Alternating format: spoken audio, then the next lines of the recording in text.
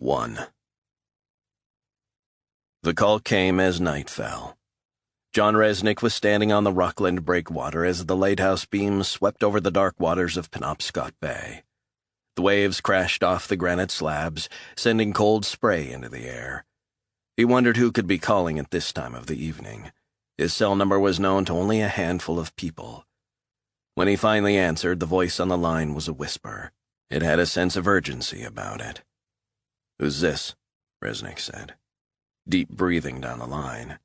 Resnick was about to end the call, but then the voice rasped angrily to life. "It's Tiny, man. You getting this?" Resnick's blood ran cold. He recognized the voice as that of an old Delta buddy, Charles Tiny Burns. "I'm checking out, John." Resnick could make out sirens in the background. "Checking out? What the hell's happened?" "I'm trapped." Resnick began to pace the breakwater. "Shit. Where?" "Goddamn car. Miami. Christ. Bleeding out everywhere, man." Resnick closed his eyes. "I'll call 911. "Paramedics are here." "You're gonna hang in there, you understand?" Tiny moaned and gasped as if trying to catch his breath. Resnick pressed the cell tight to his ear. "Goddamn, Charles, do you hear me?" "John, not gonna make it. I'm going down." "Charles," Resnick said, raising his voice, "you're not checking out on me yet." The sirens grew louder over Tiny's gasps. "Going cold. Real fucking cold, man." "Charles, is there anyone in Miami I should call?" "Too late, man." "What do you mean?" "She's gone. Wife and my boy aren't moving. Blood everywhere, man." He began to sob. Resnick's mind flashed up terrible images. "Cold. So goddamn cold, John. Can't feel anything, man." "You will not fucking die on me, you hear? You will not fucking die on me!" "Listen, John. You need to know." "Don't talk." "I have to, man. You need to know." Resnick closed his eyes. "Need to know what?"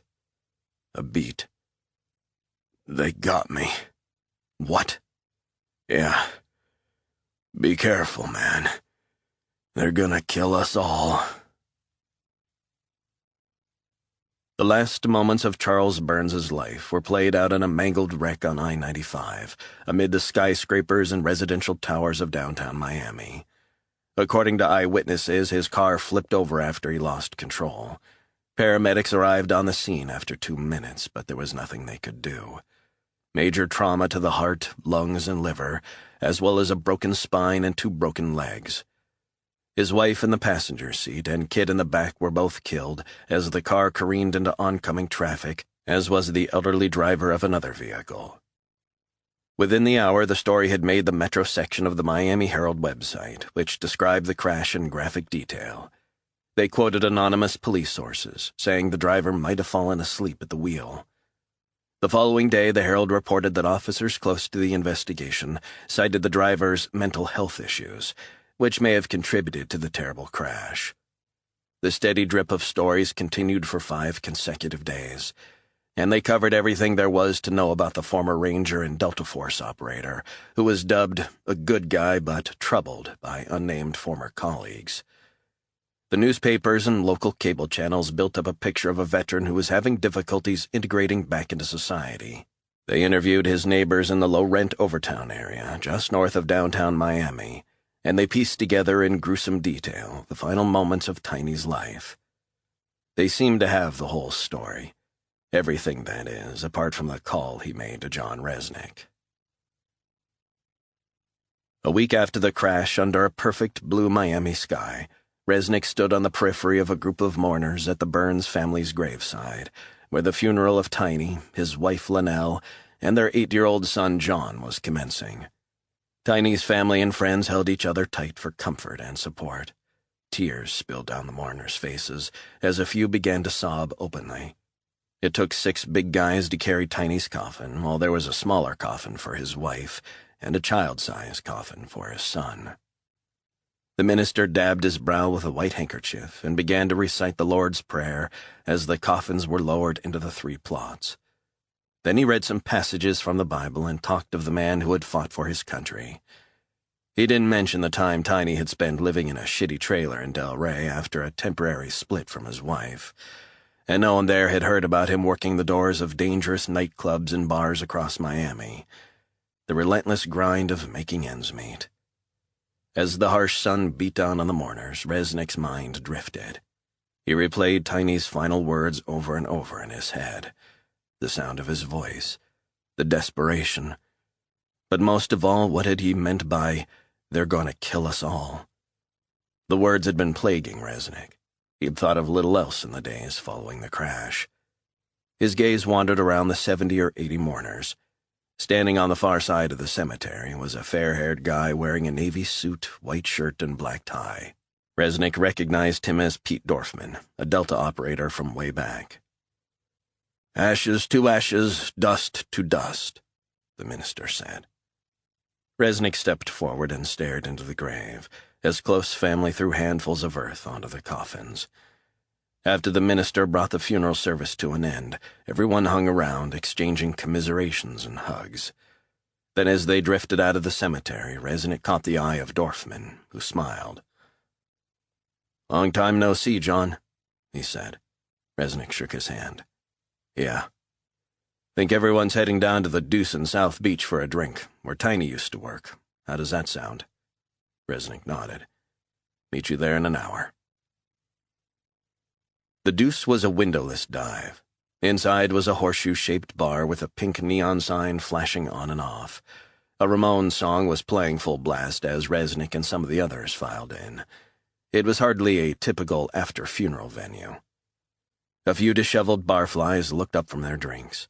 Some family friends and relatives, along with members of Tiny's church, were looking a bit bewildered to be in such a place. Resnick was introduced to a few. He offered his condolences and took a scotch from Tiny's brother-in-law, an ex-Marine. He knocked it back, the warm liquid burning his insides. It felt good. As he drifted away from the group, Resnick noticed Dorfman sitting by himself in a corner near the pool table. He went to the bar and ordered a couple of cold Heinekens, then walked over and joined him. "Good to see you, man," Dorfman said, taking the beer gratefully. Resnick sat down and looked at Dorfman, who had tears in his eyes. He clinked his bottle of Heineken against Dorfman's and took a long sip. "You all right?" Dorfman nodded. "Nothing some liquor won't cure." Resnick smiled. Dorfman nursed his bottle of beer for a few minutes before they began to talk. First, small talk, the atrocious heat wave engulfing the South. Then they moved on to the old days and the Delta crew they'd known and served with. But more than anything, they talked of Tiny. "God damn, man," Dorfman said. "Why the hell didn't we keep in touch?" Resnick took another gulp of beer. "Never seemed to find the time." Dorfman sighed, a faraway look in his eyes. "Must be a couple of years, maybe more, John." Resnick finished his beer. "Yeah, must be. What you been doing?" Dorfman leaned in. "Close protection, mostly. Consultancy." Resnick nodded. "VIPs, that kind of stuff. At the moment, it's some rapper asshole. Even had to go on tour with a fucker for 3 straight months." "Lucky you." Dorfman gave a rueful smile. "Pays well, and we stayed in fancy hotels across Europe, but the guy, major league asshole." He shook his head. "Spent half my time sitting at the next table as this guy and his dopey hangers-on knocked back bottles of Krug and Grey Goose, arms around some escort girls." Resnick ordered 2 more Heinekens from a server, who was wearing a Velvet Underground t-shirt. "Couldn't imagine anything worse." "Yeah, pretty much what I was thinking about 7 every morning when I got to my bed." "How'd you hear about Tiny?" "His cousin from New York called me." Resnick didn't feel much like mentioning Tiny's last phone call. He looked over at the other mourners who were mixing with the hipsters, booze hounds, tourists, and workmen filling up the bar. "Good turnout." Dorfman glanced around. "Yeah, popular guy. Thought there might have been some more of the cadre." We all went our separate ways, John. People lose touch. Resnick sipped his beer. Yeah, I guess. Dorfman clenched his fist. Good guy. Real good guy. Resnick drained the rest of his drink. Damn straight. 2. The sky had turned blood red by the time Resnick and Dorfman left the bar. They headed back to Resnick's nearby hotel, the Winter Haven, went up to the roof terrace and kicked back with 2 more beers. Resnick noticed a tremor in Dorfman's hand as he gripped the bottle. As the night wore on, Dorfman revealed he had served time in jail for a bar brawl. Resnick wasn't surprised. There was anger boiling under the surface. In fact, Dorfman had been arrested numerous times for fighting in bars, taking offense at imagined slights, someone looking at him the wrong way. Resnick listened as Dorfman talked. His wife Arlene had left him because of his drinking, and he now lived with his 80-year-old father in Fort Lauderdale. Dorfman got that distant look in his eyes again. He mentioned flashbacks of their Delta comrade Thomas Brading being mown down in Baghdad. Resnick had seen countless guys going the same way, the descent into darkness, struggling to contain the demons that had been unleashed by warfare, withdrawing into themselves, shutting themselves away from the outside world, closing themselves off from loved ones. Dorfman gazed off across the Art Deco rooftops toward the ocean. Bad thoughts, all the time. Trouble sleeping. Resnick nodded. What can I say? Just the way it is. So what about you? Resnick shrugged. What about me? What do you do? Trust me, you don't want to know. Dorfman took a long, hard look at him. Man, you never change. Darkness fell over the beach, and a gentle breeze blew in. Dorfman was getting drunk fast as the sound of bass-heavy music pumped out of cars headed along Ocean Drive. Dorfman glanced at his watch and looked at Resnick. I better be hauling my ass back to Fort fucking Lauderdale. Why not get a room here? Dorfman shook his head. I'll grab a cab. Stuff to do tomorrow. He got unsteadily to his feet and hugged Resnick tight. Good seeing you again, bro. And you, Pete. Keep in touch. Resnick watched from the roof terrace as Dorfman hailed a passing cab and was gone. Resnick snatched a few hours' sleep and was up just after 4. He showered, got dressed, and took a taxi to the airport. He sat in the departure lounge ahead of the early morning flight to New York, gulping down his second black coffee of the day. His mouth felt dry after the booze, but he was neither up nor down after the drinks with Dorfman. He always knew when to call it a night, but it was clear his old friend had been hitting the liquor hard for years. The tremor in his hand, the way he finished his beers in 3 or 4 gulps. He'd seen it all before. Dorfman was an alcoholic.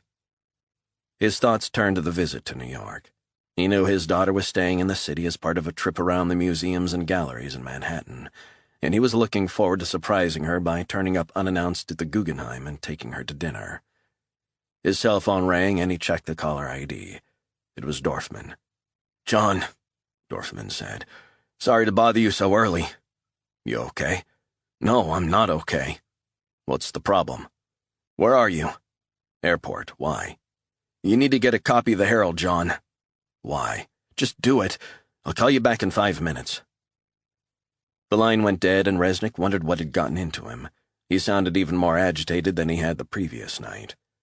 Resnick walked across to a News Express and bought a copy of that day's Miami Herald. He stared at the front page. Staring back at him was a huge photo of Tiny, alongside his dead wife and child with the headline, Miami Death Crash Driver Drunk at Wheel. It took a few moments to sink in. Then he began to feel angry. It came from deep within him. Raw anger until his head was swimming. He read the headline again. Fuck, he muttered to himself. Tiny was barely in his grave, and they were already accusing him the day after he was buried alongside his wife and kid of being responsible for killing them. His cell rang, and he headed out of the shop. John, Dorfman said, you seen it? Resnick glanced again at the front page. Yeah, I've seen it. John, this doesn't make any sense. Resnick closed his eyes for a moment. I know. What's going on, man? It's a flat-out lie. No way. No fucking way. Resnick said nothing. The last time we met up, he's on club soda or Diet Coke or some shit. The guy did not drink. So what the hell are they writing a story like that for? Resnick knew that was correct. He tried to block out the loudspeaker announcement about his flight boarding. I mean, what the fuck, John? How can they write that? Resnick speed-read the story for a third time. Look, I need to catch a flight. Dorfman sighed. Resnick felt as though his insides had been ripped out, and he knew Dorfman felt the same. He sensed his old friend's pain. Tiny was a straight-edge kind of guy. The second loudspeaker announcement. They're not getting away with this. Resnick was silent. John, we need to sort this out. I agree. Resnick focused again on the facts. He knew that Tiny had been teetotal. His father had been a drinker, and that's why he never touched the stuff. He thought of all the times Tiny had stood by his side during firefights, hunkered down in back alleys. It was then that an idea began to form. Tiny never left anyone behind. He was one of us to the end. I know, John. I know. Dorfman sighed down the line. So what do you suggest? What can we do apart from call up the cops and tell them they've got it wrong? Resnick looked again at the photo of Tiny. He remembered the look in his eyes when they'd escaped from Fallujah in the dead of night. We deal with this the way we always deal with things, Pete, right? So how do we do that in this case, huh? We keep it in-house, you know what I'm saying? John, where are you headed with this? I want you to do me a favor, Pete. What's the favor? You know any guys who could access certain information? You looking for a computer guy? Yeah, a guy that knows how to gain entry to systems and networks. Resnick closed his eyes for a moment as the plan began to formulate in his head. It was clear there had been a police investigation. He needed to find out what they knew. All of it. Sure, I know people that have that skill set. Absolutely, but I've got to say, are you going to help me? Help you do what? Resnick went quiet for a few moments as a noisy family rushed past. He waited until they were out of earshot. I want someone to hack into the Miami-Dade police computer system.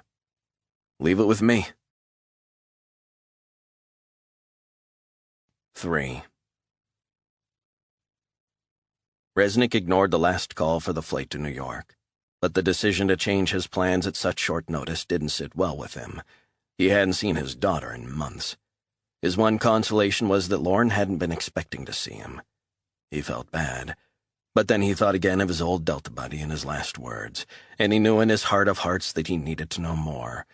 He couldn't let it lie. 20 minutes later, Dorfman was back on the line.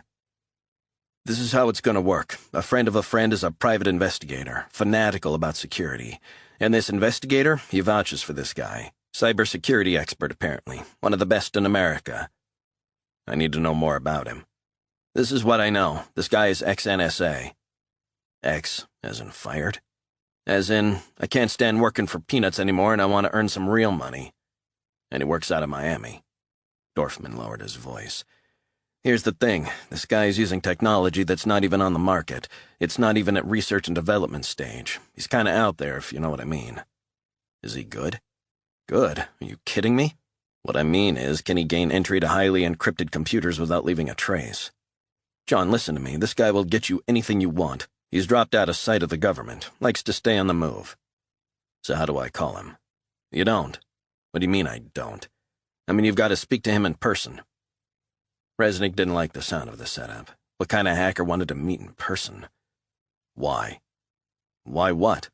Why do I have to speak to him in person? He doesn't know you, and he'll want to know that you're serious about wanting this information and you're not some time waster. So I don't have a choice? He's holding all the cards, man. Okay, set it up. Sit tight. I'll pass on your info to my intermediary and then we'll see what happens. He didn't show himself to the world. That came from his father, who hadn't been able to abide histrionics. Resnick's father had thought a person was unhinged if they panicked about being late or forgetting items from a shopping list. No one died, so what's the problem?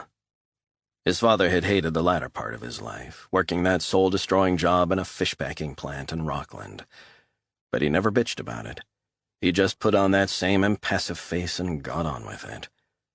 His father had seen death close up in Vietnam, Friends with limbs blown off, dying in agony, screaming for their wives or sisters or mothers. So why the hell would he bleat out how crappy his salary was, how shit his supervisor was? That was all bull. Resnick could remember his father philosophizing with him when he was growing up. "You suck it up," his father had said, "and you move on, deal with it. If you don't like it, shut the fuck up or have the balls to leave your job." But his father hadn't been able to leave his job, even though he'd wanted to. He'd needed to provide for Resnick, needed to put food on the table. And he had. He'd brought up Resnick when his mother died, and Resnick had absorbed his mannerisms and matter-of-fact detachment from life. It had made him ideal for Delta. He could switch off his emotions almost at will and focus on the task at hand. Resnick's thoughts switched back to the present situation. He knew Tiny was innocent. He was no drunk driver. His father had always told him only to get involved in a fight you knew you could win. But in this case, he didn't know where the hell it would end up. His thoughts darkened as he headed back into Miami and booked into a room at the Tides on Ocean Drive. He dropped his bag in the room and changed into a t-shirt, shorts, and his running shoes. He took a bottle of water from the minibar and set out on a morning run along the boardwalk, farther away from South Beach, past the hotels and towers fringing the beach that headed away from the heart of the Art Deco district. He passed other runners and walkers, many of them middle-aged fat guys, red in the face, bathed in sweat. He took a long drink of cool water. Resnick felt the adrenaline surge through his body. He felt lighter, sharper, fitter, and happier. On and on he ran as the sun burned his neck, listening to the sound of himself breathing in the sticky air. Resnick returned to the hotel a couple of hours later, after doing some cool-down exercises on the beach. He retired to his room, showered, and put on fresh clothes. He lay back on the bed and felt himself drift away. In his mind, he could hear the sea, and he was floating on cool blue waters. He was back in Maine, down in the cove, his daughter and his late wife splashing around beside him. He tried to freeze the image in his head, but almost as soon as it was formed, it dissolved into tiny fragments, blown away in the breeze, replaced by Tiny's voice, which echoed in the space. It seemed to bounce off the clouds.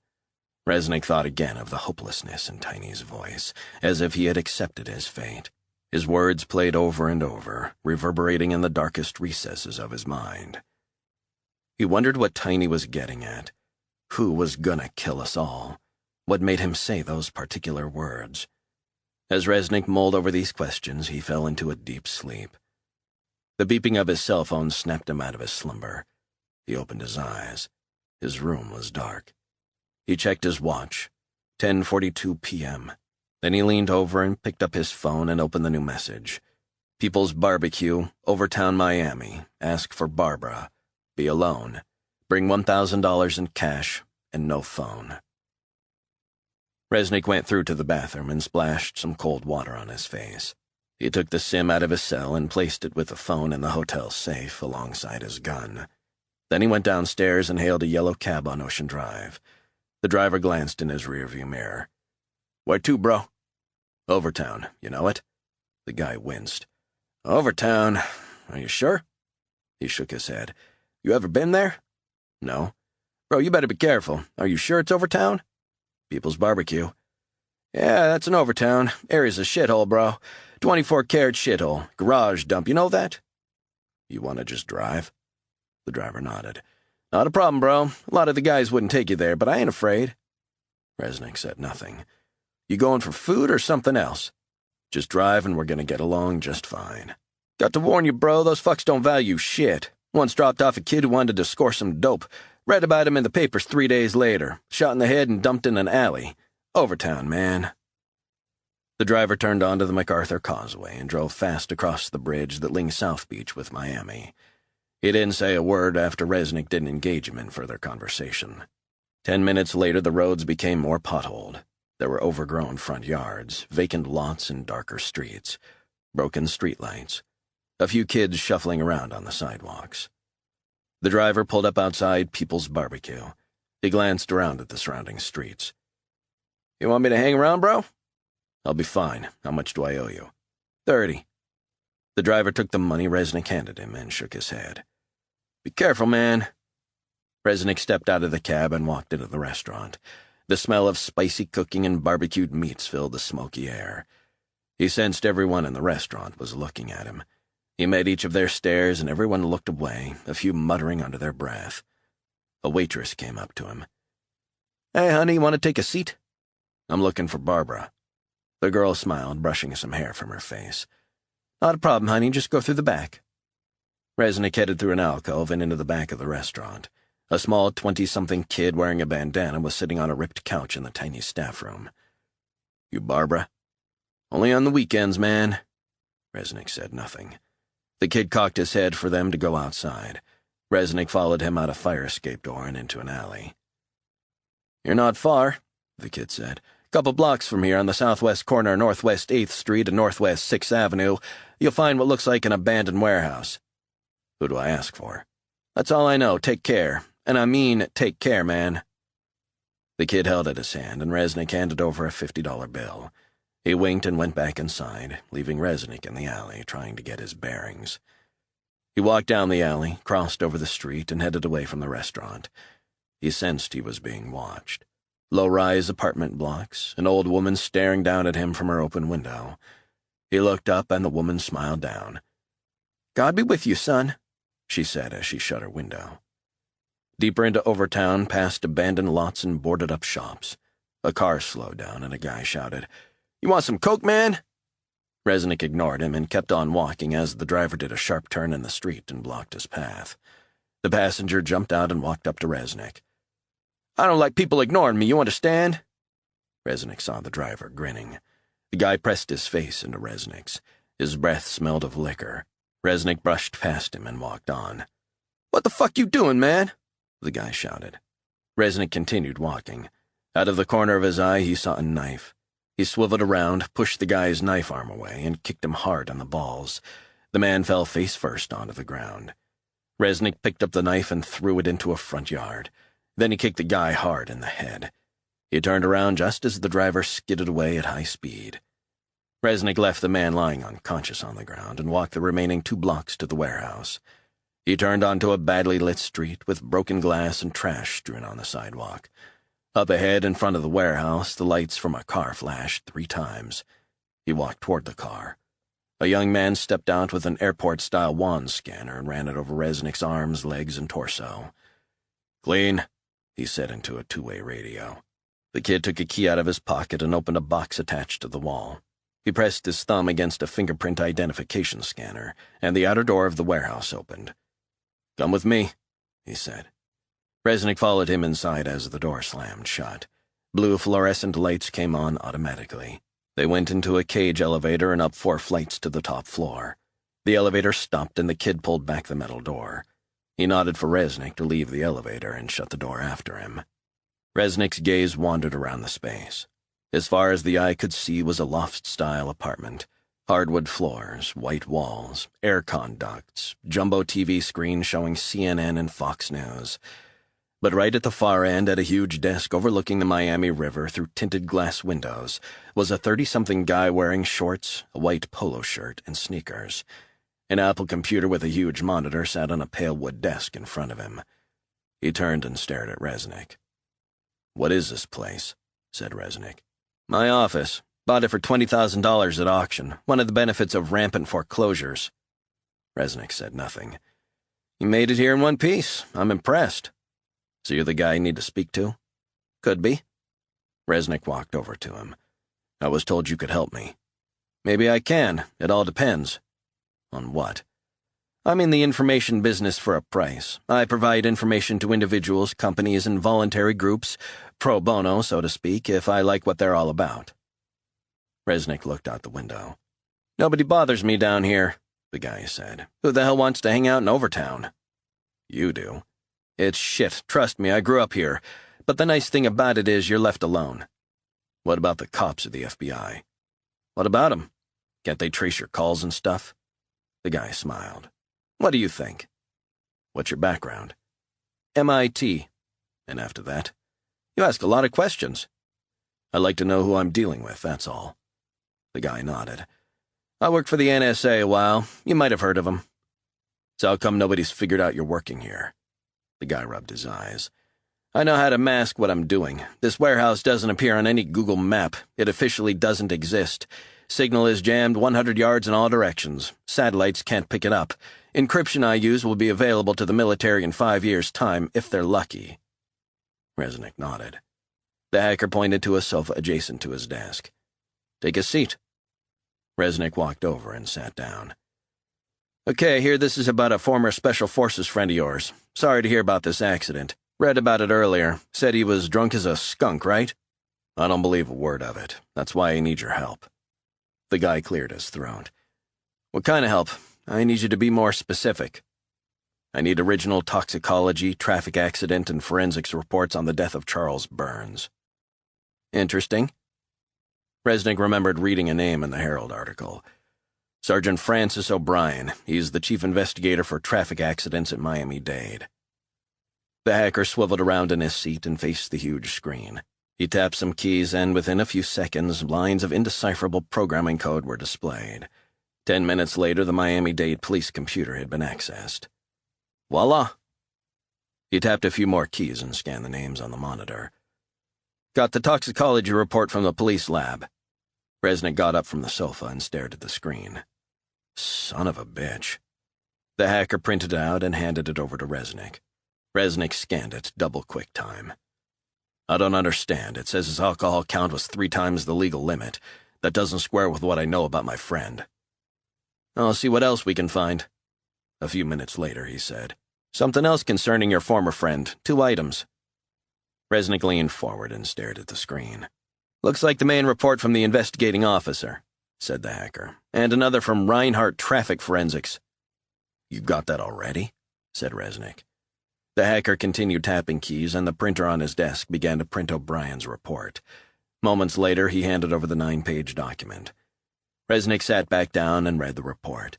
It concluded that it was reasonable to assume that Charles Burns had been distracted or had in some way contributed to the traffic accident because of his intoxication, hence no skid marks. Resnick felt sick. His buddy was getting blamed for his own death and that of his wife and kid. It stuck in his throat. The hacker printed off the full forensics report on the car. He gave the Mercedes a clean bill of health. Resnick shook his head. Is that everything? The hacker gulped some coffee from a dolphin's mug. One final thing. It's an addendum to the forensics report. But not in the forensics report? Not as such, but it's here in the case files. The hacker printed off the addendum, and Resnick looked through it. On the final page, there was a picture of a circuit board and a close-up of a 1.5-inch part that drew his attention. The implications took a few moments to sink in. What is it? Asked the hacker. Resnick read the passage in the report. The microchip transceiver, picture 1.1, within a circuit board of the electronic control unit, picture 1.2, was a non-Mercedes part and produced by Freevison Electronics in Arlington, Virginia. He looked at the pictures again. What the frig does that mean? Resnick knew what it meant. Something was wrong. The part may have been inserted to improve performance, but he knew there could be a more sinister explanation. He folded the printouts and put them in his jacket pocket. Is that what you're looking for, man? Maybe. You want your money now? The hacker nodded, and Resnick handed over $1,000 in cash. Nice doing business with you, John. How'd you know my name? The hacker grinned. I make it my business to know things. By the way, you want any other favors? Don't hesitate to contact me. Now I know you, you can reach me here. He handed over a card with his cell phone number. Night or day. Take care. With that, the hacker turned and faced the screen, and Resnick headed to the elevator. 4. It was the dead of night when Mohsen Sezagara spotted Pete Dorfman getting into his car at the Four Seasons in Palm Beach. He was watching from the front passenger seat of an SUV in the same parking lot. The tracking device had already been fitted to Dorfman's car. Give him a minute's head start, he said to his brother Bezod before they pulled away. A short while later, they were headed south on I-95. Mohsen checked the tracking device's location on his iPad. He's half a mile ahead. Let's just keep it nice and easy. Bezod nodded and reduced the speed to a steady 60. Mohsen checked the GPS of Dorfman's car again and pointed to the Fort Lauderdale ramp. Nice and easy. His cell rang. Yeah, who's this? Just a courtesy call to see if you guys are okay. It was their handler. Couldn't be better. He keeps irregular hours. We're fine, don't worry about us. What about the footage from the graveside? Very interesting, said the handler. How so? It's taken some time to analyze all the footage. We're 100% certain that the guy you're following is the right guy. Very much looking forward to acquainting ourselves with Mr. Dorfman. All in good time. Bezod negotiated his way through the streets of an affluent Fort Lauderdale suburb. Any intel on the target's house? The father is in the house, along with a pit bull. Mosen felt himself wince. He hated dogs, especially pit bulls. We'll deal with the dog. How are you monitoring the father? We've already activated his cell phone and are listening in. He's watching some game show crap. How very American. We did the same with the target's car. Mosen smiled. His handler had remotely activated the built-in emergency and tracking security in the target's car so they could listen in. So what's he saying? He's been called by his old friend, a certain Mr. R. Mosen knew the handler was talking about the #1 target of the mission, John Resnick. Do you think he was there yesterday? We're still analyzing the cemetery footage, and there's one potential that fits the bill. He wore sunglasses and a dark suit, and he briefly chatted with Dorfman, but we didn't pick up the conversation. Not to worry, we'll get to him. Like I said, all in good time. Mosen ended the call. The SUV hung back until the car was nearly out of sight. Then he followed as it negotiated the streets of downtown Fort Lauderdale and onto a sketchy area on the periphery. Up ahead, Dorfman's car pulled up outside a modest bungalow. Pull over, Mosen said to Bezod. The car came to a stop. Mosen picked up his binoculars and watched as Dorfman got out of his car. Okay, tell me about this guy's habits. Bezod turned to face Mosen and said, He's doing some security consultancy for a rapper named Ghetto. We're not going to get too many chances with him. Mosen watched as Dorfman went into his house. Lights turned on inside. Okay, target is now inside. He turned and looked at his brother. What about girlfriends, boyfriends? Bezod smiled. Lives with his father. Divorce has hit him hard financially. Mosen said nothing. Either way, the sooner he dies, the better. 5. After the trip to see the hacker, Resnick returned to his room at the Tides and slept for 5 hours. He awoke at 7:30 a.m. from a dream he couldn't remember. He took a few moments to get his bearings. It was a full 24 hours since he'd seen the terrible headlines in the Miami Herald at the airport. He showered, then had room service bring up breakfast. He began to ponder the 2 pieces of information the hacker had managed to glean about Tiny's death. The toxicology report had showed his old Delta buddy was over the drunk driving limit. He still didn't believe that was possible. But the most troubling piece of information was the microchip transceiver that hadn't been fitted by Mercedes. He wondered why the police hadn't included this in the final report, since the forensics company had taken the time to point it out. Instead, the chief investigator had focused on the blood alcohol count. It was a red flag, at least for him. He was sure he knew what it meant. Resnick lay back on the bed for a few moments, but his mind was racing. He looked at his watch. It was nearly 8 o'clock. God damn. He sighed and dialed the number. He wanted to let Dorfman know. It rang 3 times before transferring to voicemail. Hey, Pete, he said. You want to give me a call? Speak later. His thoughts turned to Tiny and their time in Fallujah. Chaotic, manic, heightened senses, adrenaline. Then suddenly they were back home. Everyone getting hammered, apart from Tiny. He didn't like the taste, he'd said. Too much mockery. Resnick had ended up in a fistfight with a fellow operator, Dan Murphy, who was making fun of Tiny for being sober. He remembered it as if it were yesterday. Shaking his head, he got up and went into the bathroom to splash cold water on his face. Then he got a can of Coke from the minibar and gulped it down. He felt better. He headed to a diner on 11th Street, diagonally opposite the Miami Beach PD. As he sat there, he wondered if he shouldn't have just headed up to New York. As if on cue, his cell phone vibrated. He checked the caller ID and saw it was his daughter. "Hey, honey," Resnick said. "How are you?" "Hi, Dad. Just thought I'd give you a call to see how you are." "I'm fine. More importantly, how are you?" "I miss you." Resnick sighed. He felt bad for changing his plans. "I'll visit soon, I promise. How's school?" She groaned. "Give me a break, Dad. Calculus, geometry. What's that all about?"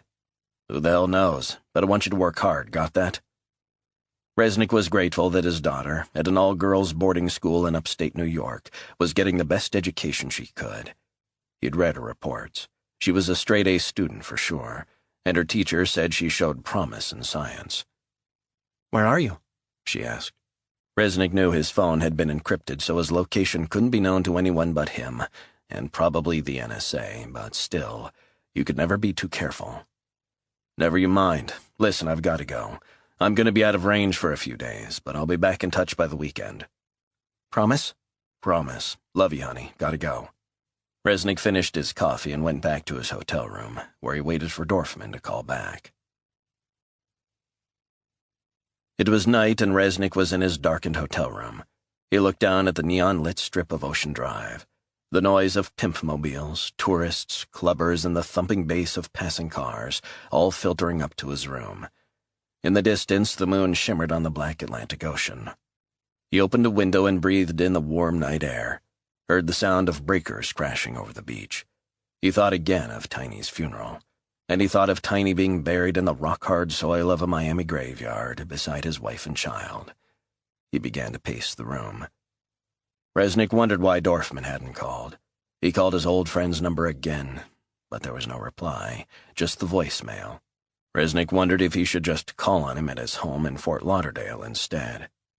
He switched on the TV to CNN, which was showing a car bombing in Peshawar.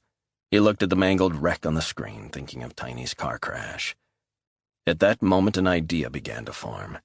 Resnick picked up his cell and pulled up the number for Miami-Dade Police Headquarters on the phone's browser. "I'm looking for the address of the vehicle impoundment lot for traffic accidents in Miami-Dade, please. Got a parts delivery." "Who's calling?" the woman working on the switchboard asked. "Broward Tow Trucks." "Try tomorrow morning. That'll be your best option." "No can do. Need to get it across to them right now." A long sigh down the line. "Okay, what have we here? You're looking for Northwest 7th Street, between Northwest 3rd Avenue and Northwest 3rd Court." Resnick pulled up the Google map of the area and studied it, including the street view images. He wondered when he should make his move. He found a late-night hardware store on Alton Road where he bought wire cutters, binoculars, a screwdriver, a knife, and a backpack. Just after 1:40 a.m., he caught a cab at 14th Street and headed across town, a plan now in place. He got the driver, who'd spent the ride speaking nonstop into his cell phone, to stop outside a Publix all-night supermarket and pharmacy in downtown Miami. He went into the store and bought a Dolphins baseball cap and latex gloves and put them in his backpack. Then he got back in the cab and asked to be dropped off 2 blocks from the impoundment lot. He handed the driver a 50 and told him to keep the change. The guy just shrugged, continuing on with his phone conversation as he drove away. Resnick surveyed the scene. He saw a chain-link fence surrounding the back of the building and some low-rise apartments in a sketchy area near a busy road. He put on the cap, pulled it down low, and put on his gloves. As he approached, he could see cameras overlooking a huge floodlit lot of damaged and burned-out cars. Not seeing any foot patrols, he crept around the periphery for 20 yards. Then he saw it, at the far end of the lot, Tiny's mangled, fire-blackened wreck of a car. He recognized the license plate from a previous trip to Miami. Resnick figured he was about 50 yards from the vehicle, enshrouded by foliage from palm trees. He kneeled down, unzipped the backpack, and pulled out the wire cutters. He cut a yard-long vertical line in the wire and pulled open the chain-link fence to make a bigger hole. Satisfied he had enough space to squeeze through, he put the cutters back in his bag and pulled out the screwdriver. He scanned the area. The cameras were stationary, and his current position was a blind spot. But he knew that by going through the fence and approaching the car, at least 2 of the cameras would spot him. Were they being monitored? If so, he would soon find out. Resnick crouched down low, squeezed through the gap in the fence, and headed for the car. He forced open the front passenger door with a screwdriver, then switched on a pen light and pointed it around the interior. The smell of charred leather filled his nostrils. He quietly shut the door and prized open the hood.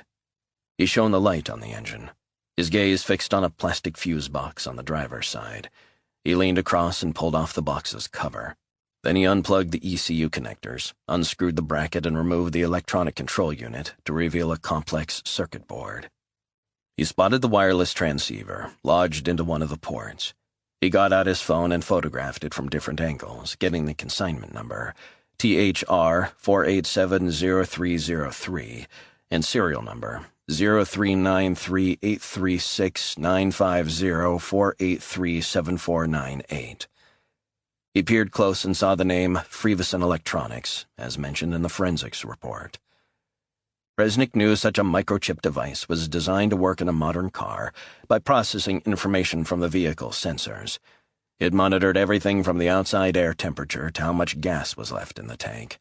Then it wirelessly sent all the data direct to the driver's dashboard. Why the hell would Tiny need to get a new one fitted? Was the old one broken? Or was there an altogether more sinister reason? The smell of cigarette smoke in the night air snapped Resnick out of his thoughts. Moments later, he heard the sound of two men talking. He let down the hood slowly and gently. Then he crouched down and held his breath. He weighed his options and placed the penlight, cell phone, and screwdriver in his backpack. It was always better to get out while you can. Resnick sucked some air into his lungs and padded across the lot. He squeezed through the gap in the chain-link fence and disappeared into the night. 6. The sun flooded through the wooden blinds of FBI Assistant Director Martha Meyerstein's office in the Hoover Building as she studied a terrorism briefing paper ahead of a closed intelligence session on Capitol Hill. When her desk phone rang, she groaned and picked it up. She hated getting disturbed in the middle of work. "Martha, you see what just dropped into our lap?" The voice on the line was that of a right-hand man, Special Agent Roy Stamper. "This better be good, Roy. I'm up to my eyes in it." "You should brace yourself." "Why?" "Resnick is back in business." Meyerstein leaned back in her seat and sighed. "What?" "A break-in at a Miami-Dade impoundment lot in the middle of the night, and they have footage of him." "Are we sure about this?" "The team working on face recognition pulled out his image. Because of his past connection to us, it sent out a red flag in our system. I've just emailed the file over." Meyerstein pulled up the surveillance images on her laptop. Baseball cap pulled low, backpack on. It was Resnick. She could tell by the profile alone. "How long ago was this?" 5 hours. "What do we know?" "He left the Tides on Ocean Drive at 1:40 a.m. Then he caught a cab. Got photos of him buying wire cutters and a knife in a South Beach hardware store." "Why is he in town?" "Friend of his died, Delta operator." "Name?" "Charles Burns, goes by the name Tiny." Meyerstein closed her eyes for a moment. "Give me a rundown. Salient facts only, please." "Charles Burns and his wife and son were killed. He was DUI. Car was impounded after the fatal accident. Now we have Resnick breaking in. That's the connection." "But why?" "I've read the forensic and police reports myself. Slam dunk." "Where's Resnick now?" "He's disappeared." "What about cell phone tracking?" "Nothing." Meyerstein stared at the images. What was Resnick up to? "There's more," Stamper said, interrupting her thoughts. "Cut to the chase. This is where it gets interesting. Miami-Dade is saying strictly to FBI computer techs that there was also a successful penetration of their network systems in the previous 48 hours. But they can't trace where it originated from." "Someone hacked the Miami-Dade Police Department?" "Precisely. You saying the two things are linked?" "This is Resnick we're talking about." "What was accessed?" "Forensic and investigators' reports into the death of Charles Burns, Resnick's buddy." "What's Miami-Dade saying?" "They're not happy. It makes them look like fools, and they know Resnick and the FBI are tight. They're going to think he's working for us." "Use your contacts. Smooth things over, Roy." "What about Resnick?" "Find him. We need to know what this is all about. I can't have people breaking into police impoundment lots no matter who they are." "Miami cops think he's gone rogue." Meyerstein stared out of her 7th-floor window and sighed. "Maybe he has." Just then her cell phone rang. "Roy, I got someone else wanting to speak to me. Keep me in the loop." She picked up her iPhone, not recognizing the caller ID. There was silence on the other end of the line, but she sensed someone was there. "Who's this?" she said. "We need to talk." It was Resnick. Meyerstein got up from her seat, phone pressed tight to her ear. Damn right we do. What the hell's going on? You guys work fast. Knock it off, John. What are you playing at? Friend of mine died. I know. They said he was drunk. And he was. Resnick sighed. That's a lie. John, you know how it works. The FBI can't be getting involved in your personal matters. You might not like the findings, but they are what they are. I'm sorry, it's just the way it is. That's bullshit. Listen to me. I appreciate you're feeling very sore and angry. That's natural. Your friend was drunk while in charge of his vehicle and killed his wife and kid. But what I can't have is you actively engaged in illegal activities. Breaking into an impoundment lot, hacking computers. I mean, what are you thinking? I'm assuming you were responsible for that network breach. You done? Yes, I'm done. 2 things. My friend didn't drink. A drop did not pass his lips as an adult. He hated this stuff. Stamp a red over the police and forensic reports. Your friend was DUI. It's a lie. Look, John, you're taking this personal— Damn right I am. I believe that he was murdered. John, please. His car was tampered with. I need you to find out who Frevis and Electronics in Arlington are. I can't do that, John. I need a favor, that's all I'm asking. John, I'm not going to do that. We have an arrangement. That's what I thought, too. But it doesn't involve personal obsessions. Listen to me. My friend called me as he lay dying in his car. Did you know that? No, I did not. You know what he said? Meyerstein sighed. What? They're here, and they're going to kill us all. Those were Tiny's last words. Silence. Did you hear what I said? The line went dead. 7. Resnick's mood was darkening just like the sky above North Florida. He headed off I-95 at Jacksonville and found a diner nearby. He sat down in a corner booth overlooking the parking lot and ordered pancakes smothered in maple syrup. As he ate, he pondered his options. He still felt pangs of anger after his chat with Meyerstein. He'd been convinced she would help him. Resnick gulped down his coffee, enjoying the caffeine fix. He began to feel more focused. The waitress came by and refilled his cup. Thank you, he said. My pleasure, sir, he said. You just stopping by? More or less. You have a nice day, she said, flashing him a pearly smile before moving on to the next table. Resnick reached into his jacket pocket for some money to pay the check and pulled out the business card the hacker in Overtown had given him. He quickly put it away and left a $20 bill. He went out into the parking lot and looked again at the card. Then he called the number. 3 rings and the hacker answered. Don't recognize this number, but I'm guessing I must know you. I need a favor, said Resnick. I don't do favors, but I recognize that voice from the other day, John. I need your help again. It'll cost you. The glare from the sun was fierce. Resnick shielded his eyes. $1,000 cover it? Maybe, but you'll need to do it by transferring some bitcoins to a secret account of mine. You know about Tor? Resnick knew the special web browser was used to access the deep web. Yeah. A ping on his cell phone as a message came in. I've just sent you a one-time computer-generated password and the account details. No one will be any the wiser. You okay with that? Not a problem. Man, I love your attitude. It's so fucking refreshing. I need to get me some of what you're taking, right? Resnick didn't respond. So what do you want? I need everything you can get on Frevis and Electronics in Arlington, Virginia. I also want you to try and trace the following consignment number and serial number on a transceiver part. What the hell is that? Microchip used to wirelessly communicate with a car's computer. Resnick gave him the 2 numbers. Give me an hour, but before you get it, you transfer the money, right? A soft click signaled the end of their conversation. He headed to the diner's restroom and splashed some cold water on his face. He looked at his reflection in the mirror. Pale blue eyes stared back at him, stubble on his face. He'd always hated the unshaven look, apart from when it was necessary for a job.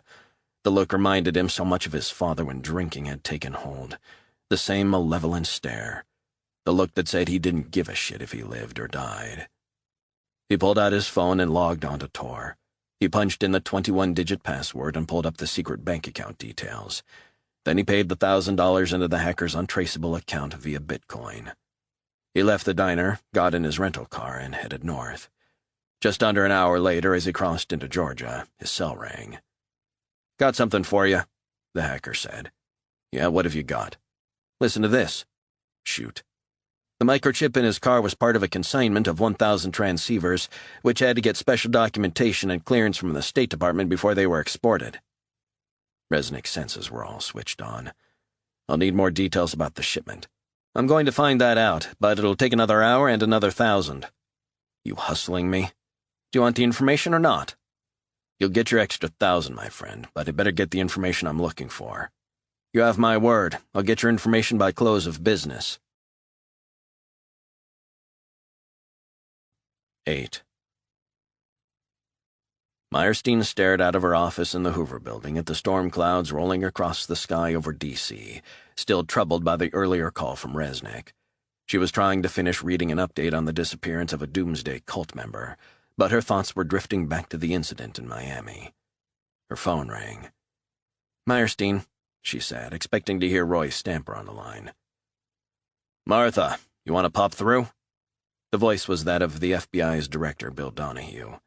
Meyerstein's heart sank. She knew what it was about. "I'll be right there, sir." She freshened her makeup and fixed her hair before she left her office. As soon as she arrived at the director's office, his long-serving secretary ushered her in. O'Donoghue was sitting behind a large mahogany desk. "Take a seat, Martha." Meyerstein sat down and smiled at him. "I don't like surprises, you know," he said. "I'm sorry, sir, I don't quite follow." "I just got off the phone from Senator Santos from Miami, and that was after a rather terse conference call with the chief of the Miami-Dade police." Meyerstein inwardly braced herself, knowing what he was going to say. "What the hell is going on down there, Martha? They're thinking the FBI sent Resnick to break into their impoundment lot." Meyerstein knew that interagency rivalries meant that Resnick's connection with the FBI would be used to score points. "Sir, I'd like to reassure you that—" "I don't want reassurances, Martha. I want answers. I want to know what the hell is going on. Is that asking too much?" Meyerstein shifted in her seat. "This is what we know. A former Delta operator who served alongside Resnick, a guy called Charles Burns, was killed in a car crash down in Miami. Wife and kid killed, too.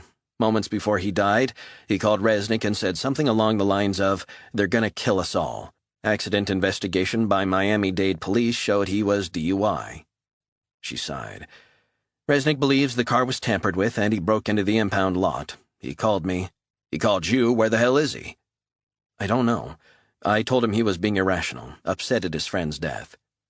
"What are we to make of this call to Resnick? Who was Charles Burns talking about when he said they're going to kill us all? Was this an organized hit, and by whom?" "We're working on that. Questions are being asked, Martha, and I'm going to have to answer to this. Sir, I'll take the flak if that's what's required." O'Donoghue sighed and pinched the bridge of his nose. "I'll deal with that side of things. As of now, you need to focus on finding Resnick. I can't have this guy careening around goddamn Miami or wherever he is. Miami-Dade has an APB out on Resnick. I want us to deliver him." Meyerstein nodded. "I'll get a team together. We'll work it out as we usually do." "What's his next move?" "This is John Resnick we're talking about. Take your pick." "What's he been doing the last few months?" "Resnick?" Meyerstein shrugged. "Honestly, I don't know. I don't keep tabs on him." "Well, you should. We need to know these things. If we have a relationship with him, Martha, we need to keep him in our back pocket." "I'll find him. We've done it before." "Just find him." Dismissed. 9. Resnick was sitting in a newly stolen car in a motel parking lot in North Carolina when his phone rang. "Mr. R., how you doing?" Resnick took a few moments to place the voice of the hacker. "What have you got?" "First, I want to give you a heads up, man." "A heads up on what?" "A lot of radio chatter." "What?" "People talking about you. Cops, feds, you name it. They say you're wanted. They really got the hots for you." "No kidding." The hacker laughed. "You better watch your back, man." "You want to get to the point?" "Listen, I got something. Consignment details." "And?" "Took a lot of digging around the State Department servers, but I got it. Seems like the chips were destined for Tehran." Resnick's mind began to race. "Are you sure?" he asked. "A car factory in Tehran." Resnick could see it now. In that fleeting moment he believed he knew what had happened. This was no accident. "Interesting." "You're goddamn right it's interesting. So how the hell did it get into your dead friend's car?" "Listen to me. You don't mention this to anyone." "I got it." "Tell no one." "I hear you." That's us all square. Pleasure doing business, man. Wait, you need anything else? Maybe, Resnick said, but it would involve something that might attract heat for you. I can look after myself, so what do you want? I want you to find someone. I'll need $5,000 before I can move on anything else. Same method. I'll transfer 3 now and 2 when you deliver. Cool, so who are you looking to find? I want you to pinpoint someone, but without leaving any electronic footprints. I can do that. This is sensitive. The person I need to speak to won't be listed anywhere. Sounds pretty straightforward. She works for the FBI. There was a pause. This just got a hell of a lot more interesting, Mr. R. I've got a cell phone number, said Resnick. Now this number, I don't want you to store it anywhere. Can I trust you on that? You're the client, you get what you want. I've got a photographic memory anyway, which comes in handy. Okay, listen to me. I want you to trace where the person that has this phone resides. It's D.C., I'm sure of it, but I need to know where exactly. A long silence before the hacker spoke. You're not going to kill this person, are you? Shut up and listen. Resnick gave the number he had imprinted on his brain. We're rolling. How long? With normal technology, it would only take a few minutes, but I can see already that this cell phone is configured in a different way. It might take some time. Leave it with me. The kid hung up. The first thing Resnick did was pay the $3,000 to the hacker's account. 30 minutes later, Resnick was headed north. He decided to keep on the move. He drove on in the stolen car for 30 miles before ditching the wheels and stealing a Nissan pickup from a quiet residential street just off the freeway. It wouldn't be until dawn that the owner discovered it missing. 10 minutes later, as he continued up I-95, his cell rang. Resnick answered. Yeah? I've got the address. Give it to me. The hacker talked slowly as he gave the address to Resnick. Hasn't moved in 3 hours. Must be in the house. Residential area. Good work. Take care, man. 10. The first tinges of a tangerine dawn appeared on the horizon as Resnick pulled up on a tree-lined Bethesda street. He switched off the car's lights and engine. Tiredness washed over him after the long drive through the night. He stretched and popped a Dexedrine, washing it down with a can of warm Coke he'd picked up at an all-night diner en route. He scanned the neighborhood, large, comfortable homes in one of Washington, D.C.'s smartest suburbs. Over the years, Resnick had visited Bethesda more times than he cared to remember, and it was always to the same place, the Walter Reed National Military Medical Center, which he knew as the Bethesda Naval Hospital. He had lost count of the number of visits to the Delta buddies who had been injured and were recuperating at the hospital. He recalled looking into the eyes of a guy he had served with, Jimmy Mac McCullough, who had lost his legs when an IED detonated on the outskirts of Fallujah. Tears had welled in Mac's eyes when he saw Resnick again. Resnick had just sat at his bedside, held his hand, and said a silent prayer. It was as if both of them had known words were pointless, empty. There had been so many others. Delta guys who had been shot up badly, bullets piercing necks, cheeks, and God knows what. But each and every one of them had faced their personal hell with a quiet courage. No histrionics. Relatives and loved ones were another matter entirely, and he understood why. The man they'd married, the brother they'd grown up with, the son they'd raised. That person was gone. Gut-wrenching emotions spilled out each and every time they visited the hospital. The anguish, the pain, the private suffering they bore. Resnick had been one of the lucky ones. He had returned in one piece, no limbs missing. But something else was now absent, something that couldn't be seen. Somewhere deep inside him, a part of his soul had died, destroyed in the carnage and blood and filth and dirt of Iraq. He'd lost too many friends. Resnick's father had been the same. His war was Vietnam. Before, he had been outgoing, had liked a beer and to fish and hunt at weekends. But when he returned, everyone had noticed the change. The long silences, the days on end when he didn't leave his bedroom, the days when he disappeared and drank himself unconscious, the time he pressed a gun to his wife's head when she told him off for his drinking. It wasn't the same man who'd come back, not the man his family had known.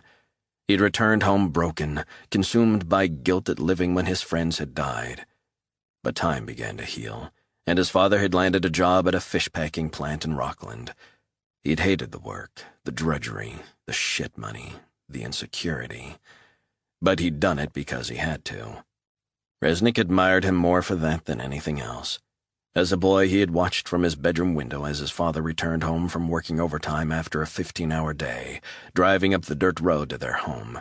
The car pulling to a halt, the tired look up at his son, waiting for his return. Even after his mother died, Resnick's father didn't buckle. He came close, but he never did. He took the pain and the emptiness and he channeled it into his shitty job. When he had time, it was fishing and hunting with his son, teaching him to gut rabbits, hunt deer, fish, shoot. Resnick had learned it all from his father. The sound of a door slamming shut at the house across the street snapped Resnick out of his reverie. He watched as Martha Meyerstein emerged, carrying a brown satchel and a handbag. She opened the passenger door of her black SUV and put the bags in before walking around to open the driver's door. Resnick got out of his car and jogged down the street, slowing down to walk up to her as she was about to get in her vehicle. She spun around. "What the hell?" Resnick couldn't resist a smile. "Sorry, I didn't mean to scare you." Meyerstein shut the car door and stared at him. She clearly wasn't amused. "What in God's name are you doing here?" "We need to talk." "You don't just turn up on someone's doorstep. How the hell do you know where I live?" "I need your help." Meyerstein gave a rueful smile.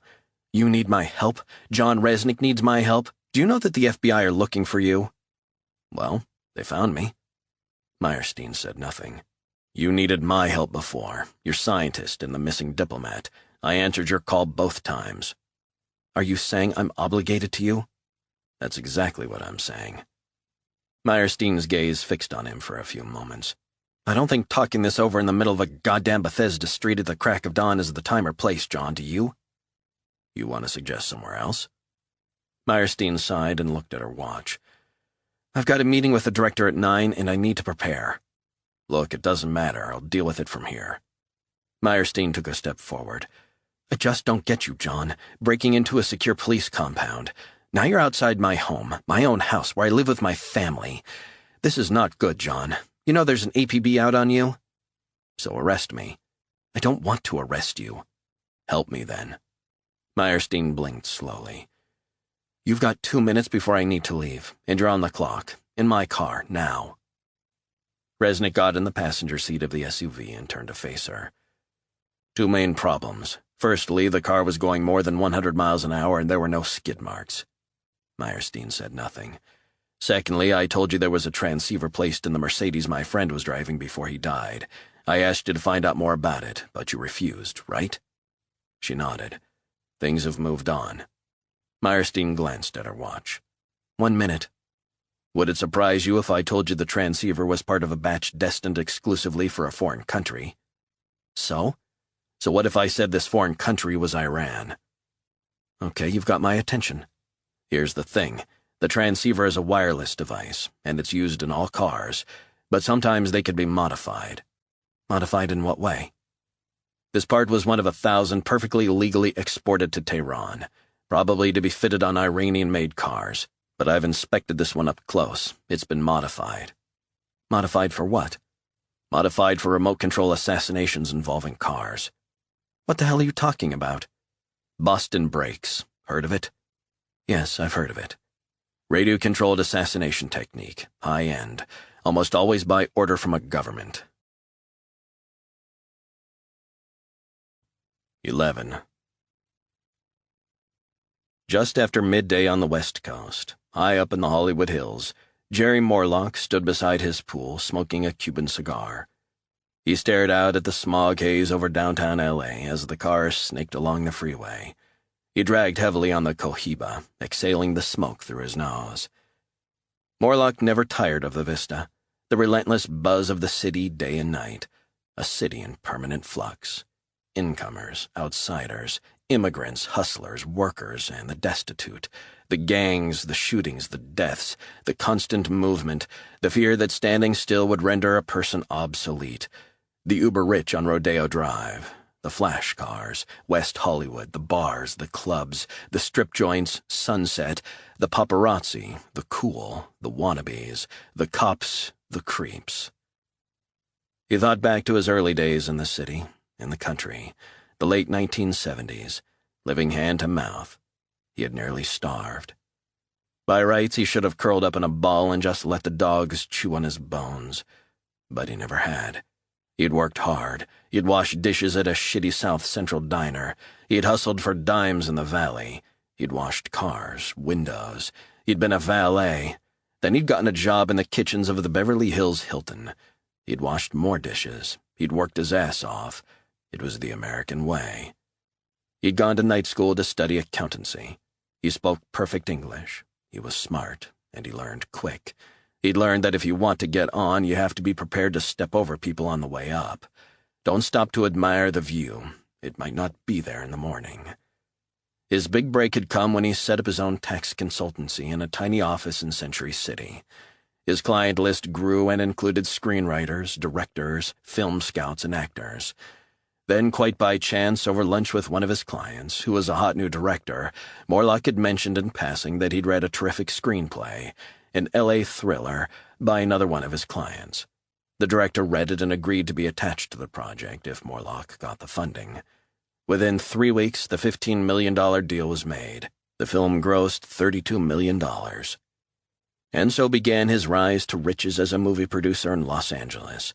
As the years passed, he also set up his own bespoke funding company, which provided the hard cash for other producers, but only on the proviso of 15% of any profits made by any film project.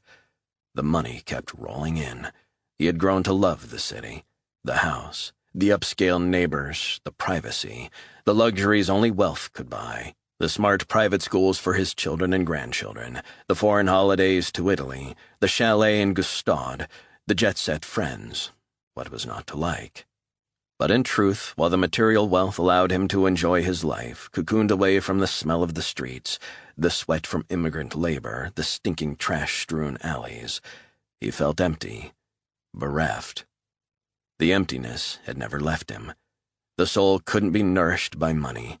Sure, it made things bearable, pleasant even, but it never made him feel whole. He remembered the first time he could afford to bring his father over, 3 years before he died. His father had struggled to take it all in and was afraid of the hustlers on Sunset Strip. His cell phone rang, bringing him back to the present. Morlock expected it to be a producer looking for the green light on a new sci-fi blockbuster, but the caller ID was not one he recognized. "Jerry," the voice on the line said, "we've got an urgent financial request from people I've never met before." The last 5 words were a signal he hadn't heard in years. Morlock took a few moments before he answered. "Do you require my signature?" "Not at this stage, but we need you to look over the paperwork before it's issued." Morlock dragged heavily on the cigar as the smoke filled his lungs. He knew exactly what they had in mind and his role. "When can I expect the documentation?" "Within the next 24 hours. "Why the hurry?" A long sigh. "We just want to ensure that we don't have any last-minute hitches and that everything is in place." Morlock said nothing. "So if that seems like a realistic timescale, I'll get the papers FedExed to you. Make it my home address." "Very well. And make sure the red wax seal is on it. Is that clear?" "Got it." 12. Resnick and Meyerstein were seated at a small table in a secure room at an FBI satellite office on the outskirts of D.C., with 2 of Meyerstein's most trusted Joint Terrorism Task Force analysts. Meyerstein was making notes. It was going to be a long session. The bull-necked man with a bushy mustache, who identified himself as Neil Slattery from the Department of Homeland Security, picked up an enlarged color photograph of the transceiver. "Okay, let's get this thing rolling. Let's assume for a minute that this part did come from a consignment from Iran." "Haven't you established that yet for yourself?" said Resnick. Slattery turned crimson. "Things take time, John. Firstly, I'd like to know how you know that these were shipped to Iran, and secondly, how you know this one's been modified." "Courtesy of the State Department, plus a little expert knowledge from my previous profession." Slattery shifted in his seat. "Hang on, what do you mean, courtesy of the State Department?" "Let's just say this is a reliable source. John, you'll know better than anyone that any hint of Tehran is a red flag for us in intelligence." Resnick nodded. "Can you explain to those around the table who may not be aware of this technique how this modification could be used as part of an asymmetric terrorist threat?" Resnick looked around the table for a few moments. Look, I need to know that what I say stays within these walls. That's a given, John, said Meyerstein.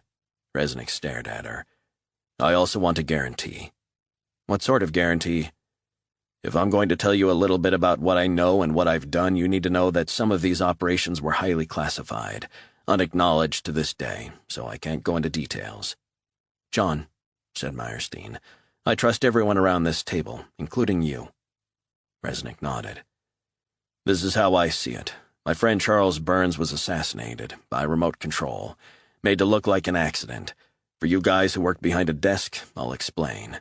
The Boston Breaks method was devised by the CIA in Boston way back in the 70s, and has become more sophisticated over the years as technology has developed. It's used by intelligence agencies across the world as a way of assassinating someone without leaving a trace. So on the surface, it's made to look like an accident. A blood test then shows the person was drunk, just like Tiny. How did you get hold of the police and forensic reports for Tiny's accident? Asked Meyerstein. The same way I got hold of the State Department intel. Have you carried out any Boston Breaks jobs yourself? Asked Slattery. I'm not going to go over things I did for this country. This isn't about me. This is about Charles Burns. It was a Breaks job. The transceiver sent to Iran, a few would have been diverted, clearly against the export license and modified for assassination. The transceiver is fitted to the target's car.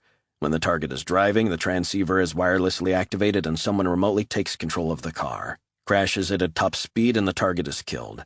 The final autopsy report is falsified, perhaps by hackers. Everything points to a drunken and needless tragic death. Slattery blew out his cheeks. That's some story, John. Resnick slid the police report across the table to Slattery. No mention of skid marks, and the photos afterward don't show any. Yet estimated speed at time of impact was over 120 miles per hour.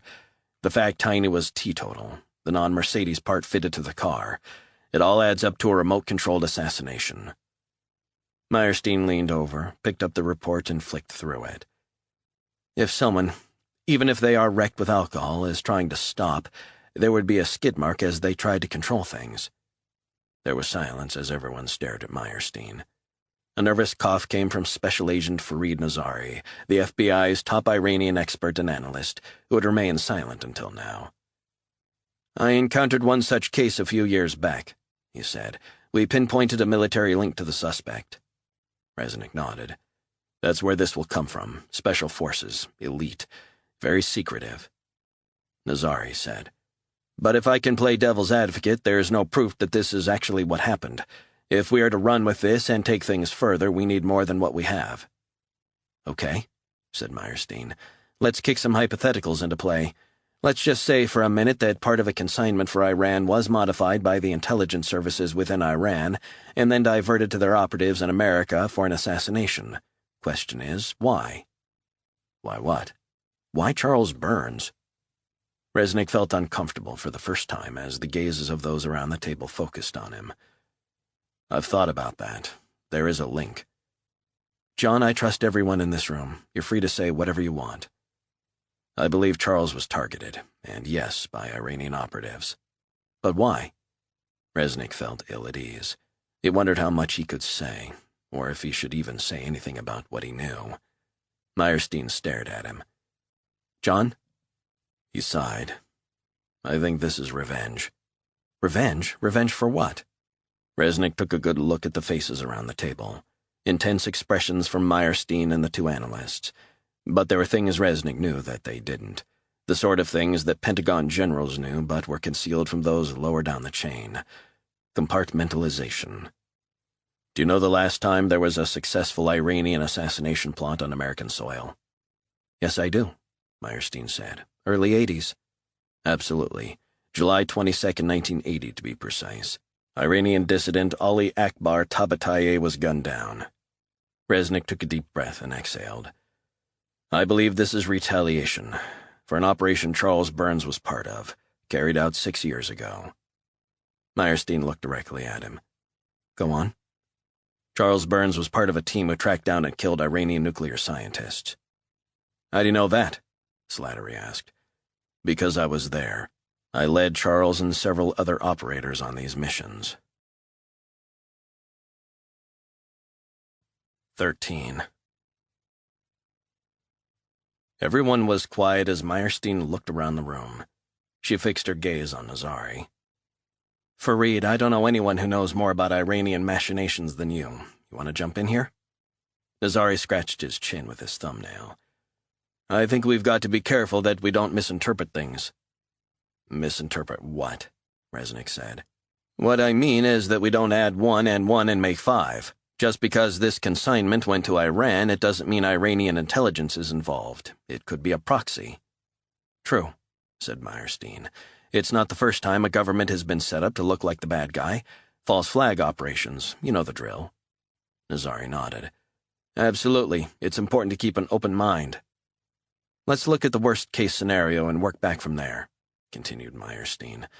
Let's say this was Iranian intelligence. Give me some analysis that I can work with. Well, that would mean it had come through VIVAC, the Ministry of Intelligence and National Security. Nazari gave a sideways glance at Resnick and sighed. Let's be clear. They are here. We all know Iranian intelligence agents live in our midst, and before you ask, I'm not one of them. A few awkward laughs. We're talking people who emigrated here after the revolution, claiming asylum, but were in fact Iranian agents. And then we have those of Iranian descent who are sympathetic to the Shia cause. But whether they have anything to do with this, well, we're a long way from establishing that. But it's possible? Asked Meyerstein. Yes. If this is a sanctioned operation by Tehran, we've got a major problem on our hands. There's the possibility that this could be a tit-for-tat thing after the assassination of the Iranian nuclear scientists by the Delta team. And that's an unnerving prospect. Meyerstein looked around the table. Let's revisit 2 facts again. Firstly, Charles Burns called John as he lay dying and told him, "They're gonna kill us all." Secondly, John found out about the Tehran-bound transceivers in the car. Could this be a coincidence? She stared at Resnick. You said there were several of you based in Tehran, including Charles Burns. Yes, in and around Tehran, 3 groups of 2. I don't understand how they could know who was on that mission. Nazari said, That's where this theory starts running onto the rocks. There's no way they'd know that. Why wouldn't they know that? Said Resnick. For Christ's sakes, it would require them accessing top-secret Pentagon files, NSA files, perhaps, on you guys. Meyerstein shook her head in disagreement. I think your own theory has just run onto the rocks, Fareed. If Edward Snowden can access top-secret files, perhaps there are other Snowdens out there, people not in the limelight, people who haven't yet been caught. If I'm correct, said Resnick, there are 5 others on their list, including me. These things don't usually appear out of thin air, said Meyerstein. From my experience, there's chatter, either electronic via smartphones or through landlines, encrypted messaging. She looked at Nazari again. Any signs? Over the last 6 months, we have seen an uplift in messaging to various Iranians under electronic surveillance. The NSA estimates a 43% increase in electronic chatter from those we are keeping tabs on. Not insignificant. Has this been fed into ongoing National Counterterrorism Center analysis? Asked Meyerstein. They're aware of the figure. A routine report was published just over a month ago. Did you see it? Meyerstein nodded. I was briefed on it. Well, for everyone who hasn't been briefed, the report concluded that while there was a significant uplift in chatter, there was nothing to suggest anything was being planned for America. We did extensive analysis decrypting the messages, and they mostly related to Syria and Hezbollah. They also concerned geopolitical machinations with regard to us and Saudi Arabia for control of oil in the Middle East. And that was it? Resnick said. Pretty much. Resnick cleared his throat. When you say pretty much, was there anything else which was causing concern?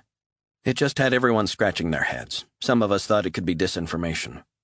Meyerstein looked at Resnick. Tell me about the 4 others. Why? I think it's important that we assess any potential threat. Sure, but we need to keep this low-key.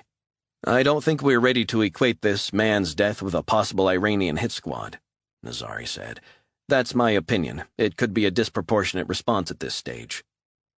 Even knowing about the transceiver traced to an Iranian batch found in Burns's car? Meyerstein said. I'm not convinced. But what if you're wrong? What if the Iranians have some people in play on American soil? That's not their usual assassination playbook. But what if they're putting together an entirely new assassination playbook? Has anyone considered that? 14. Mosen saw Zagara yawned as he peered through binoculars from behind the tinted glass of a small black Buick parked down the street from Pete Dorfman's father's house. He was running on empty after an hour's sleep.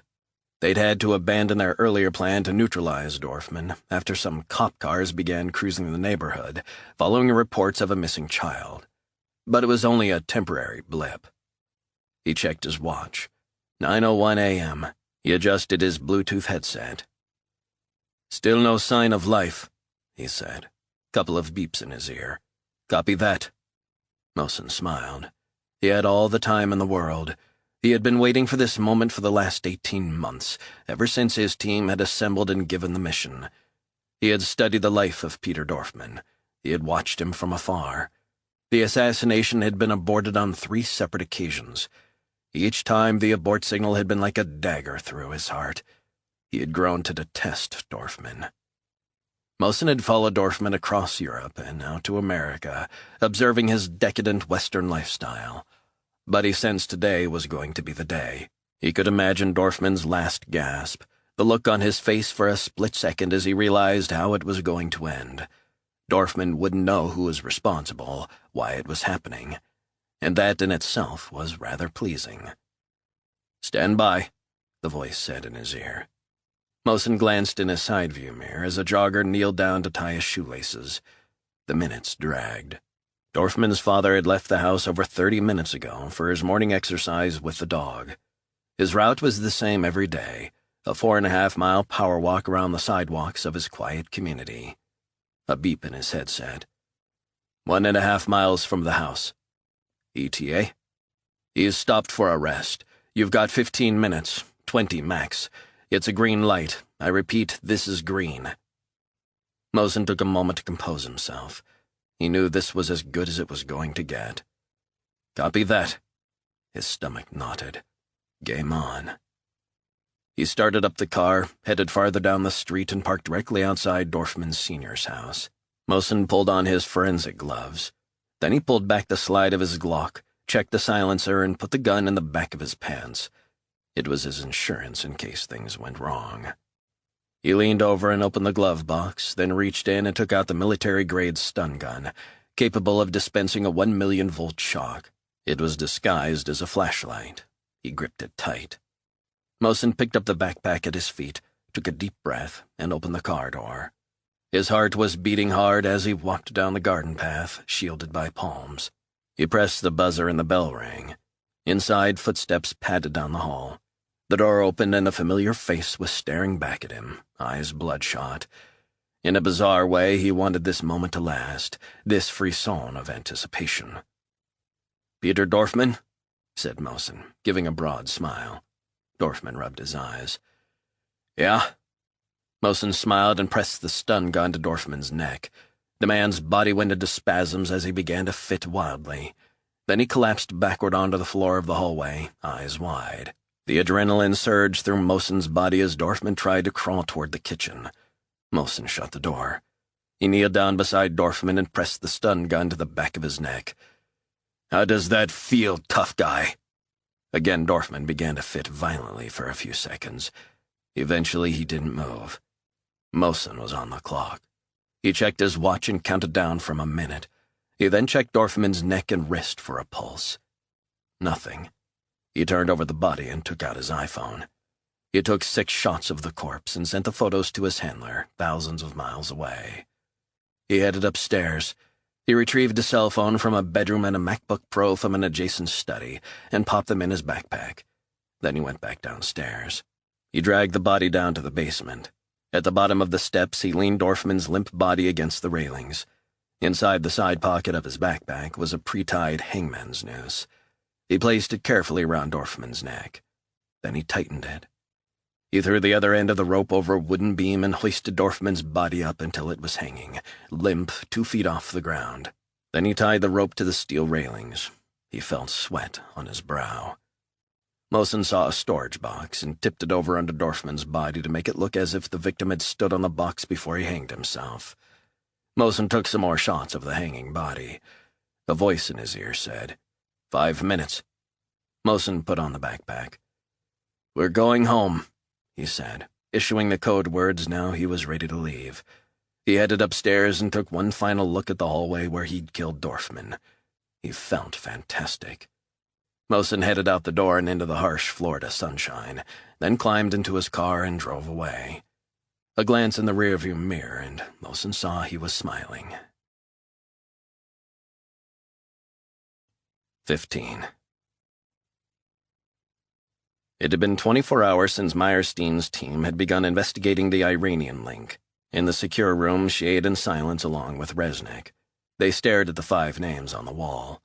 The names were written in marker pen on a whiteboard, a red asterisk beside Charles Burns. Jimmy Rosen, Blaine Vincenza, Pete Dorfman, Albert Rain. Tell us about them, John. Dorfman lives in Fort Lauderdale, I know that. And Albert lives in Burlington, Vermont. I've lost touch with Jimmy and Blaine. We need to work through the list. Meyerstein put down the food box and stood up. Follow me. Let's take a walk. They took the elevator to the lobby level of the office block and headed out into a courtyard with a fountain, benches, and ivy on the walls. Meyerstein sat down as Resnick remained standing, hands in his pockets. I usually do my best thinking when I've got some time and space to breathe, she said. She smiled. You get much chance these days? I'm a slave to my day planner. If it's not in there, forget it. Meetings, strategy, briefings, interviews, discussions. Resnick said nothing. Tell me about Charles Burns. What was he like? What can I say?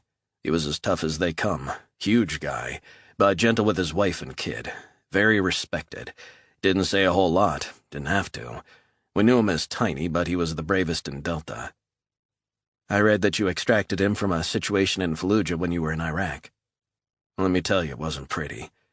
But yeah, that happened. He was shot up pretty bad. They were closing in, and we know how that would have ended. And he was with you in Tehran? Tiny rode the motorbike we used. I was on the back. Meyerstein closed her eyes for a moment, as if de-stressing.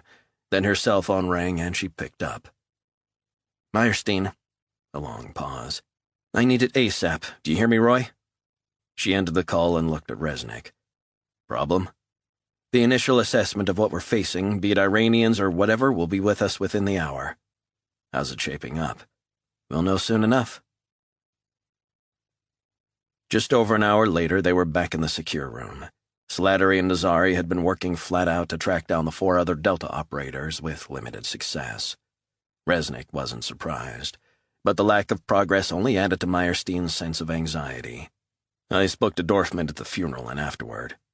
The special agent in charge of Miami is sending an agent to visit Dorfman in Fort Lauderdale. We should hear something soon.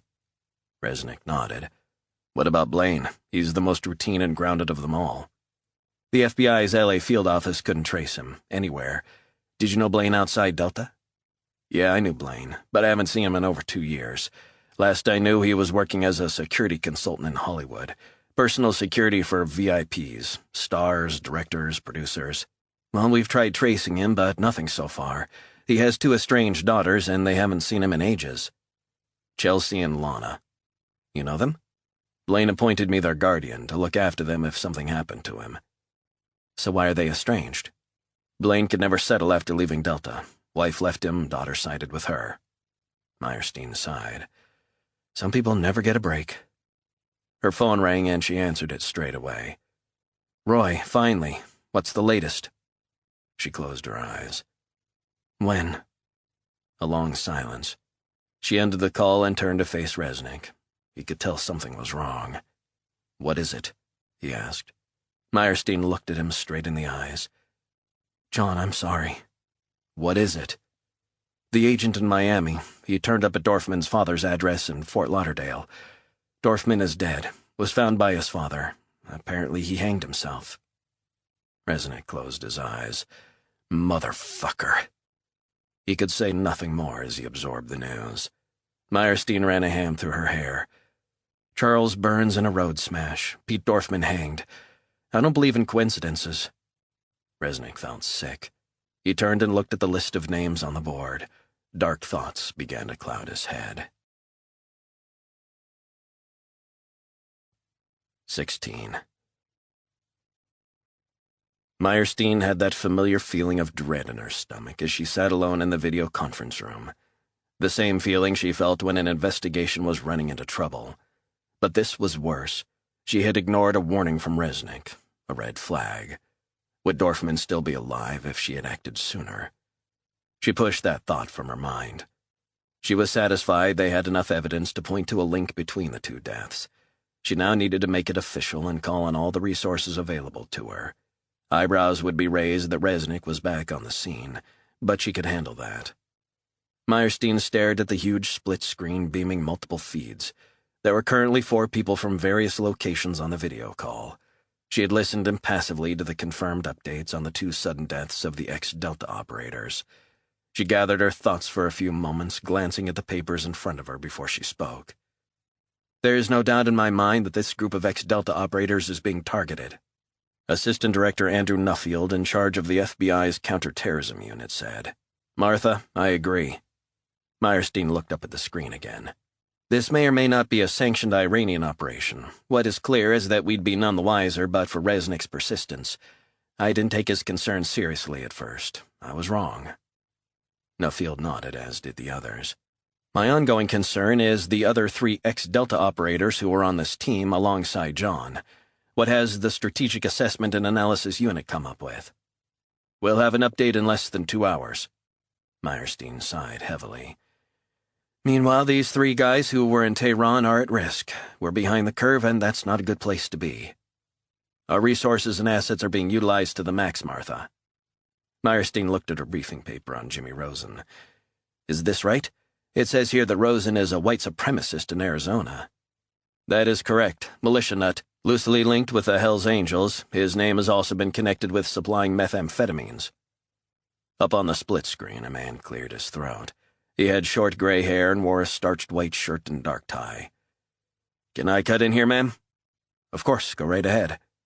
"Colonel James Seberg, CIA, attached to the Counterterrorism Center." His piercing blue eyes stared out from the screen. "There's an element to this that we need to be very much aware of." "And what's that, Colonel?"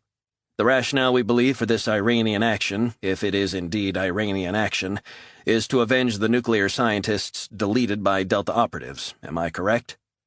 "Yes, that is the rationale and linkage we're working with," said Meyerstein.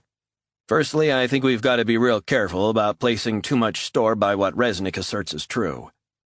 Meyerstein shifted in her seat. "Which part, Colonel? That his ex-Delta buddies have been assassinated, or the operation carried out in Tehran?" A patronizing smile from the colonel. "I think it's easy to interpret events which suit our mindset.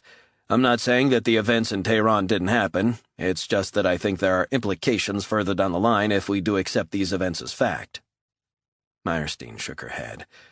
"Colonel, I don't have time for your agency doublespeak bullshit. Let me apologize if I didn't make myself clear. I'm more concerned about American national interests than these 4 ex-Delta guys." "Are you saying we should not concern ourselves with this?" "Quite the opposite. I think it's important that we find them and take them to a secure place, and that includes Resnick." "Colonel, I've worked with John Resnick on 2 separate investigations with national security implications, and his conduct and capabilities were quite exemplary. I want him part of the FBI team working with us." "I disagree. It would be best for all concerned if John Resnick is taken to a secure facility with immediate effect." "And just say he doesn't want to go, Colonel. What do you propose then?" The colonel leaned back in his seat, unsmiling. "Assistant Director Meyerstein, that will simply not be an option for Mr. Resnick." Meyerstein couldn't believe what she was hearing. "I'm sorry?" FBI Counterterrorism Assistant Director Andrew Nuffield cleared his throat. "Martha, I'm with a colonel on this. We need to get Resnick out of the way, not only for his safety but also for national interest." Meyerstein took a moment to absorb the full implications of what Nuffield and the others were saying. "I understand." "It's for his own good, Martha," Colonel Seberg said. The faces on the split screen were impassive. Then the colonel leaned forward, hands clasped. "I'm sorry." "Who made this call?" "It came from higher up the chain." "How high?" "Director of Homeland Security and above." Meyerstein fought to keep her anger in check. "It is what it is, Martha. You need to deal with it and move on." "Very well. If that's all, gentlemen, I have work to do." The screen went blank, and Meyerstein sat in silence for a few seconds. She felt shock and anger course through her body. Go with it, she thought to herself. It was what her father had taught her. Don't let shock or anger turn to fear. Harness the energy and use it to propel yourself forward. God damn. She ran the conversation through in her head again. She hadn't seen this coming. The idea of incarcerating Resnick against his will was unthinkable. Meyerstein reflected on what they had said. It was the usual CIA bullshit. Colonel Seaberg didn't want any talk of American involvement in Iranian civilian assassinations to be discussed with anyone at any level at any time. She knew how Resnick would react. She pictured him being tasered before being dragged out by a CIA team. She couldn't bear the thought of that. She didn't want to face up to it. But she would have to. She would have to toe the party line on this one. A sharp knock at the door, and Stamper walked in. "We got a problem," he said. "What is it?" "It's Resnick." Meyerstein sighed. "What now?" "He's disappeared." "What?" "He's just stolen an FBI Lincoln from the garage and driven out onto the streets of Washington. Cool as you like." 17. The first thing Resnick did was ditch the Lincoln and steal a brown Mustang from outside a diner in Dale City, just south of D.C.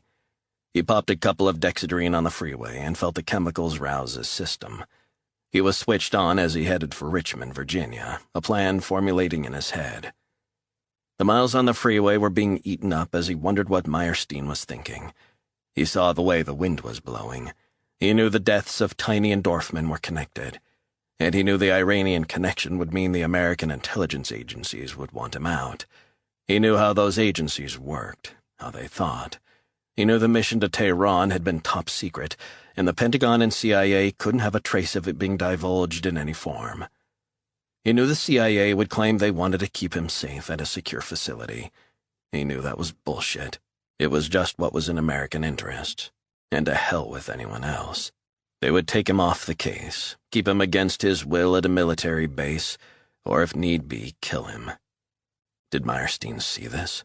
The feds didn't always know what the CIA got up to. One thing Resnick did know was he sure as hell wasn't going to sit around and let another Delta buddy die, especially not Blaine. He thought of his kids and the vow he'd made. He needed to be alert. He couldn't be predictable. He knew they would be looking for him everywhere.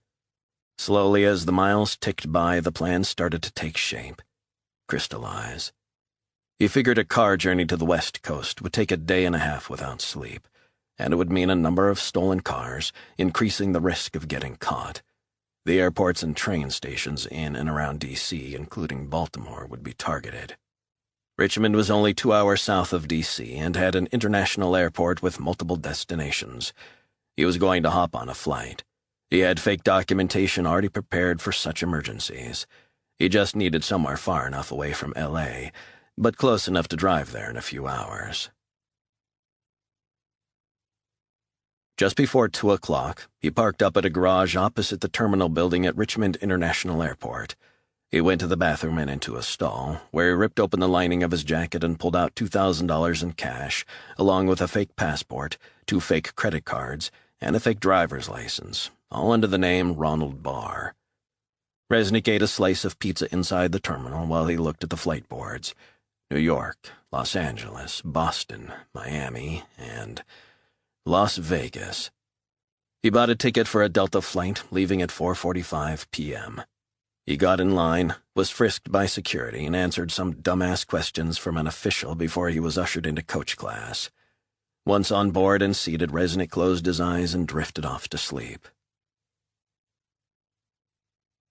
It was dark when he left the terminal at Las Vegas in the hired Chevrolet Camaro and headed off into the desert night. He cranked up the aircon. Just before midnight, he stopped off in Baker in the Mojave Desert for a beer and to stretch his legs.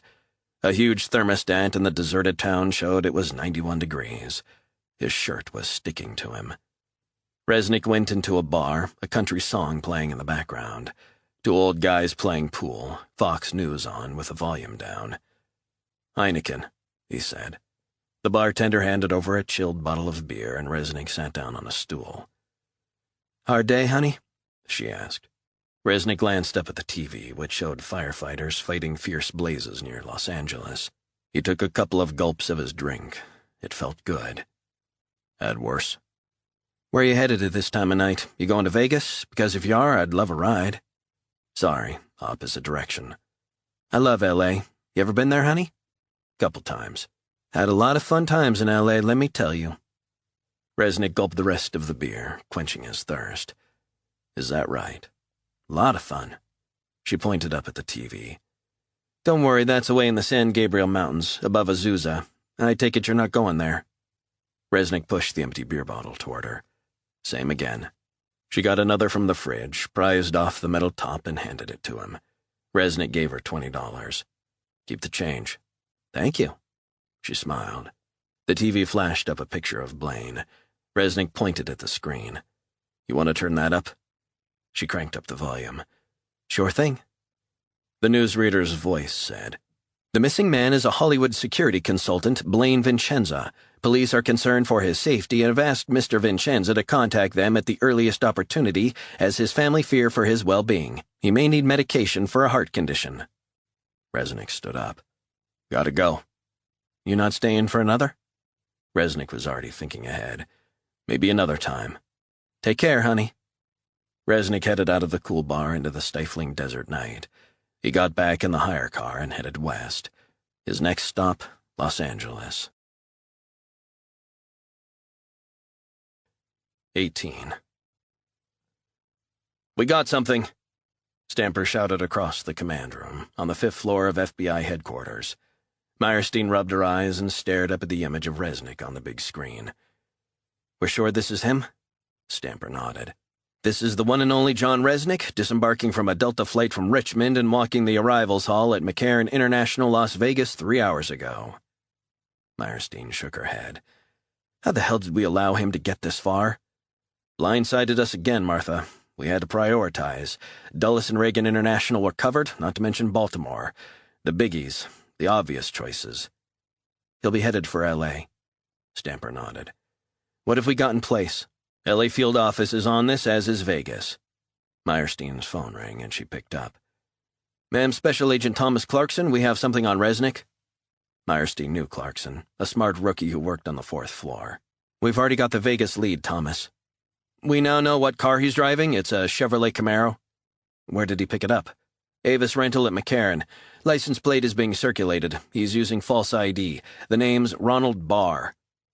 Meyerstein closed her eyes and shook her head. God damn. Okay, Thomas, good work. Feed this into all U.S. intelligence agencies. We need to find him. Will do, ma'am. Meyerstein ended the call and relayed the news to Stamper. Is he trying to contact Vincenza himself? Stamper said nothing. What is it? We could do without this, Martha. Tell me about it. We're being made to look stupid. Okay, Roy, I get the picture. What's he playing at? Stamper said. He needs to keep the hell out of the way. Roy, I said I get the picture. Martha, how many times do you have to defend Resnick? He's getting in the way. Look, I know this isn't ideal, but I think he'll be in touch with us again to work this case. Martha, this is wrong. Langley doesn't like this guy. They think he's getting favorable treatment from you. Any deal with him we cut in the past is over. We need to move on. What the hell does that mean? I'm saying we need to cut our ties with Resnick once and for all. And why would we do that? Hasn't he been invaluable in the past? Stamper shook his head. Martha, you're reading this wrong. I'm reading this wrong. How am I reading this wrong? I think this time he's gone too far. I think he's at odds with what we're about. Meyerstein stared at him silently. Stamper frowned. What? Next time you start questioning my judgment, we're going to have a discussion about a future posting for you. Do you understand me? Stamper flushed as Meyerstein's phone began to ring. She stared at him. Did you hear what I said?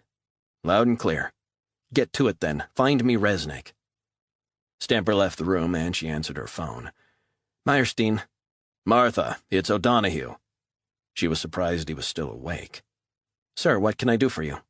Martha, I just got out of a meeting with the director of the CIA, and this Iranian thing has got them spooked. She said nothing.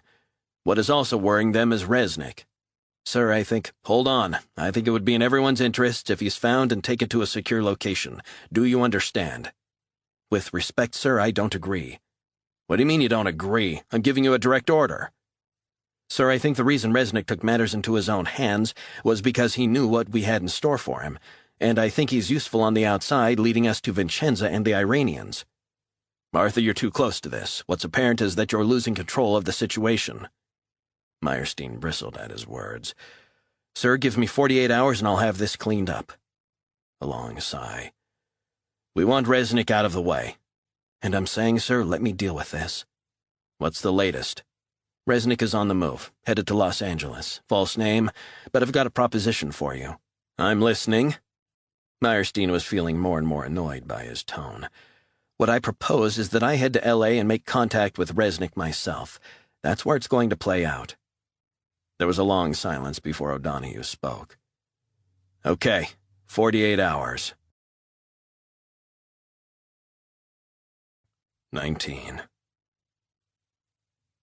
In a rundown part of East Los Angeles, the morning sun peeked through a gap in the shabby houses, dusty palm trees hanging limp in the dead air.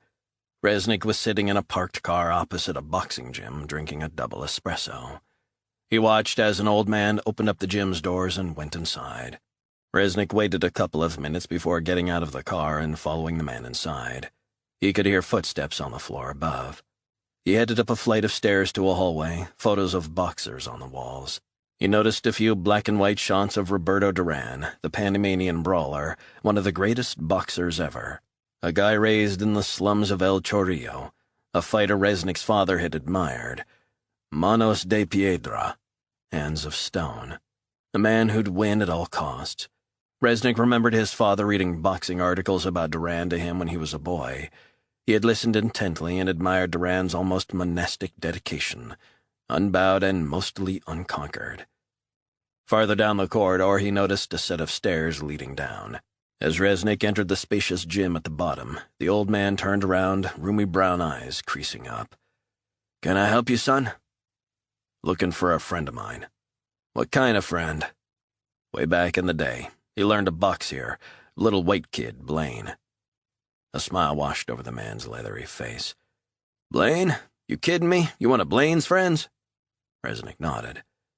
"Man, that was a long time ago." "I believe he still comes back here. Recruits the guys from the gym for security jobs he has." The man was quiet for a few moments. "You're asking a lot of questions. Why you want to speak to him?" "Listen, old man, can you help me or not?" "You box?" "I have boxed." "When?" "In the Marines." The old man grinned. "You get your ass kicked?" "Not too often." The old man sighed. "Not seen Blaine for a couple of weeks." "I believe his mother still lives around here." "Not anymore. He moved his mama away. Neighborhood getting too crazy. Shame, really. I remember the day Ms. Vincenza brought Blaine in. He was getting pushed around. White kid among a lot of Hispanic guys. Can be tough." Resnick said nothing, happy to let the man talk. "His mother was a nice lady. Lost her husband in Lebanon, and she wanted her son to get toughened up." "You must have done a pretty good job," said Resnick. "This is a proper boxing gym, son." Resnick looked around at the walls, the pictures of tough local fighters. "So I see." "Listen, you know L.A. at all?" "Some. A lot of the guys that Blaine hires are for close protection work for big shots. Bit of muscle for premieres and after parties. The guy who runs some of the operations is one of my old fighters, Pedro Mendez." "Where can I find Pedro?" The old man pointed behind him. "Ask him yourself." Resnick turned around and saw a little guy, impossibly lean, with veins bulging out of his neck. Dark brown eyes fixed on him. "What you want?" "I'm a friend of Blaine's. I was told you might be able to help." Mendez shrugged. "Who are you? You a cop?" "Ex-Delta." Mendez cocked his head to one side. "You don't look ex-Delta to me. You look like one of those candy-ass boys from West Hollywood." He grinned like a jackal. Resnick stared back at him. "How old are you?" "Fuck is it to do with you? Coming here asking about Blaine? I don't know you. I don't give a fuck about you." Mendez stared at him, nerves twitching. "This is where real boxers are made." "I'm sure you can box, but I'm not sure you can fight. You want to see the difference?" Mendez spat on the floor and glared.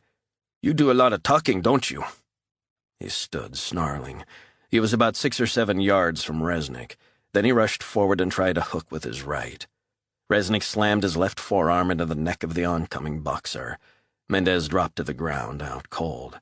Resnick had hit the carotid sinus. He picked up the unconscious Mendez and slapped him a few times around the face. The boxer came to, eyes rolled back in his head. Resnick grabbed his neck, and the man winced. "Okay, here's how it's gonna work, Pedro. I'm an old friend of Blaine's, and I'm trying to reach him. Where can I find him?" Mendez shook his head, and Resnick squeezed tight. He winced. "Okay." Resnick loosened his grip. "Speak." "He occasionally has lunch at a restaurant in Studio City." "I don't want occasionally. I'm not interested in occasionally. I want to know where to find him." "Okay. Every night he dines at the same place." "Every night?"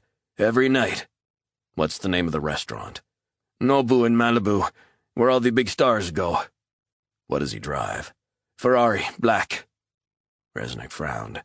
"Doesn't sound like Blaine's sort of place, or car." "He moves with a lot of interesting people these days. He likes to be seen out and about and with the right set of wheels." Resnick grabbed the guy by the throat again. "Don't fuck with me. If you're not telling the truth, I know where to find you. Do you understand?" The guy nodded, eyes closed tight as Resnick pressed into his windpipe. Resnick released him, and Mendez coughed and spluttered. Resnick turned to the old man. "Appreciate that." Then he headed out onto the streets as the harsh L.A. sun began to beat down.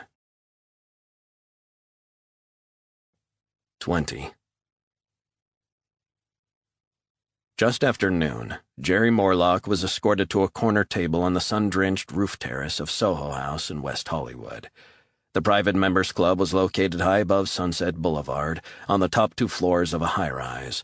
He was lunching with a French art house producer with a rumored penchant for cocaine, hookers, and any starlets who crossed his path. Morlock smiled as his lunch guest arrived. The producer ordered a bottle of Chablis and a salad, while Morlock stuck with his usual steak, rare, washed down with a Perrier. Morlock listened patiently as the producer talked incessantly, rubbed his nose frequently, and visited the restroom on 4 separate occasions. Morlock took it in his stride. He stared out at the downtown skyscrapers in the distance. He had seen it all in the last 25 years, mixing with the movers and shakers of Hollywood. He didn't give a damn about movies. He didn't give a damn about art. He just cared about the money. He needed big returns. His clients demanded it. Their money had to be invested in surefire winners, blockbusters, big-name summer hits. But he had also seen that art house and indie films could provide a spectacular return for a modest outlay, so he always took the meetings.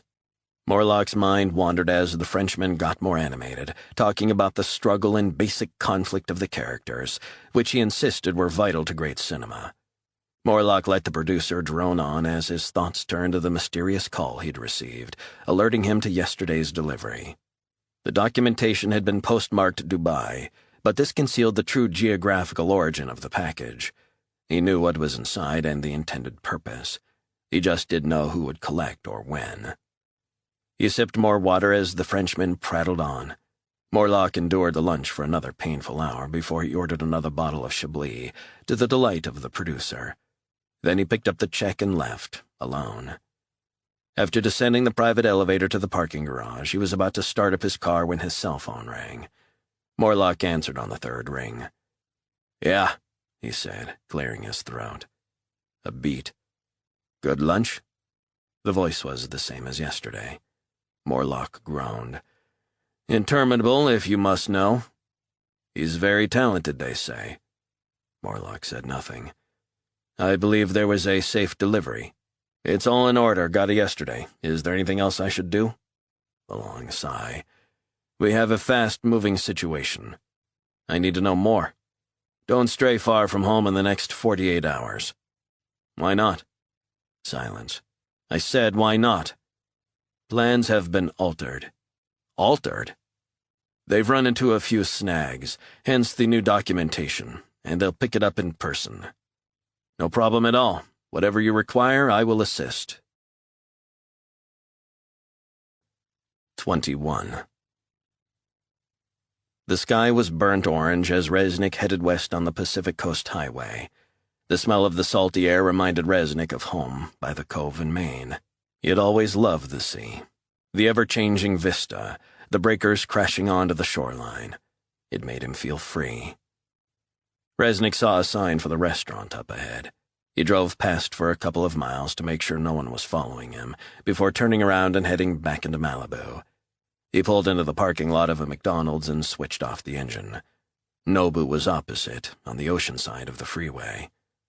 He pulled out his binoculars and looked across at the entrance to the restaurant. He didn't know for sure if Blaine would be at the restaurant tonight, but it was his best shot. Resnick watched and waited. He felt his stomach rumble from lack of food. He couldn't remember the last time he'd eaten.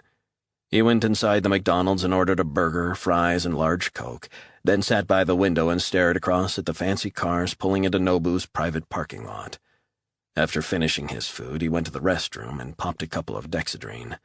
He felt alive again. Resnick returned to his car and resumed his stakeout. He replayed the call from Tiny in his head. He thought of Pete Dorfman, drinking on the roof terrace in South Beach. Both men's lives snuffed out as methodically and clinically as the scientists' lives Resnick and his Delta crew had snuffed out. And now it was retribution time. The minutes dragged into hours. Still nothing.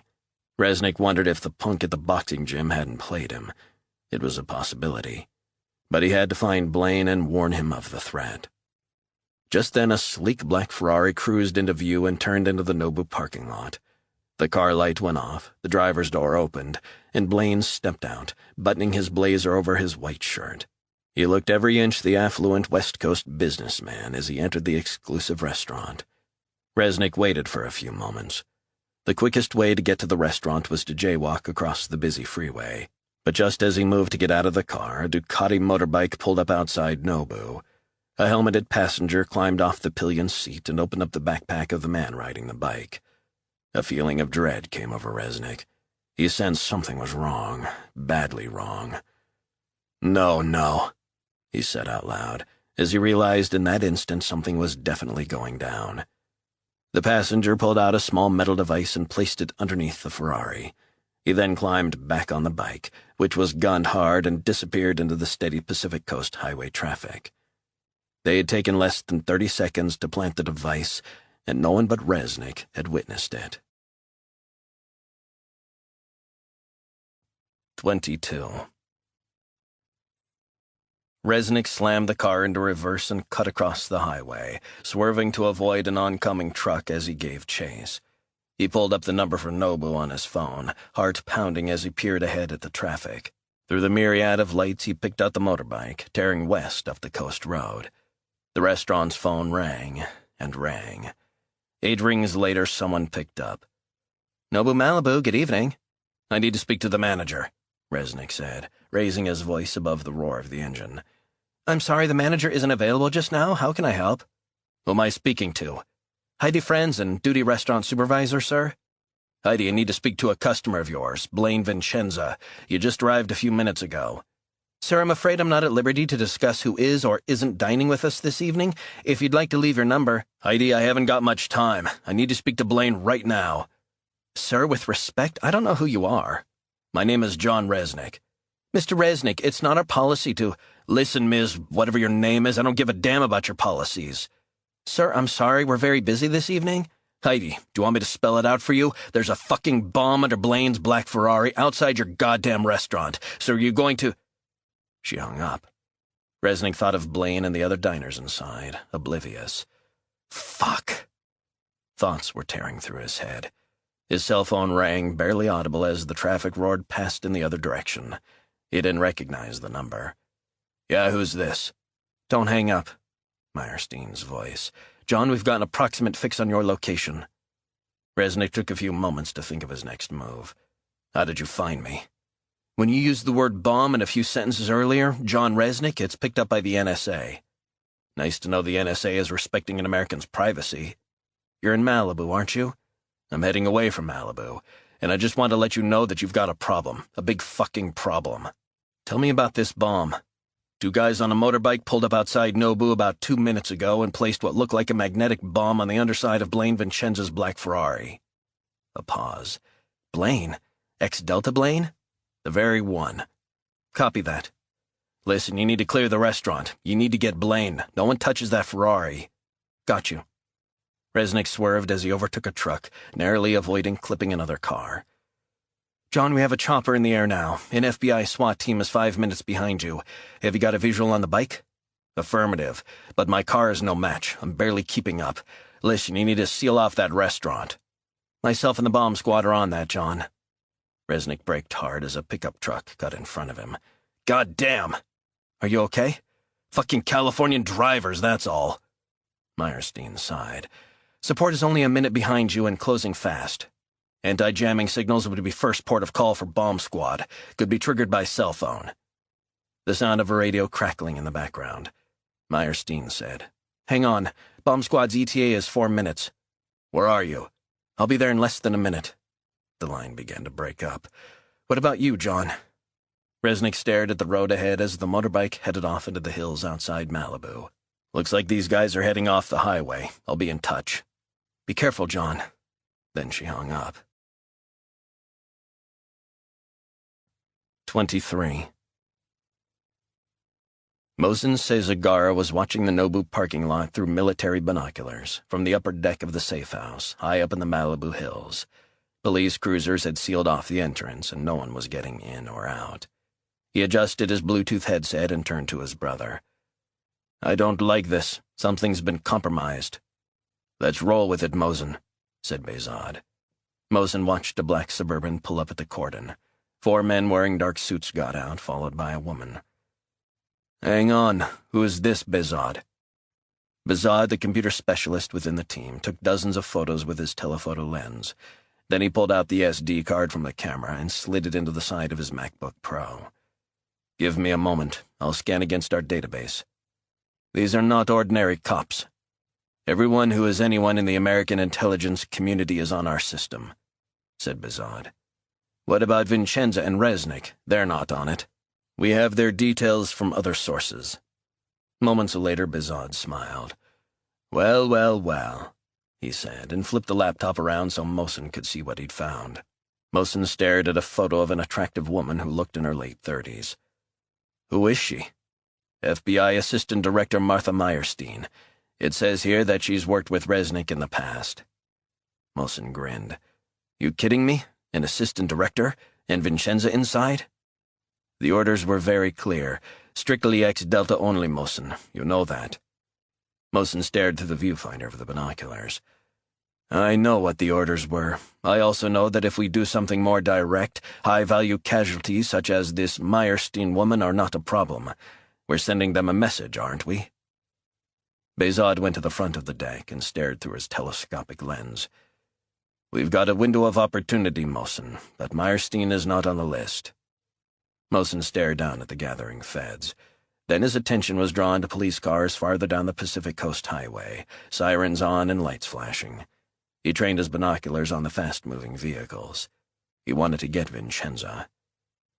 They're locking it down, shit, he said. How long have we got? Anything from 5 to 7 minutes. That gives us just enough time for Vincenza. Mohsen said nothing. They're on to us, Mohsen. We can't jeopardize the mission. You might be right. Damn. Mohsen dialed the number of his handler. I need to speak to our friend in Mexico, right now. Leave it with me, the handler said and hung up. A minute later, Mohsen's phone rang. He didn't recognize the caller ID. Who's this? Is this a secure line? The gravelly voice belonged to Jorge Garcia, the infamous head of the Tijuana cartel. Sure, thanks for calling back so quick. We have a deal, don't we? And I should say thank you for the equipment. Very nice gift. He was referring to the half-dozen MiSAG-2 weapons, the Iranian shoulder-launch surface-to-air missiles, that his group had delivered 6 months earlier. We hope we can repay you in the future. I'm calling in the favor right now. Just name it. Rosario is working with some of my friends in Arizona, right? That's correct, my friend. When she's finished, we might need her for a plan B we could be looking at. We might need to leave California in the very near future. Our first choice is via plane, but that might change, do you follow me? We got that covered. Leave it with me. We'll get the vehicles readied, and any logistics.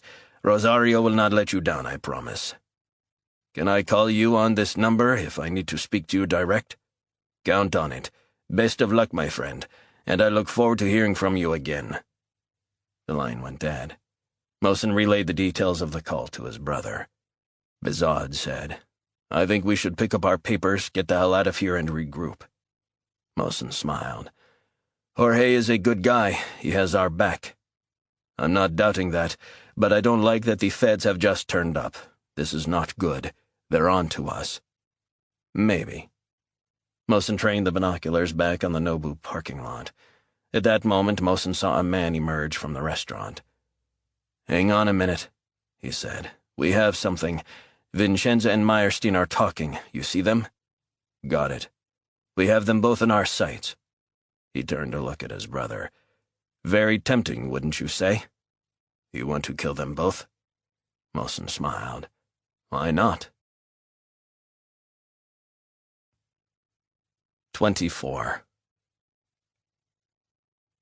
Resnick was driving hard as he headed up Malibu Canyon Road, struggling to keep up with the lights of the bike in the distance. He heard a cell ring over his Bluetooth headset. "Talk to me, John." Meyerstein's voice was tight. "Where the hell is the chopper? I'm following these guys up into the hills. I don't know where the fuck I'm going." "Mechanical problem. It had to turn back." "Are you kidding me?" "We've got 2 mobile SWAT teams on the way. They're not far behind." "Tell them to get a move on. This car's a heap of junk." The signal dropped and they were cut off. Fuck. Resnick was gaining on the bike as they moved inland. Up ahead, he saw the lights weave through the canyon. He wondered if the guys on the motorbike thought they'd lost him. His thoughts went back to the bike's arrival and the location. The restaurant was right beside the ocean, but on the other side were the hills and their winding roads and houses, overlooking the ocean from on high. Line of sight. The realization crashed through his head like a concrete block. His foot pressed to the floor as he drove higher into the dark hills, headlights illuminating the winding canyon road. His cell rang. "John, are you there?" "Yeah, I'm on it. Listen, you've got a major problem." "I think I'm aware of that, John." "I'm not talking about the team that laid the bomb." "What then?" "You're being watched right now." A coyote ran across the road. Resnick swerved, narrowly avoiding it. "God damn. You okay?" "Fucking Californian wildlife." "So tell me, where might they be watching us from?" "Hills directly above Malibu. Hundreds of homes there with direct line of sight." "So how?" "Never mind how. You need to make the bomb safe as they may remote detonate at any time. Listen to me." The signal dropped off again, killing the call. Resnick sped on through the canyon, around the sheer drops of the hillside roads, all the time in the distance the single light from the motorbike. Then he saw a sign for Las Virgenes Canyon Road. Up ahead, the bike started to pull farther away and then hung a right onto Mulholland Highway. He tried to accelerate, but the vehicle was struggling on the steep incline. He was barely doing 65. Blue flashing lights appeared in his rearview mirror. He glanced behind and saw 2 motorcycle cops tearing around him, lights on full, sirens blaring. "Give me a fucking break." Resnick's heart sank as they got closer. He waited for them to cut him off, but instead they tore on past their high-powered bikes. Dust kicked onto Resnick's windshield. His cell phone rang again. It was Meyerstein. "Who the hell sent up the motorbike cops?" "John, second chopper is now finally in the air. SWAT's going to be with you in no time." "There is no time. Listen to me, the California Highway Patrol is no match for these guys who planted the sticky. They need to track them, but not get too close." "John, the 2 officers are both armed and highly trained." "Meyerstein, you're not getting this. This is not a straightforward shootout with some bad guys. These are pros. They'll devour those cops if they're stopped, I can guarantee that. Hold on."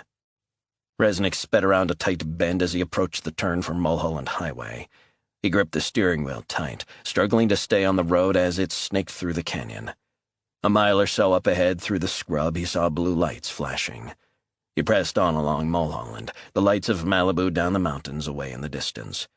Meyerstein's voice came back through his headset. "John, the guys have been pulled over." The cell signal seemed to drop again, and Resnick groaned. "Shit.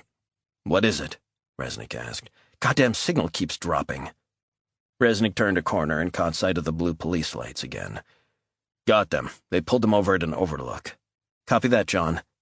The cell signal cut out once more. Resnick drove on fast.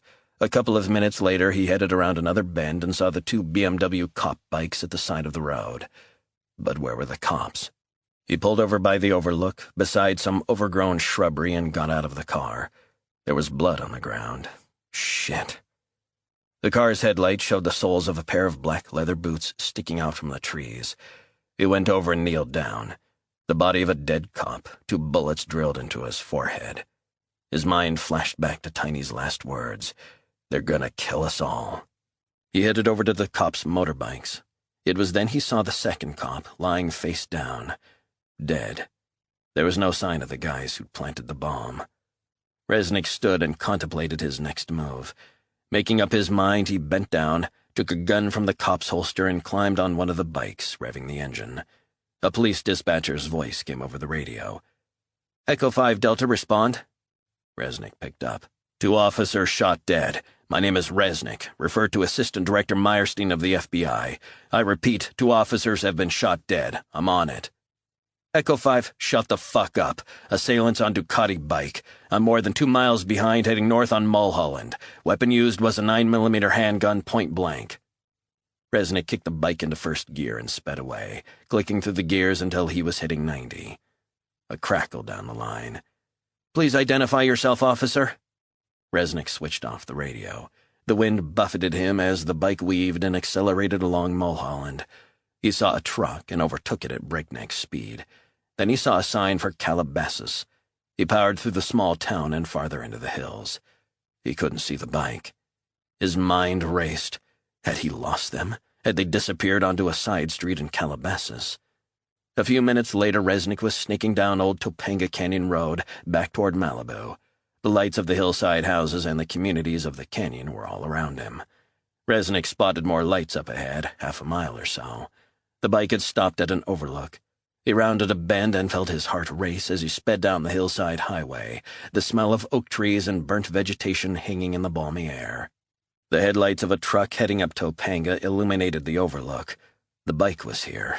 No passengers in sight. Resnick slowed down, moving down the gears, and edged the police bike beside the Ducati. He got off and stared out at a dirt trail. Then he turned and saw something in the distance. 2 silhouettes heading across the dark canyon. He took a cell from his shirt pocket and dialed Meyerstein's number. "Listen up," he said. "There's an overlook halfway down Topanga.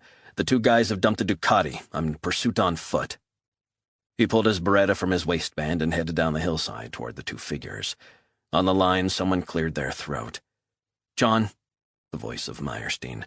"John, we've got your location." Resnick headed into the undergrowth and fought his way through overhanging branches and overgrown vegetation. When he got onto the dirt trail, he began to run. Fast. Heart pounding. The full moon shone on the 2 figures in the distance as they moved east. He was getting closer. 200 yards, then 150, then 100. He began to hear them panting. Resnick trained his gun on them. "Freeze!" The 2 men stopped dead in their tracks. "Hands on your head, now!" Resnick moved closer. "Do not fucking move or I will blow your fucking brains out." Whispers in Persian. "Say nothing, do you hear me? Tell the American nothing." Resnick sensed something was wrong. He stepped forward until he was 6 or 7 paces away from them. The moonlight bathed the verdant canyon in an eerie light. "Very slowly, turn around, hands on head. 1 wrong move, you die." The 2 men turned around and faced him. Young kids. Iranians. The fuckers who had planted the sticky on Blaine's car. Resnick thought they seemed distracted, eyes darting this way and that. "Move and you die," he said. Suddenly a green tracer light fixed on one of their foreheads. Resnick spun around. He saw a spectral figure in the distance. Then 2 shots rang out. 25. Meyerstein was sitting in the back of a mobile command center in the Nobu parking lot, watching night vision footage from the police chopper circling over the 2 bodies. She watched as Resnick was cuffed by the FBI SWAT team leader and looked up toward the chopper. Her heart sank as he was led back to Mulholland. Meyerstein looked over at Roy Stamper. "So I'm assuming we're talking at least 2 Iranian cells on the go, right?" "Counterterrorism are running all the angles on this. I need to level with you, Martha. The last thing we need is for Resnick to be involved. Look at the results. That's enough. We wanted to bring those guys in. We needed to speak to them. No goddamn use now, Martha. John Resnick didn't kill them. He was the one who managed to track down his old buddy. He was the one who witnessed them planting the bomb and warned us we were being watched. We don't know who took these guys out. Martha, we've had this chat before, but I'll say it again. Resnick is trouble. He doesn't play by our rules. He doesn't adhere to the rule of law. Meyerstein glanced at the screen, which showed a bomb technician's truck pulling up beside the Ferrari. 2 bomb disposal guys got out and were briefed by one of Stamper's men. Then they peeked under the Ferrari with flashlights and mirrors. A couple of minutes later, there was a new voice on Meyerstein's radio. Special Agent Luke Farmer, L.A. Field Office bomb technician. Go ahead, Meyerstein said. Ma'am, it's a tilt trigger mechanism. Very neatly put together, but it's also cell phone activated. What about the timer? No timer. We're sure of that. How long until you make it safe? If you mean how long until we're able to extricate the actual device, probably the rest of the night, but as long as no one sits in the car, we'll be fine. Meyerstein thought the technician sounded unduly confident, but told him to get to it. Her natural instinct was to err on the side of caution. She would much rather have doom-laden predictions for an operation so plans could be made accordingly. She was suspicious of certainty. Her father, a leading Chicago litigator, had warned her of that many times. Just when you think you have it all figured out, something comes out of the blue to wreck the best-laid plans. She could hear his brash voice now. She turned to Stamper. Where's Vincenzo now? He's gone back into the restaurant, refusing to talk to us. Meyerstein sighed. Unbelievable. You want me to go in and sort it out? She shook her head. Leave him to me. I'll deal with him. 26. Mosen Sezagara stared through the powerful military binoculars he was holding in his right hand. In his left he held a prototype radio frequency meter. He looked at the readings and saw the spectrum that had been blanked out by the jammers. He smiled. Little did the feds know that his team had the latest technology, designed specifically to evade the finest American counter-surveillance methods available to the FBI. They also had the advantage of using a dummy trial-and-error firing circuit, which had pinpointed the precise area of the bandwidths the FBI had jammed. Mosen had already switched to bandwidths beyond the range of the 3-year-old technology the feds had in the field, technology that wasn't military-grade, making it far easier to counter. Behzad was taking more photos. Did we have to take out the motorbike guys, Mosen? They were just kids. Couldn't be helped. Mosen sensed Behzad's distaste for the dirty war they were engaged in, but he didn't share his brother's qualms about what he'd done. The cell could not be compromised. It was cold logic. Taking out the 2 young Iranian Americans meant that the feds couldn't interrogate them, find out who had recruited them in America, and how. Even tenuous links to elements within the network could lead to the feds joining up the dots of the disparate groups who were operating at large. The importance of attention to detail, as well as the paramount importance of the mission, had been drilled into all of them. Mosen would kill his own brother if it enabled the death of the target, or ensured the cell wasn't compromised. Needs must. The end justifies the means. He remembered the psychological tests he'd sat in Tehran. He had been given the scenario. How would you feel if you had to kill your brother? He had just smiled and said, whatever it takes. And that was that. His heart rate, he found out later, didn't spike at all when he said it, and that had impressed those higher up in Quds Force, the Special Forces unit of the Revolutionary Guards. He didn't know if Behzad had done the same tests, but he assumed he wouldn't be on the mission if he too hadn't given a clear response. The mission was king. Mosen reflected on how things were going. If he was honest, it was getting a bit messy. The plan had been simple: eliminate each of the Delta operatives one at a time. But something had gone wrong, and it had brought the heat of the FBI on their tail. And that complicated things. He would much rather keep things simple. Simple was good. The more he thought of the mission, the more focused he became. Blinkered, almost. He remembered the day his team was told about the assassination, and the identities of those involved. He'd felt as if his heart had been ripped out by its roots. For years he had nursed a similar hurt. Some nights when he couldn't sleep, he thought about the bespectacled, brilliant scientist. His brother, the quietest boy in his school. Mosen had always admired him, protected him down the years, stood up to bullies who had laughed at his bookishness. Mosen remembered the funeral. He remembered falling to his knees, crying unashamedly. But the years hadn't healed his pain, and now there was just emptiness in Mosen's soul that couldn't be fixed. The sound of Bezod groaning loudly snapped him out of his thoughts. "The bomb technicians are well within range," his brother said. "I'm not interested in them. This is about Vincenza." He trained his binoculars on the restaurant windows, spotting Meyerstein inside. "She's speaking to Vincenza now." Bezod took more pictures. "Line of sight not perfect." Mosen stared at Vincenza, the man who had been part of the team that had killed his brother. Mosen had said a silent prayer when he took on the mission, that he would not return until each and every member of the 6-man American team had been wiped out. "I don't like this Resnick guy running around," Bezod said. "He's going to be a problem. We'll deal with him in good time. What the hell are they talking about in there? By all accounts, Vincenza is a stubborn son of a bitch, pissed off every officer he ever encountered." Bezod fired off more photos. "She's getting pretty animated with him." Mosen's earpiece buzzed. It had to be their handler. "Yes, sir," he said, a deep breath. "The situation has been reappraised." "Copy that. Code 429. It was the kill code to take out whoever was in their way, including Meyerstein. Mosen's heart skipped a beat. "Very good, sir. Do not let us down." Mosen stared through the binoculars at Meyerstein and smiled. 27. Meyerstein waited until Vincenza's girlfriend was escorted out of the rear of the restaurant. Then she pulled up a seat beside him.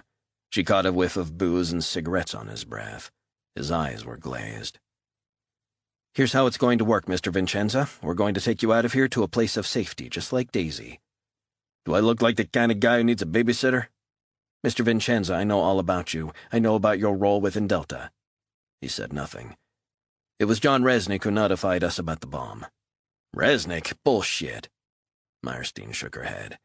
"He tracked you down to warn you of a threat. It's all about your mission in Tehran." Vincenza knocked back his glass of red wine. "2 guys on a motorbike. One gets off and clips a magnetic bomb onto the underside of your car.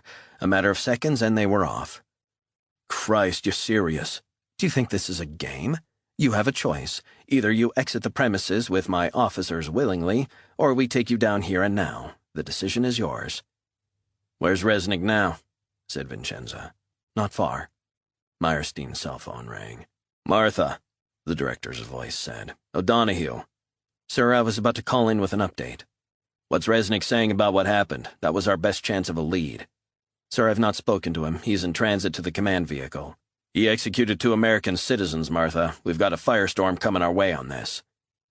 Meyerstein sighed as Vincenza got to his feet and began to pace the restaurant, muttering to himself.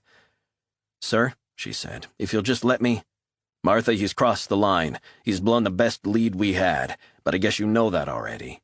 "Sir, I don't want to jump to conclusions until I know all the facts. Resnick was on this before anyone. He was the one who tracked down Vincenza." "He's blown a chance to get vital intel. Do you know what counterterrorism are saying?" "Sir, I deal in real intel and facts. Fact number 1, we don't know what happened up there. Only Resnick does." "I don't give a damn." Out of the corner of her eye, a razor-thin red beam shone through the window. "Look out!" she shouted as a red dot locked onto Vincenza's head. Time seemed to slow down and then stop. A bullet ripped through the windows, shattering the glass, flooring Vincenza. He lay prostrate in a pool of blood as the shouting began and chaos ensued. Meyerstein had been flung to the floor when the glass shattered. Her mind was racing as Stamper ran into the room. She looked up and pointed to a position high up in the hills. 45-degree angle it came in at, she said. "I want Malibu shut down. Nothing goes in or out. Do you hear me?" Stamper nodded, then slipped on the bloody floor. "I'm on it, Martha." He got to his feet and scrambled across the restaurant to the rear exit. Meyerstein was hauled through a side door by her team and onto the Pacific Highway, back to the safety of the command center vehicle. A young L.A. counterterrorism vet was waiting. "Ma'am, we've got countless agents and police now scouring the houses overlooking the highway. Roadblocks are set up in every direction." Meyerstein's heart was racing. She looked out the window at the lights on the hill. "What are we talking about?" "Military sniper, I'd suggest. Resnick cautioned that they might be watching," she said. "This is a targeted assassination. The bomb attached to Vincenzo's car. It was pure chance that Resnick caught sight of that, but it didn't stop them. Like most pros, they had a backup plan. They didn't come all this way to miss their man, and they're not going to be satisfied until every member of the Delta team from Tehran is wiped out. 3 are dead. We're trying to track down 2. That leaves Resnick. He must be protected. These Iranians can't win." The counterterrorism guy nodded, but said nothing. "What's the latest on the 2 guys killed up in the canyon?" "Update just came in. Just as Resnick said, they were taken out long range, just like Vincenzo, from half a mile, maybe more." "Ballistics backs that up?" "They will. First responder said it's clear it isn't 9mm slugs we're talking about. Shots darn near tore the kids' bodies apart." "IDs on the 2 kids?" "Americans." "What else?" "Parents were Iranian." "What happened to them?" "We're piecing it together. UCLA students, probably radicalized. The parents, by all accounts, didn't know a goddamn thing." "What about their computers?" "Early days. Forensics will comb laptops, cell phone records. We'll build up a picture." Meyerstein slumped into a chair and spun it around to face the young Fed. "What a goddamn mess. Our problem is if this gets out. The American people don't want to hear about some Iranian hit squad roaming around the country taking out people in Florida, California, and God knows where." The young man nodded. "Why didn't they take out Resnick when they took care of the 2 Iranian-American students?" asked Meyerstein. "My gut feeling, a separate cell was tasked with following the 2 young men to ensure they were taken care of if they got into trouble. So the triggerman might not have known that was Resnick on their tail? Compartmentalize. Need to know. You know the drill." Meyerstein's mind flashed up images of the bullets ripping through the window and into Vincenzo's body. She closed her eyes. "What's the NSA saying?" "They're tracing calls to both the students' cell phones, which we have, but the traces are bouncing around everywhere. Calls are encrypted and virtually unhackable. It'll take time." "We should never underestimate the Iranians." "One of the best special forces in the world. Technical skills and know-how built up over many years. They train Hezbollah, pass on most of their knowledge to them. Bombs, counterinsurgency, terrorism, intelligence, you name it." Meyerstein sighed. "Shows what we're dealing with. They still got Vincenzo and wiped out the 2 Iranian Americans who were on their goddamn side. How is that possible?" "They're resourceful, ruthless, and able to adjust plans in a fast-moving situation. The hallmarks of any special forces." A hard knock at the door, and a SWAT team leader stepped into the command vehicle. "Did you get Resnick?" Meyerstein asked him. "We got John Resnick." "Where is he?" "At a secure facility." "On whose goddamn orders?" "The President's National Security Advisor." 28. It was a high-speed, 30-minute journey west along the Pacific Coast Highway to the Point Mugu Naval Air Base. Meyerstein sat throughout the journey in quiet contemplation. The events were getting out of control. There were going to be more deaths unless this cell was destroyed. She felt the pressure building. O'Donoghue would be taking flack from the intelligence community. He wasn't averse to replacing a team and worrying about the consequences later. A security guard escorted her deep into the bowels of the base, along with Royce Stamper and the SWAT team leader. Down shiny corridors, air conditioning units growling low in the background. The guard was replaced by naval detail as they moved into a secure area. The lead naval officer said, "Ma'am, you're the only one with base clearance. They'll have to wait here." Stamper and the SWAT team leader each took a seat, settling down to wait for her return. She moved on with the new escort to an elevator, then up to a suite of offices on the top floor. Captain Daniel Frostrop, the base commander, sat behind a desk in a large corner office. He wore a charcoal gray suit, white shirt, and tightly knotted brown tie. He leaned back in his chair. "Take a seat, Meyerstein." The naval officer escorting her shut the door, and Meyerstein sat down. A moment later there was a knock, and a tall middle-aged man wearing a dark suit entered the room. Frostrop got up from his seat. "Brigadier General Andrew T. Belmont, Homeland Security, a counterterrorism expert and advisor to the President on national security issues. This is FBI Assistant Director Martha Meyerstein." Meyerstein nodded but said nothing as Belmont took a seat at the back of the room. Frostrop sat down again. "You're probably wondering why we have Resnick here." "I'd be interested in your explanation," said Meyerstein. Frostrop grimaced.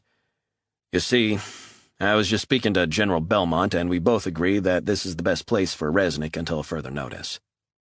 Meyerstein shifted in her seat. Under whose authority? Frostrop nodded in the direction of Belmont.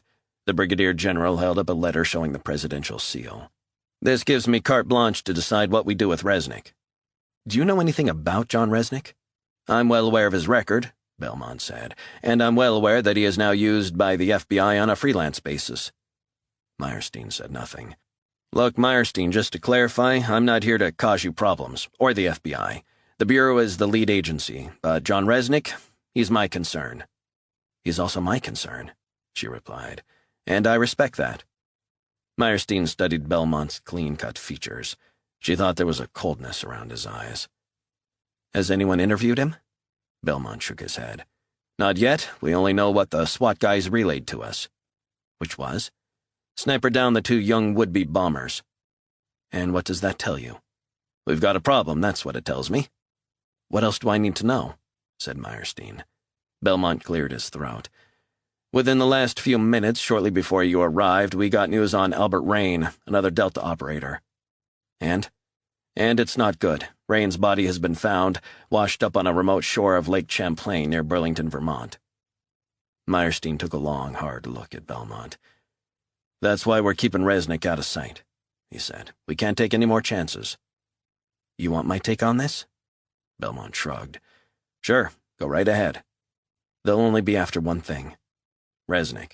Precisely, said Meyerstein. And that's why we've brought him here. No one needs to know a thing. There's a flaw in that logic, General. Belmont frowned. And what precisely is that? They'll check the nearest secure facilities, the nearest military bases. Belmont ran a hand through his short hair. Do you think they've got the capabilities to penetrate this base's security? I wouldn't put anything past the Quds Force. You can't be serious. I mean, for Iran to contemplate such a move, it would be near suicide. We operate in the shadows. Those are the rules. Meyerstein got up from her chair and paced the room. They've picked off 4 of these ex-Delta operators one at a time. It wouldn't make sense to leave any alive. They've been instructed to find them and kill them all. Simple. Frostrop spoke up. This is an easy decision, Meyerstein. Resnick can hide out here until the coast is clear. You're not listening. Besides, what if he doesn't want to? Frostrop sighed. What do you mean? I mean, do you think Resnick, for what we know about him, is the type of guy who's content to just hide out, do you? Frostrop said nothing, and Belmont shrugged. I know Resnick quite well, Meyerstein said. I think you've overlooked a way to deal with this. Belmont scratched the tip of his nose. What way? There are risks involved, I have to warn you. I don't like risks. Meyerstein smiled. Depends what sort of hand you're dealt. What are you proposing? I want to speak to Resnick, said Meyerstein. Face to face, now. Belmont examined his hands, pressing back the cuticles on his fingernails. Why? I want to see if we can use him to get closer to them. Brigadier General Belmont accompanied Meyerstein deep into the restricted area of the base. They headed down a series of corridors until they reached a basement tunnel that led to a separate building. She felt disoriented as they approached a screened-off area, armed guards blocking the entrance. IDs were checked and they were buzzed through. She peered through a small window into what looked like an interview room, with 1 table, 2 chairs, and a handcuffed John Resnick pacing the room. 2 cameras were placed high up on the walls. Meyerstein turned to Belmont. I need to speak to him alone. Belmont shook his head. No. I do this on my own or forget it, and I want the handcuffs off. Why? He's no threat to me. A long pause. Very well, said Belmont, but I'll be watching through the window. Belmont handed Meyerstein the key for the cuffs. She entered the room, the door locking automatically behind her. How are you? She said. Resnick glanced up at one of the cameras and shook his head. He turned to face her. You mind explaining what the hell I'm doing in this shithole? It's just temporary. He stared at her. You mind uncuffing me? Meyerstein stepped forward and uncuffed him. They were standing so close that she could feel the warmth of his breath. Resnick stood in silence, searching her face for answers. Meyerstein took a step back. This is payback, Tehran style. If you dish it out, you've got to be able to take it. Pity you can't share that sentiment with Tiny, Dorfman, Vincenza, and Rain. What do you mean? They took out Vincenza at the restaurant, long range. Just been told Rain's body was washed up at Lake Champlain, Vermont. I'm sorry. Resnick sat down in a chair, silent, face as impassive as ever, eyes clear, almost unfathomable. What was Albert like? She asked. Albert was the quietest of the crew, content you just be there. Dorfman was the one doing the wisecracking. He shook his head. I remember Albert showed me a picture of his newborn daughter that his wife had emailed him when we were taking cover in an informant's house in Fallujah. Meyerstein felt her throat tighten. The pride in his eyes was something any father would understand. He didn't tell anyone else, only me. I sometimes wondered why that was. Maybe it was because the rest of the guys pulled his leg about him being a cracker, having grown up in the backwoods of Georgia. Ain't she something, John, he would say. Meyerstein let out a long sigh. Tell me more about how they got Blaine, he said. Vincenza was gunned down as I spoke to him at Nobu. Resnick stared at her for what seemed like an eternity. You were right, she said. They were watching us, John. He bowed his head. What about the two who planted the bomb? John, you must have inadvertently got in between the two students on the bike in the shadow. Yup. Where was the trigger man shooting from? No idea. Too far from me. Meyerstein paced the room for a few moments. I've got a proposition for you, John. I need your help. First, get me out of this place. John, that might be a problem, but there's someone here who can make that problem go away. Meyerstein stared at the mirror, through which he knew Belmont was watching, and signaled for him to join them. Listen, said Resnick, I don't want to hear some horseshit story about we can't do this and we can't do that. They've just killed my Delta buddies, and I'm not going to sit here with my thumb up my ass. John, listen to me. You need to realize. Get me out of here, or... Just then, Belmont entered the room. Who the fuck are you? Said Resnick. I advise on national security matters. My name's Belmont. Resnick stared at him in silence. This is complicated, John. The Iranians want to take you out, but we're not going to allow it. I want to see if we can't come to some sort of arrangement, interjected Meyerstein. You talking about a deal? Said Resnick. Meyerstein pointed to the door. You want out of here? He nodded. There are risks involved in taking you out of here, risks for all of us. Do we all agree that we want to track down these sons of bitches? Resnick and Belmont both nodded. John, what if I said that I want to use you? In what way?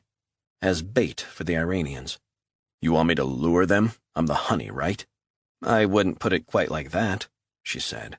I'll do it, on one condition.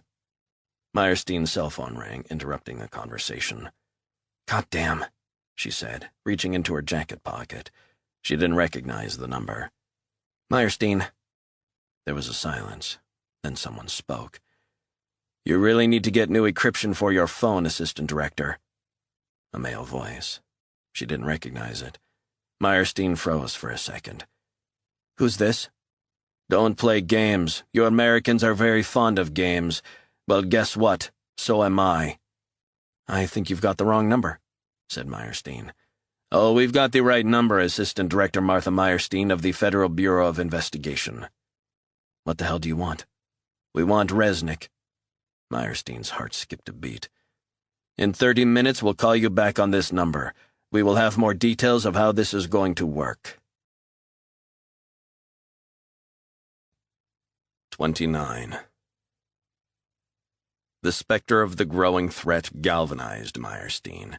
Sitting alongside Belmont in a secure conference room, she hooked up an emergency video conference with the National Security Council in Washington as they tried to get a handle on what and who they were dealing with. She scribbled down notes as the faces of the president's most senior military and intelligence advisors stared down from the large screens. Meyerstein listened as arguments raged back and forth among the experts. She ordered her thoughts and plan of action before she made her first input. I'd like to know what's the latest from the NSA on tracking this call. Mitch Chivers, an NSA senior analyst, said, Ma'am, this should be easy for us, but in this case it's not. What do you mean? Chivers glanced at his laptop. I'm just checking the latest from my team as we speak. We believe the call originated in California, specifically the Santa Monica area. We just can't narrow it down any further. They must be using more advanced encryption, but we're still working on it. Not good enough. Are you telling me the NSA can't crack this? Counterterrorism expert Ronald McMaster put up his hand. If I can jump in here, Martha, my best analysts have been working on this, but I'm afraid at this early stage, we don't yet have verifiable intel. Jesus, what do we know? We are certain these are Iranian Quds Force operatives, and they seem prepared to up the ante. Tehran knows the ramifications if they conduct any terrorist acts on our soil. I want names and the modus operandi of this cell, said Meyerstein. Is that clear? McMaster leaned forward and tapped a few keys on his laptop. Simultaneously, images of 5 Quds Force operatives appeared on the middle screen. We believe these are our guys, still checking the voice analysis. The guy in the middle is the leader, Mohsen Sezagara. He's here to avenge the death of his brother. His brother? Ali Sezagara, a nuclear fusion scientist who was blown up in Tehran 6 years ago. Meyerstein leaned back in her seat. So it's personal. She turned and looked at Belmont. You want to jump in, General? Belmont sighed.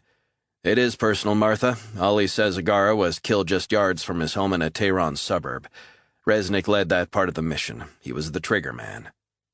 Meyerstein stood up. And when the hell were you going to tell me about Sezagara and how his brother was taken out by Resnick and his Delta crew? Belmont cleared his throat. It's always on a need-to-know basis. That's just the way it is. Bullshit. You put my team and me at risk, not to mention Resnick and his Delta crew. You need to get the right perspective on this, Martha. Meyerstein ignored Belmont and sat back down. Ronald, do you think taking out Resnick is the most important hit? Yeah, said McMaster. All that Shiite blood brother stuff, it's personal and it's bad for Resnick. Meyerstein looked at her watch. 15 minutes until they call back. How do we get on the front foot? McMaster said, I think we should get Resnick out of here. Take him to the other side of the country. You clearly don't know John Resnick, said Meyerstein. He will not want to hide from these guys. What else do you propose? We don't know what their next move is going to be. It's not the usual Iranian modus operandi to want to enter into discussions. I've got to agree with you on this, said McMaster. I fear there may be something bigger here. Something else to consider, Meyerstein said. Do you think these guys in California have gone rogue? McMaster winced. It's a long shot. Think about it. What if the brother of this dead nuclear scientist is ripping up the rule book and following his own agenda? To hell with the consequences.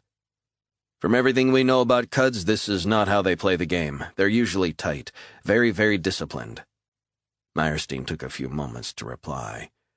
What if we're wrong? What if these guys have stepped off the deep end? What if they're not planning to go back to Tehran until all the Delta guys are dead? No one said a word.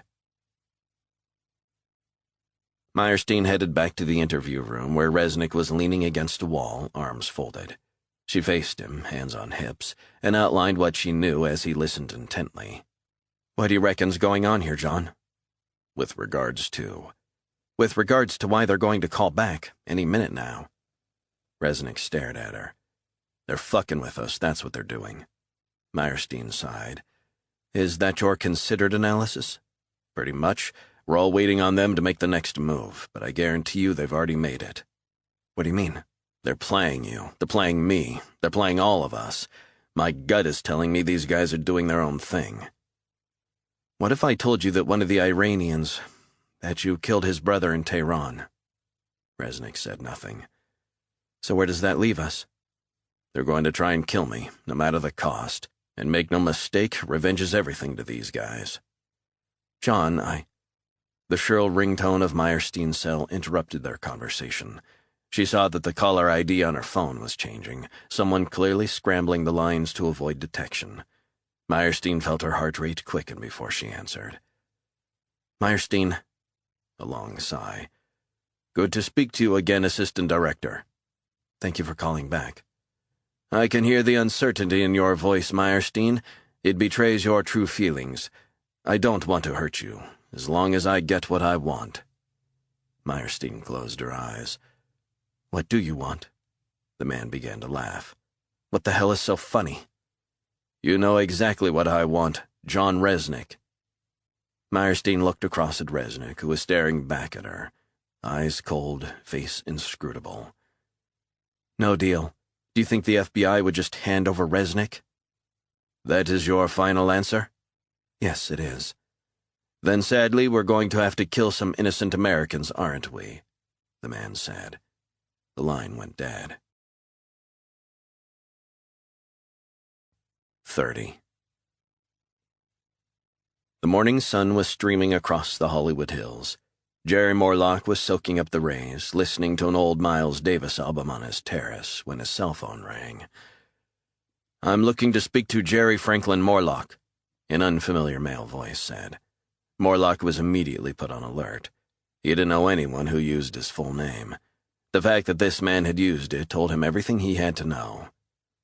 I think you have the wrong number. A long pause. I'm a contract worker. Morlock took a few moments to compose himself. He had been expecting a call. The two-tier code, his full name and the words contract worker, had been activated. The caller was from the CIA, who used Morlock as a back-channel to Tehran, as and when required. But it had been years since he'd heard from Langley. I'm sorry, this is a bad line. It sounded like you said you're a contract worker. Yes, I am. What can I do for you? Mr. Morlock, you may know my predecessor. His name was Stadler. Morlock did indeed know who Stadler was. He wondered if the caller was a replacement. There are things we need to discuss. We want to talk, frankly. Why? The man sighed. You're the back channel for this deal, right? Morlock lit up a cigarette, sucking the smoke deep into his lungs. I need to know that you are indeed who you claim you are. You need to make a call. They'll verify. Morlock said nothing as he exhaled the smoke. The verification code is 18 characters long. Do you have a pen handy? Morlock had a flawless memory for figures and didn't need a pen.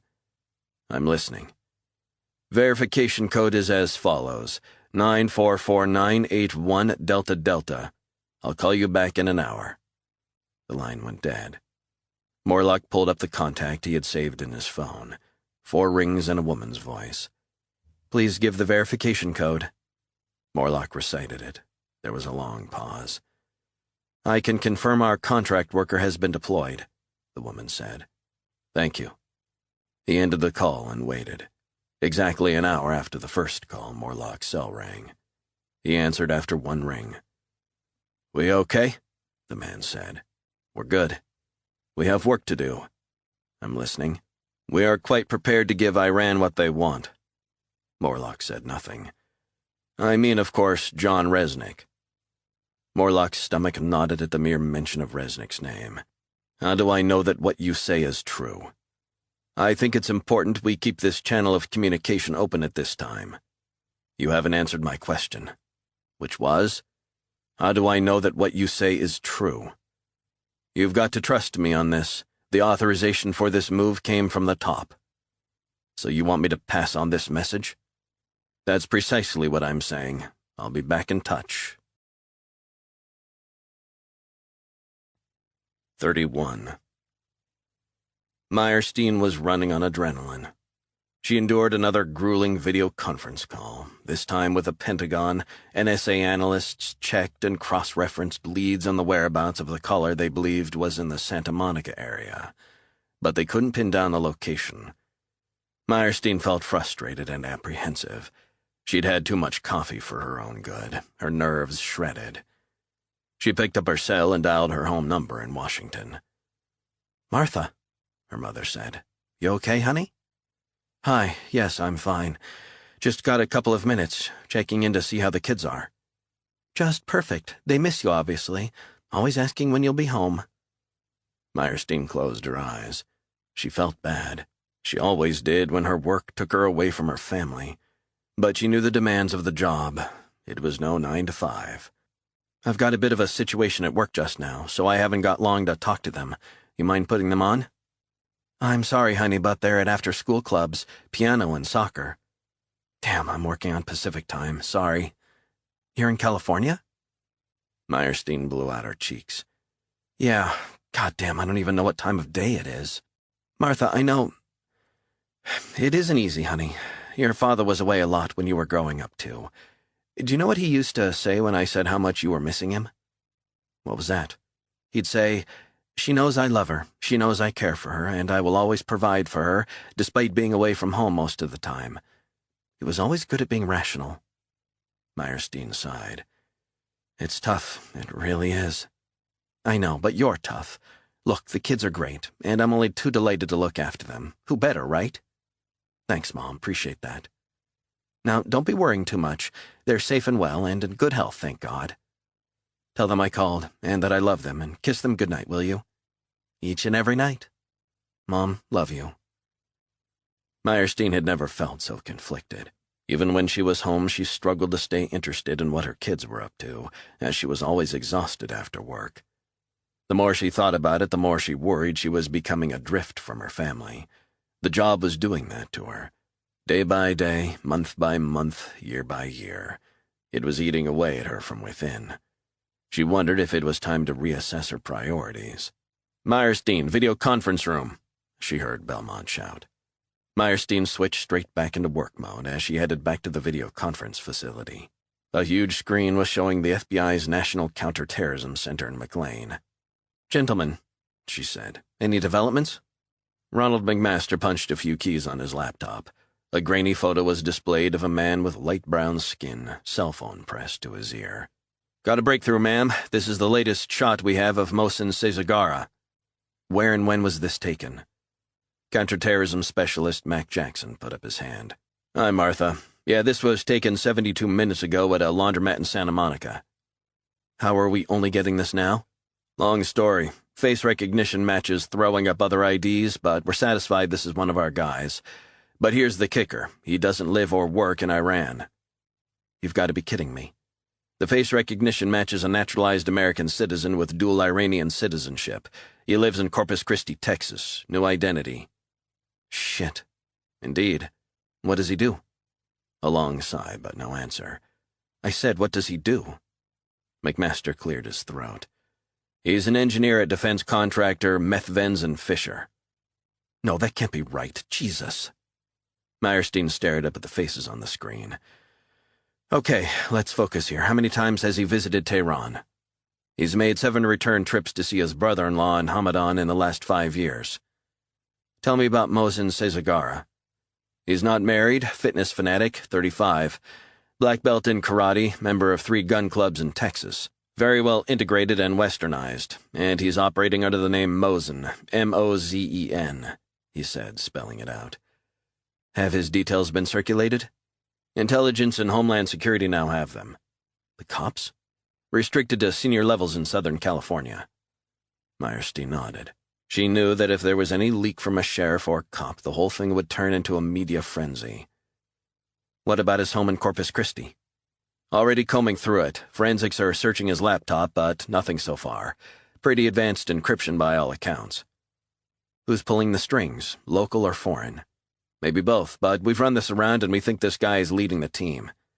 "Guys, we're chasing shadows. What's their next move?" "Martha, I don't think we can—" "I said, what's their next goddamn move?" A brief pause.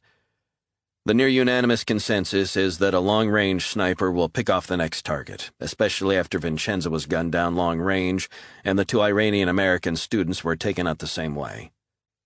Meyerstein's mind was racing. She didn't know if it was too much coffee or too little sleep. Maybe both. "How have we missed this guy?" "The same way we missed the Boston bombers," said McMaster. "That's not strictly true. We didn't miss those guys. We had a heads-up from the Russians." McMaster and the rest of the guys up on screen nodded. "This is different," she said. "This guy should have been on our radar. He's not working on his own. What about the rest of his crew?" A long silence opened up. "You're keeping something from me. What the hell is it?" McMaster rubbed his eyes. "Martha, Mohsen Sezagara was, at one time, on our radar." "What?" "The FBI had him under surveillance 2 years ago." "So why did it end?" "There were competing threats. We had to think triage. What was the most severe and urgent threat, then work back from there." Meyerstein leaned back in her seat. "So the guy leading a cell that hunted down and killed ex-Delta operatives was once under our goddamn noses? Tell me you're joking." "Sadly not." "Who made that call?" "Martha, I don't think it does anyone any good to trawl over." "God damn it, who made that call?" McMaster looked around at the faces at his end before he turned to look at Meyerstein. Authorization shows that it came from the San Antonio FBI field office. Who's in charge there? Martha, I don't think blaming someone. This has nothing to do with blaming someone. This is holding people accountable, because if we don't, we're going to make these same mistakes over and over again. Who's in charge? Special agent in charge is Charles Patterson. I need to speak to him right now, said Meyerstein. The sack is indisposed, Martha. What do you mean? He's on honeymoon. I don't give a damn where he is. I need to know the rationale. Martha, it was the wrong call. Get me his number. Mac gave her Patterson's number, and Meyerstein abruptly ended the video conference. 3 rings and the call was picked up. This better be good, a man's voice rasped. Meyerstein cleared her throat. Charles, apologies for bothering you. Assistant Director Martha Meyerstein here. Is this a joke? Do you know what time it is? This is no joke. We've got an emergency, Charles. What kind of emergency? A guy the San Antonio field office had under surveillance. Look, is this a secure line you're on? Yeah, who are we talking about? Meyerstein rubbed her shoulders to relieve her tense muscles. Mohsen Sezagara, dual citizenship, Iranian-American, worked for a defense contractor, under surveillance. I know the one you mean, but what do you mean we had him under surveillance? I mean you lifted the surveillance on him. I did no such thing. Meyerstein was momentarily thrown by his answer. She quickly scrolled through the email McMaster had just sent through. I'm sorry, I have a copy of the instruction you sent out on the 7th of March this year. Listen, Meyerstein, I sent no such thing. I have it in front of me with your signature. Not mine. There's no goddamn way I authorized that. Meyerstein wondered if the sack was just not willing to take the flak. Are you positive? I'm going to be double-checking this. 100%. I did not authorize that. You say the document has my signature? Has that been verified? Because I think you'll find that signature isn't mine. Meyerstein closed her eyes for a moment and sighed. She hadn't seen this coming. Listen, he said, get the handwriting guys at Forensic Document Examination to check the signature. It ain't mine. Meyerstein thought he sounded genuine. Charles, we'll check this out. You might be hearing from counterterrorism. Probably want to keep your cell charged. What the hell's going on, Martha? I need to go, Charles. Enjoy the rest of your honeymoon. Meyerstein ended the call and hooked up again with McLean. She relayed the information to Jackson and the rest of the counterterrorism specialists around the table. That's impossible, Jackson said. Except it's not. I want the best FBI forensic handwriting expert to check over this instruction from Charles. He's adamant it wasn't him, and I believe him. Copy that, we're on it. This'll take a couple of hours, Martha. I'd suggest you get some rest. Grab it while you can. Meyerstein was about to protest, but she knew it made sense. She realized she hadn't slept in the last 24 hours. She ended the video conference and was shown to a suite. 3 hours later, a gentle knocking on the door woke Meyerstein. It took her a few moments to get her bearings. I'll be there in 10 minutes, she shouted. She jumped out of bed and quickly freshened up with a hot shower. She touched up her makeup, got dressed, popped a mint in her mouth, and returned to the video conference room. The face of handwriting specialist Morton Greenbank was up on one of the screens. Ma'am, Special Agent Greenbank, I can see how they did this. Did what? The signature is not Patterson's. What do you mean? It looks like Patterson's at first glance, but it's not. They hacked the FBI. Meyerstein shook her head. This is getting worse. How could they have done this? We're still trying to figure that out, but I can confirm there has been a clear breach down in San Antonio. Someone accessed a server and got to work. FBI cybersecurity has been breached? Are you kidding me? Sadly not, ma'am. It's a constant battle to stay ahead of the hackers and countries looking to exploit our vulnerabilities. They do this all the time. Yeah, but how? Any weak spot or local weak spot might have provided the opportunity. Perhaps a memory stick that was swapped, infecting a local computer down there, allowing them access. Break into an agent's car and any laptop or flash drive in there could be their way in. It's low-tech, but very effective. Okay, how long till you determine exactly how this happened? I'll have it within an hour. Can you also determine how this false signature got onto the document and into our system? I'll get to it. Greenbank's face disappeared, replaced by McMaster. The adjacent screen flashed up a picture of a thick-set man with pale brown skin and piercing black eyes. Martha, we've got a critical update. Who's this? This is Mosen's brother Behzad. He lives in Dallas, organizes tours for wealthy Texans to Middle Eastern tourist haunts. Jordan, Egypt, and so on. His wife and 3 kids took a flight to Tehran 10 days ago. He's disappeared. What else do we know about this guy? Westernized like his brother, never been under FBI surveillance. What else? Here's the kicker. He bought ammonium nitrate at a Home Depot in Austin last month. Meyerstein put her head in her hands. And he and his brother are here in Southern California. Martha, this is a fast-moving situation. We have hundreds of officers and agents doing stop and searches of vehicles and individuals across Santa Monica. We're also going door to door in the houses overlooking Nobu and Malibu. Still nothing. Are you telling me there's no surveillance footage from someone's front yard or driveway? Martha, each and every house is being checked over. It takes time. We haven't got time. I'm well aware of that. Meyerstein's phone rang. The caller ID was a number she didn't recognize. Before she answered, she looked up at the screen. Are we doing a trace on my cell? McMaster nodded. Already in place. Go right ahead. Meyerstein answered the call. Yes? We don't want to hurt anyone. The man's voice again. Really, we don't. So you're going to give us Resnick. Hand him over. Meyerstein felt her blood turn cold. Listen, we don't do deals. Don't you? Not with you, not with anyone. A long sigh. And that's your final word? Meyerstein looked up at the screen. McMaster was nodding. We want dialogue. You're trying my patience, Meyerstein. Meyerstein felt her stomach knot. We don't do deals. Then I'm afraid Americans will die, and it will be on your head, Meyerstein. 32. Mosen Cesagara parked the car on the 3rd level of the parking garage in downtown Santa Monica. He glanced in the rearview mirror and made sure there wasn't anyone else around. Satisfied there was no one to disturb him, he got out and popped the trunk. Inside was a backpack. He took it out and slung it over his shoulder, slamming the trunk hard. Then he locked the car, took the stairs down, and walked across 2nd Street to the 4-screen Laemmle Cinema. They were showing a number of European art house films. He asked for a ticket to a gloomy-sounding Scandinavian movie and handed over a $20 bill. Taking his change, he headed into the auditorium, which was nearly full, maybe around 40 people. Mosen sat in the middle of the front row and placed his backpack onto the seat, tight between his feet. He took off his shades and stared up at the screen. The film was about a loner detective investigating the death of a politician's mistress. He heard whispered voices several rows behind him. I wish he would get his goddamn head out of the way. Why is he sitting in the front row? Cesagara afforded himself a wry smile in the darkness. If only they knew, he thought. He stared at the dank images of a Copenhagen alley as these cinema-goers in far-off California absorbed the film's message. The Western liberal mindset at work. A progressive society on the surface. He had seen it as he integrated into the Texan life. Kids who didn't respect their parents, a lack of discipline in poorly run schools, and the consumer-driven quest for a new car, new gun, new house, and invariably a new wife. The rustling of candy wrappers a few rows behind him brought him back to his surroundings.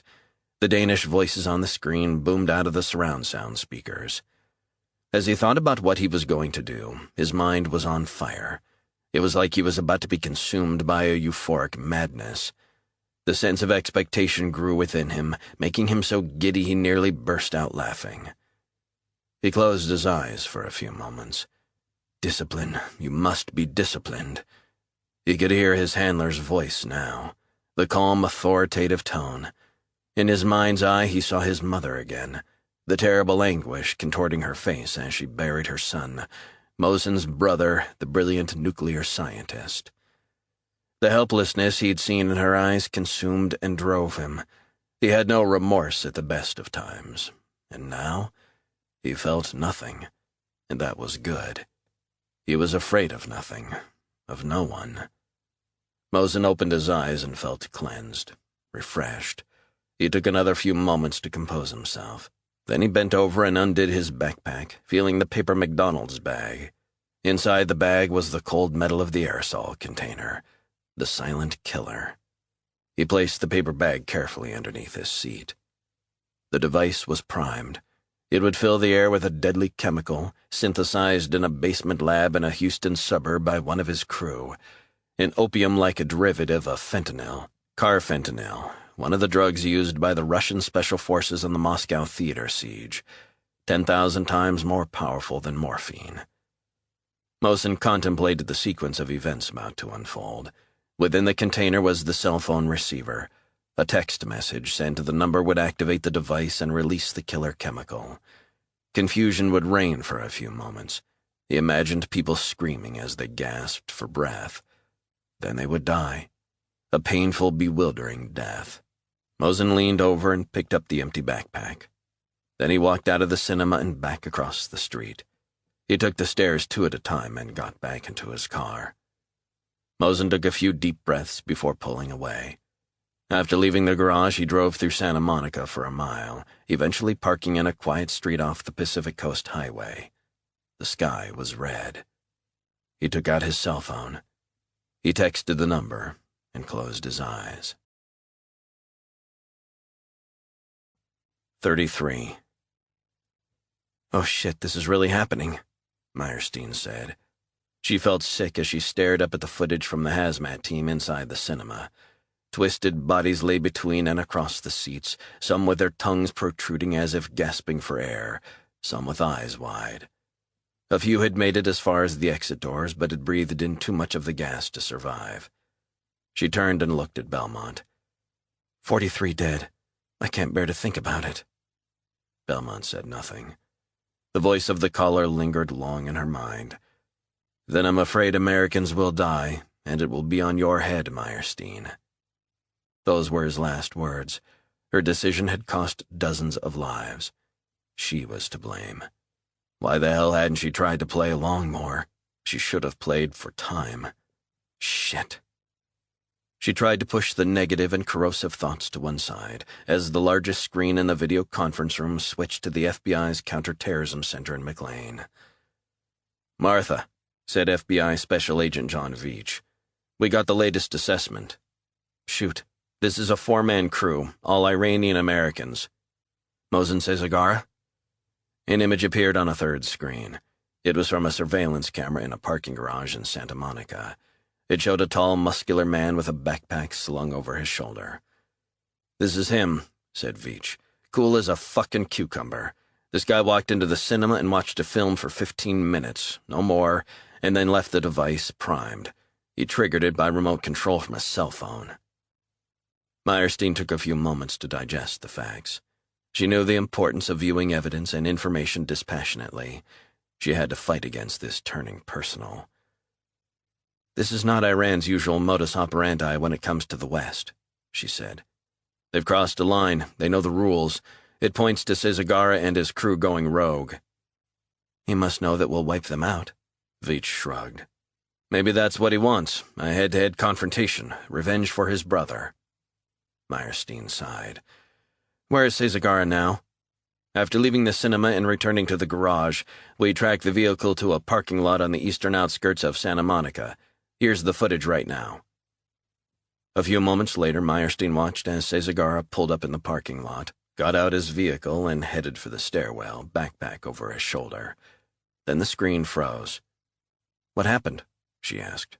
"Jamming technology blocked all the surveillance cameras within a 100-yard radius. Likely he drove away in another vehicle or was driven away." Meyerstein shook her head. She thought about what Resnick had said. "They're fucking with us." "Big time," said Veach. "The president is meeting his closest advisors as we speak, including O'Donoghue. They're assessing all options, including..." "Including what?" "Martha, they might cut Resnick loose." Meyerstein wondered if she had heard right. "Tell me you're joking." "Martha, I don't like it any more than you do, but we have to look at the big picture." "Are we just going to hand Resnick over to them? The United States of America is serious about this? Have I missed something?" "It's one of the options on the table."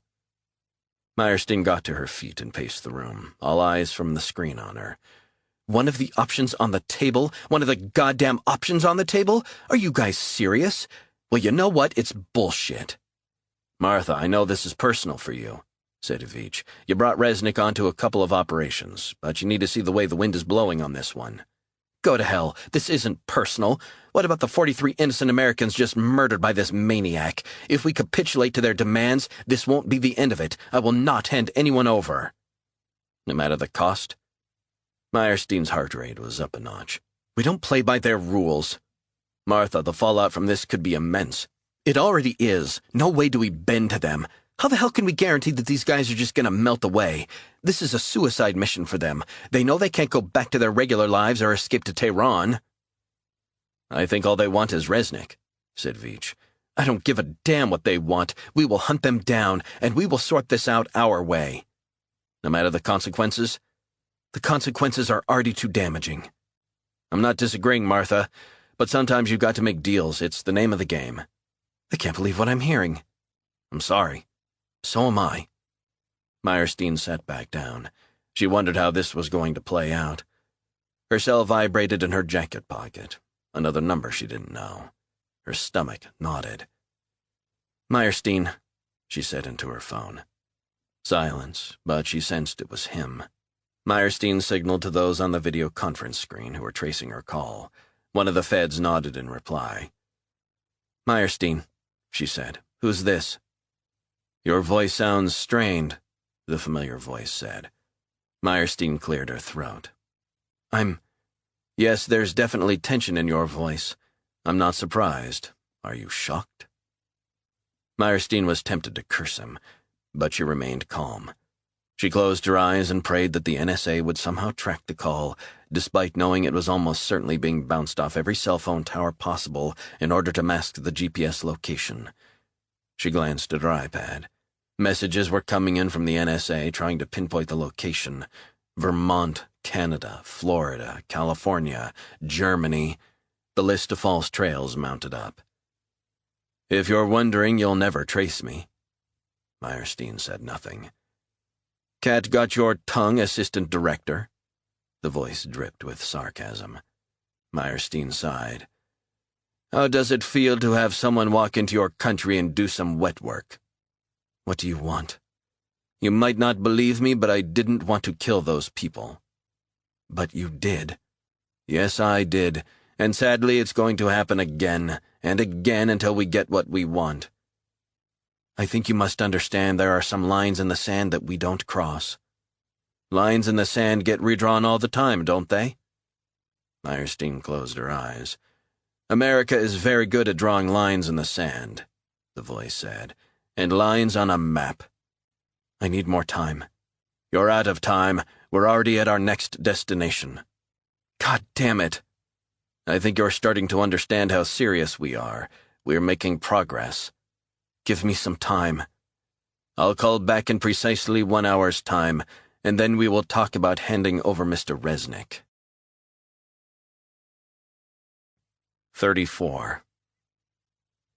"Martha, the NSA have got a fix on the phone," Veach said. Meyerstein felt her heart rate hike up a notch. "Location? 10 minutes, Oxnard, right on the beach." "Let's do this." Meyerstein headed outside to a waiting SUV, accompanied by 3 LA feds, before being driven off the base at high speed. The radio crackled into life, speakers on. "Be advised," Veach said. "There's a SWAT team on the outskirts of Oxnard, 1 minute from the location." "Have we got more details?" 1262 Santa Cruz Avenue, colonial-style house. Stairs up to the door on the first level, double garage. Owner of the house is Jackson Melrose, boat builder, but he rents it out through Oxnard realtor Leland Van Zandt. No note of who is living there at this moment." "Copy that, thanks." Meyerstein looked at the driver. "ETA for us?" The driver glanced at the GPS as they sped down the street. 7 minutes. "God damn," said Meyerstein. "SWAT will have to make the call as they'll be first on the ground, but approach with extreme caution." Veach replied. "Copy that. Out." Meyerstein sensed the mood among the team she was traveling with had hardened. The focus had intensified. She knew that getting the terrorist's cell, either dead or alive, was all that mattered. But something was gnawing away at her. Her father had always instilled caution. She wondered about the sudden revelation of the GPS location. She called Veach, who picked up after one ring. "Martha, you still en route?" Meyerstein peered at the road up ahead. "Yes. Listen, about the trace on the GPS signal. What about it? How come they've jammed their signal so far, but not this time? Jamming technology works best when on the move. Indoors, it's more susceptible to interference from a TV cable box or the wireless signal from a router. Meyerstein pondered on that for a few moments. Yeah, but what if it's something else? What do you mean? What if it's a trap? That's what I'm saying. Veach said nothing. Meyerstein thought the silence went on too long. I'm still waiting for a reply, she said. We're nearly there. I need to know. The driver said. ETA 2 minutes. One of the analysts, Matty Sanders, thinks they're fucking with us, Veach said. I know Matty. He's working counterterrorism for Homeland Security. Yeah, Joint Counterterrorism Task Force. He believes these guys are out of the Cuds loop, acting on their own, and they're fucking with us all. And he's convinced they won't stop until they get Resnick. He believes this little trip into Oxnard might just be a diversion. He said it might be a counter-surveillance move with them watching us. Tell him I want to talk when I get back, said Meyerstein. Will do, Martha, but the analysis is saying irrefutably it's them. The sound of a chopper overhead was partially drowning out the conversation. Let's hope you're right. I'm monitoring from the sky, said Veach. If they're there and make a run for it, we've got it covered. Keep this frequency open, replied Meyerstein. Will do. Another voice came on the channel from the SWAT vehicle approaching the house. 10 seconds till arrival. Meyerstein waited. 35. Resnick was sitting in a chair in the Naval Base interview room when Belmont came in carrying 2 cups of coffee. How you holding up with this confinement, John? He asked. Resnick shrugged. I'm holding up fine. Where's Meyerstein? Belmont handed him one of the cups. Black, right? Resnick nodded and sipped some of the coffee. It felt good to get something apart from dexedrine into his bloodstream. She's... Belmont blew on his white coffee and sipped it. She's in a meeting. This about the earlier call they put in? Belmont nodded. Meyerstein said that one of the guys is the brother of one of the scientists my team took out. I can't discuss that with you, John. Why the hell not? Protocol. Protocol, huh? That's bullshit, General. Belmont said nothing. Where do you work out of? Asked Resnick. I work for the government. The government. The American government. Belmont stared intently at him. We need to nullify this threat. Don't you agree, John? Resnick gulped down the rest of his coffee. Yeah. Belmont went across to the wall and leaned against it. John, I want to level with you. We need to talk about options. Options? Yeah, options, John. Resnick sensed something wasn't right. But first we're going to move you to a safer location. A safer location? What the hell does that mean? Somewhere more secure.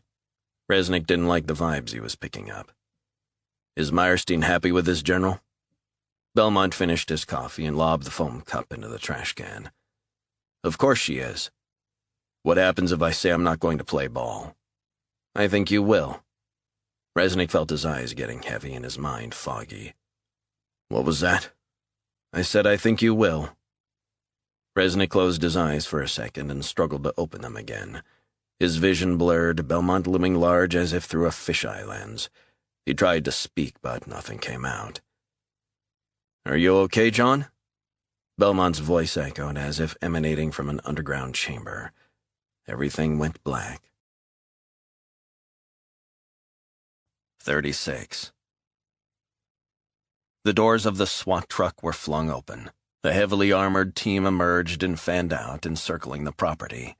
Meyerstein watched from the back seat of the SUV as the lead guy bounded up the stairs. She could hear his heavy breathing on her headset. He knocked at the door. 3 more times he knocked. No reply. His voice drawled, "Kick her in, son." His colleague stepped forward and kicked the door in, and the rest of the team stormed inside. FBI, SWAT, she heard them shout. No one fucking move.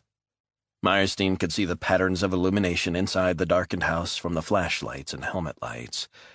FBI, SWAT, come out right now. Meyerstein held her breath for a few moments. The lead guy was breathing hard. Upstairs, downstairs, basement. All clear. Still to check the attic. Stand by. Another SWAT voice. GPS is showing it's here. The signal slap bang at this location. It's here. Get up into the attic. Yeah, we're on it. A few moments later, a gruff voice said, Yeah, it's been converted into a sleeping area. Unmade bed, piles of books lying around. Larry, check this out, a woman's voice said in the background. Meyerstein felt her stomach tighten. She wondered why they couldn't find the cell phone. Larry, said the lead guy, negative on the attic. We got a clean sweep?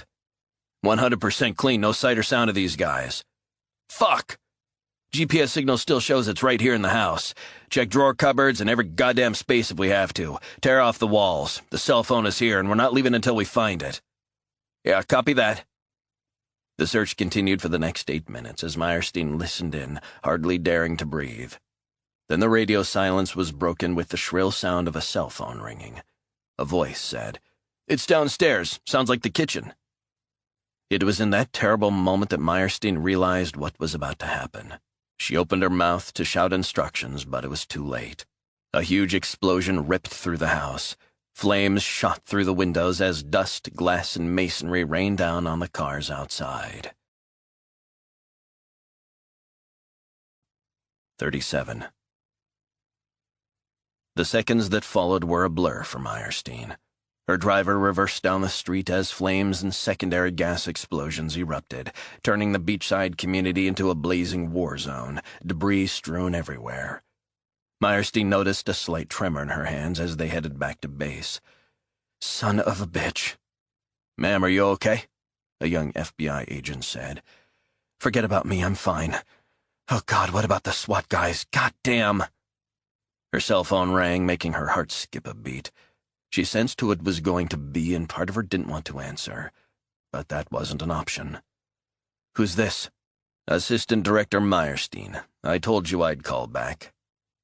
Meyerstein seethed as the SUV picked up speed on the outskirts of Oxnard. We will find you, and we will kill you, she said furiously.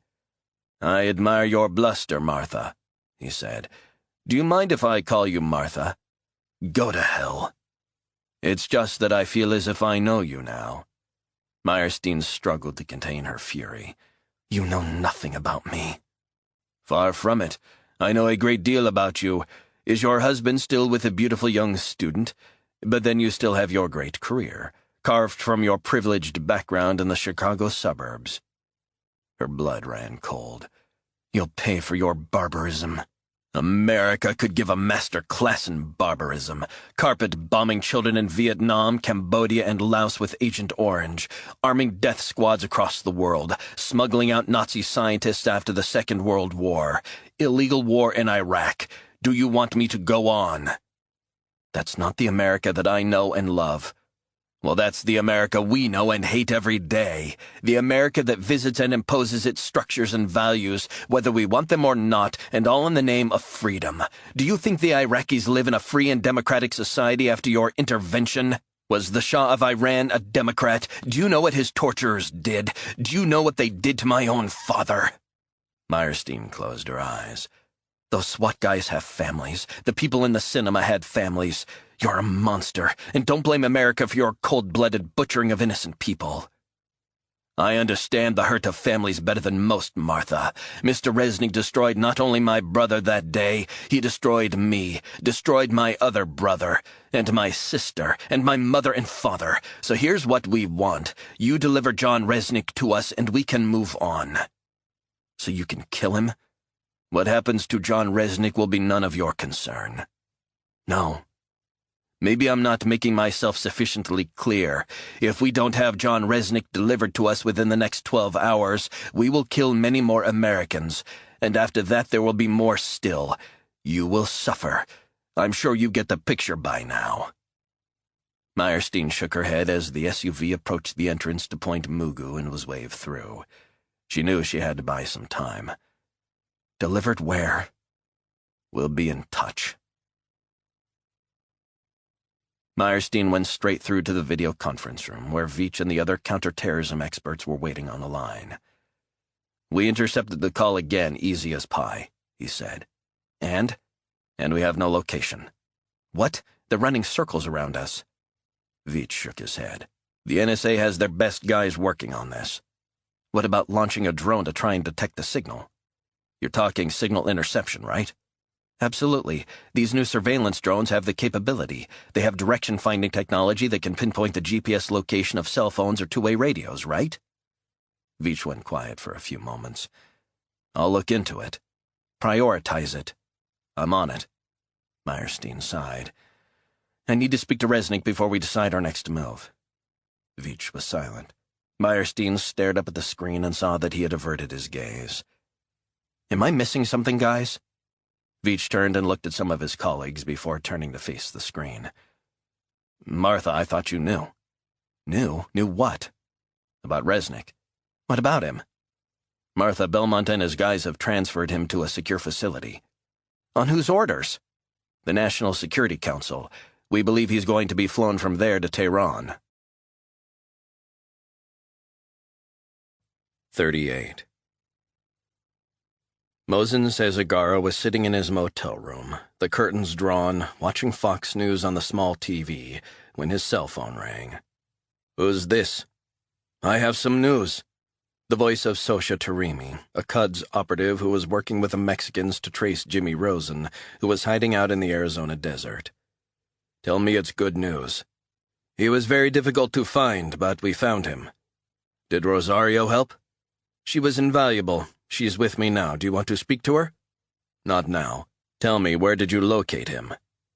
He was out in the Sonoran Desert last night shooting Mexicans, tipping out their water, leaving them to die. Nice guy. Where exactly? On the Tohono O'odham Indian Reservation, couple miles from the Mexican border. Anyone with him? He was alone. We've heard that he got thrown out of his militia for knocking out the founder of the group. Has he been neutralized? Tarimi cleared his throat. I've got some footage for you to see. We wanted to get out of Arizona before we contacted you. Mosin's stomach tightened. You got him? I'll send you the clip, Tarimi said before hanging up. A few moments later, Mosin's phone pinged as his inbox received a message. He opened the video attached, which showed Rosen kneeling in front of a shallow grave in the middle of the desert, hands on his head. A driver's license was shown to the camera. Jimmy Rosen's ID. Mosin felt his heart rate quicken as a gun was pressed to Rosen's head. There was a single shot and the man fell backward into the grave. Mounds of sand were shoveled into the grave until it was filled. A few minutes later his phone rang. Fantastic work, said Mosin. That only leaves one left, Resnick. He's mine. 39. Resnick sensed he was not alone. He could hear whispered voices. He tried to open his eyes, and light suddenly burned his retinas. The background drone of a plane's engine. Vibrations. He heard someone move toward him. Mr. Resnick, apologies for the inconvenience, but needs must. Resnick squinted as a towering figure came into focus. Shaved head, staring eyes. Where am I? What the hell's going on? You're in transit. Who the hell are you? That's classified, said the man, who was wearing military fatigues. Resnick tried to get up, but plastic handcuffs attached to a steel ring on the floor restrained him. His mind flashed back to what had happened at the naval base. Where's Belmont? I don't know a Belmont. General Belmont, goddammit. The soldier ignored him. Belmont! Resnick shouted. Nothing. Resnick's hazy mind tried to figure out what had happened. I want to speak to FBI Assistant Director Martha Meyerstein. That's not possible, John. Why not? The soldier ignored him again. What's your name and rank? The man smiled but said nothing. Who the fuck are you? Resnick instinctively tried to get to his feet, but the restraints kept him in place. God damn it, what are these for? Just a precaution, John, so you don't hurt yourself. A shudder of turbulence in Resnick's ears began to pop. Sit tight. We're landing in 3 minutes. The man quickly moved forward and put a cloth over Resnick's nose. He felt himself slip and was once again swallowed up by the darkness. 40. Jerry Morlock was staring through the floor-to-ceiling windows as the setting sun over Los Angeles burned the sky a tangerine hue when his phone rang. He lit up a cigarette and watched the smoke fill the room. He answered after the third ring. "Yeah. Sorry for the delay." It was the man who had identified himself as the CIA contract worker. "I was wondering when I was going to hear from you. Problem?" "We've got the green light." "Excellent. We can now get this over the line. What about the logistics?" "Leave us to worry about that." "Very well, if you insist." Morlock dragged heavily on the cigarette and stepped out onto the terrace. "I need your word that there will be no last-minute change of plan." "We're good to go at our end. Can I give an expected time of arrival?" "You will have him within 24 hours. "You work fast." Morlock ended the call and crushed the cigarette out in an ashtray.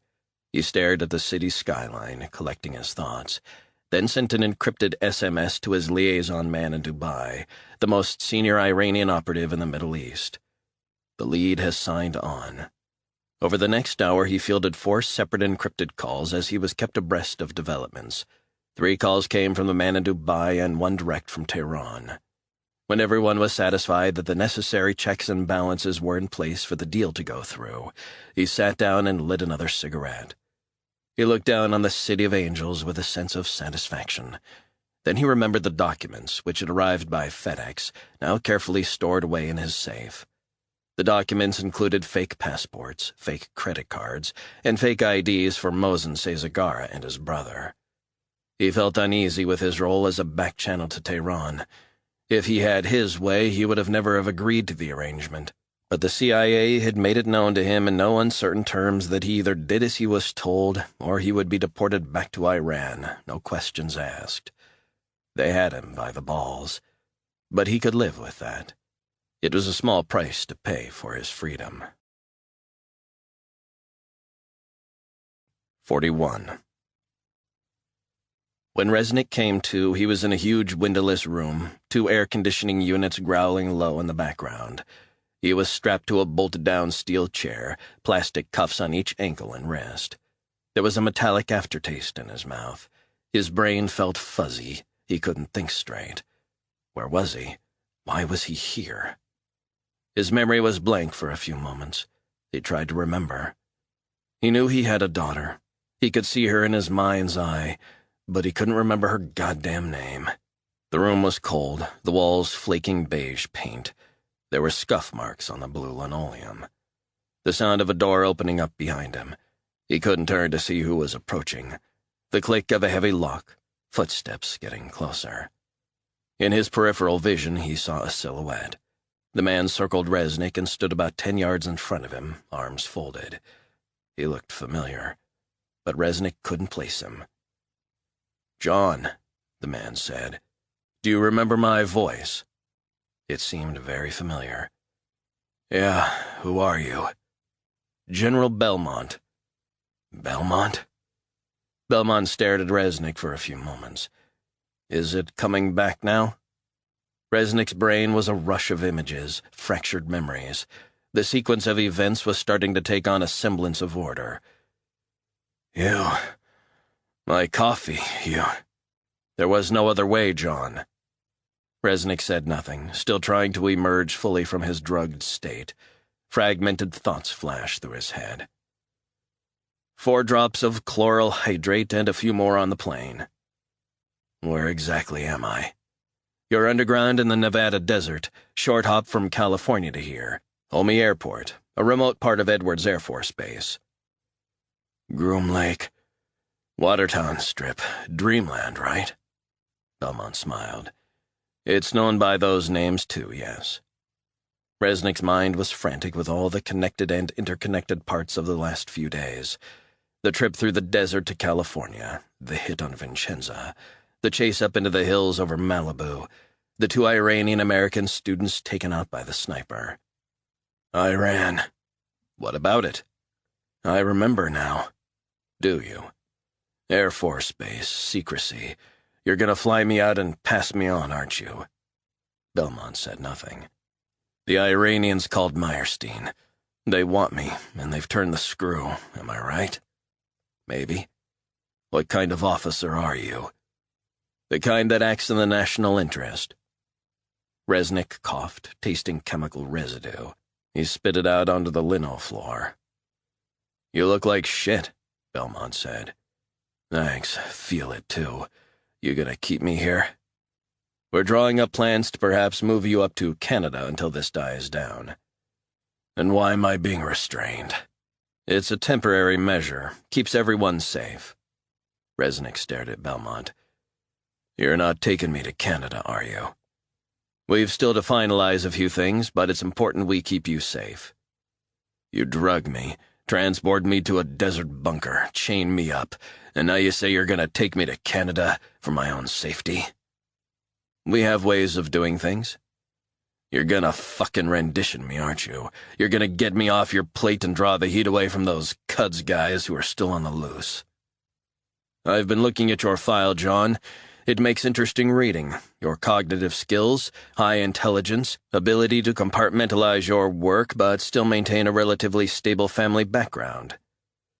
You don't know the first thing about me. Oh, but I do. Is there a purpose to this? Does there have to be a purpose, John? Fuck your cod psychology.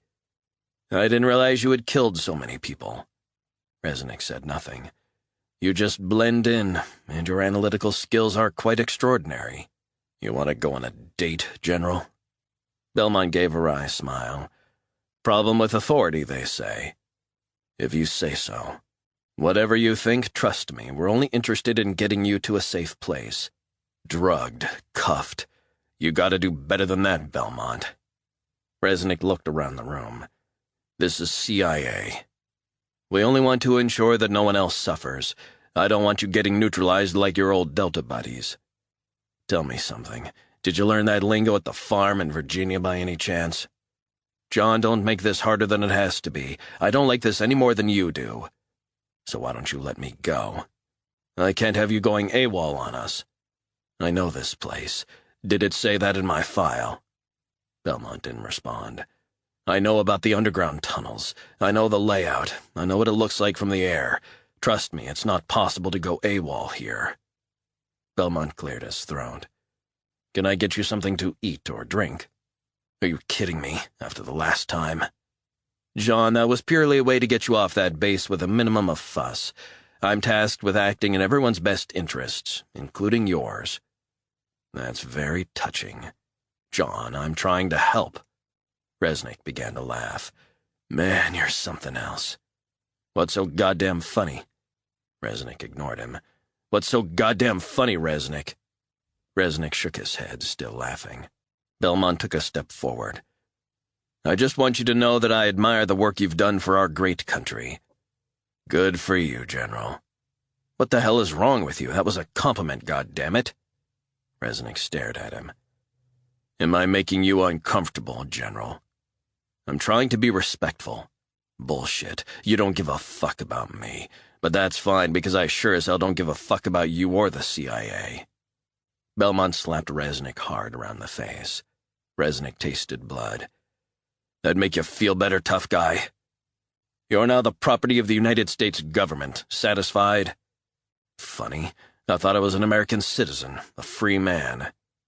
Resnick spat out some blood onto the floor. Belmont took a step back.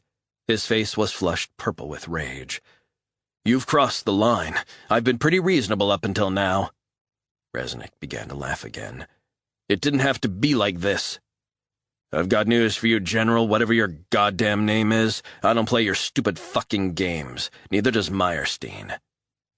Belmont turned and left the room, switching the light off as he locked the deadbolts on the door. Resnick was left alone in the darkness, cuffed to the cold metal chair. 42. Meyerstein stood in the interview room facing Donald Frostrop, the base commander. On whose authority was John Resnick taken from here? The Pentagon's. Tell me about Belmont and his role in this. Just after you left, an unregistered Gulfstream requested permission to land. They had CIA codes. Then what? 6 men, not in uniform, got out and entered the building. They left with John Resnick on a gurney, strapped in, unconscious. Meyerstein felt her throat tighten. What did you do about it? I was in a meeting at the other end of the base. So the guys just give the right codes, land, take Resnick, and walk straight out again? General Belmont was in charge. He left with them. One of our guards challenged the group, but Belmont pulled rank. Meyerstein turned her back on Frostrop for a few moments as she tried to regain her composure. "You'd think this was goddamn Guantanamo Bay." The commander nodded. "So where have they taken him?" she asked. "No one knows. This is the way the CIA plays the game. I want to see the surveillance footage of this whole goddamn thing." "That's not possible." "What do you mean?" "I've checked. There is no footage." "Hang on, what are you talking about? I've seen the cameras all over this base. They must have captured every second." Frostrop shook his head.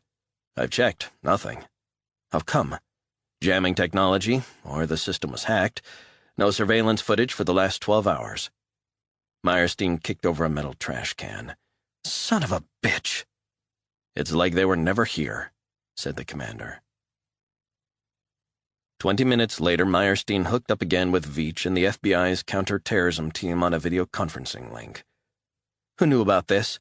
she asked. "No one," replied Veach. "It was CIA." "What's going to happen to Resnick?" Veach sighed. "Tough call. The director's preparing to call you any minute on this very subject." A few moments later, one of the screens lit up, displaying the features of FBI Director O'Donohue. "Martha," he said, "this is out of our hands. I'm sorry." "Who signed off on this?" "The authorization goes to the very top."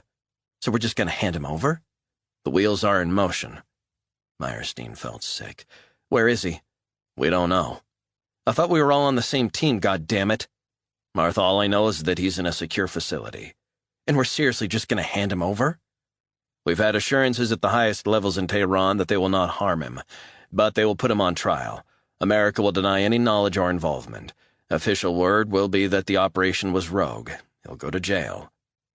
Meyerstein bowed her head and closed her eyes. "They're going to kill him. You know that." "Martha, this doesn't sit well with me, but our national interests come first."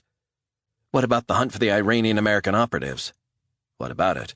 "What if we find them first?" O'Donohue stared at her. "We only have a very narrow window until he's handed over." "How long?" "I don't know. Hours, perhaps," he said. "Sir, we have 2 drones operating in Southern California as we speak." "That's a long shot, Martha, and you know it." "Listen, as long as they're up in the air, we have a chance." O'Donohue shook his head. "The odds aren't in our favor." "This is shameful." "That's enough, Martha." "Sir, it is shameful. What the hell have we become?" "What choice is there?" said O'Donohue. "To allow massacres to go on indefinitely until we find them? Imagine the reaction of the American public if they find out that we could have done something to avert any future attacks." "It's the wrong call, sir." "Martha, it's the only call. This is for the good of America." O'Donohue sighed. "You know Resnick personally, and that's what makes this so hard." Meyerstein imagined Resnick alone in a Tehran prison, or worse, dead. "Goddamn right it does." 43. Resnick shuffled down a hallway, restrained at the wrists with plastic handcuffs, metal cuffs around his ankles. He noticed sheathed knives hanging from the belts of the 4-man team surrounding him, as well as their 9mm handguns. He knew they were going to offload him. It was as clear as day. He also knew where they were taking him. The remotest part of the facility, cut off from all the other areas, but linked by a series of underground corridors. They walked past sullen guards and the cameras constantly panning the area, down a flight of stairs and into a huge communal shower room. His shoes were removed, then his socks. His clothes were cut off him, the cuffs kept on at all times. He was photographed and strip-searched before he shuffled onto the high-pressure shower. A towel was thrown at him, and Resnick dried himself off the best he could. He was shown into an adjacent room past a huge steel door with a serving hatch. He went inside, naked, cuffs still on. The door slammed shut. Clothes were handed through the hatch in a brown paper bag. A guard said, "Hands through the hatch." Resnick complied, and the plastic cuffs were cut off. The guard passed through a key. "You can now take off the ankle cuffs and hand them to us." Resnick complied. "Now get dressed," the guard said. Resnick put on the new clothes. He felt stiff after having been restrained. He ran on the spot, followed by 200 press-ups, then 100 sit-ups. The hatch opened. "Resnick, put your hands through. We need to put cuffs back on your wrist." "Is that really necessary?" It's orders. From who? General Belmont. Resnick paced the room. I don't think I'll bother, thanks all the same. We need to put them on. Why? He wants to speak to you face to face. What about? Flight up to Canada. And if I don't want to have the cuffs back on, then we'll have to do it for you. The voice was deadpan, without a trace of emotion. Resnick had learned early on that you only ever fight battles you can win. He placed his hands through the hatch, and a set of plastic cuffs were tightened around his wrists, pinching the skin.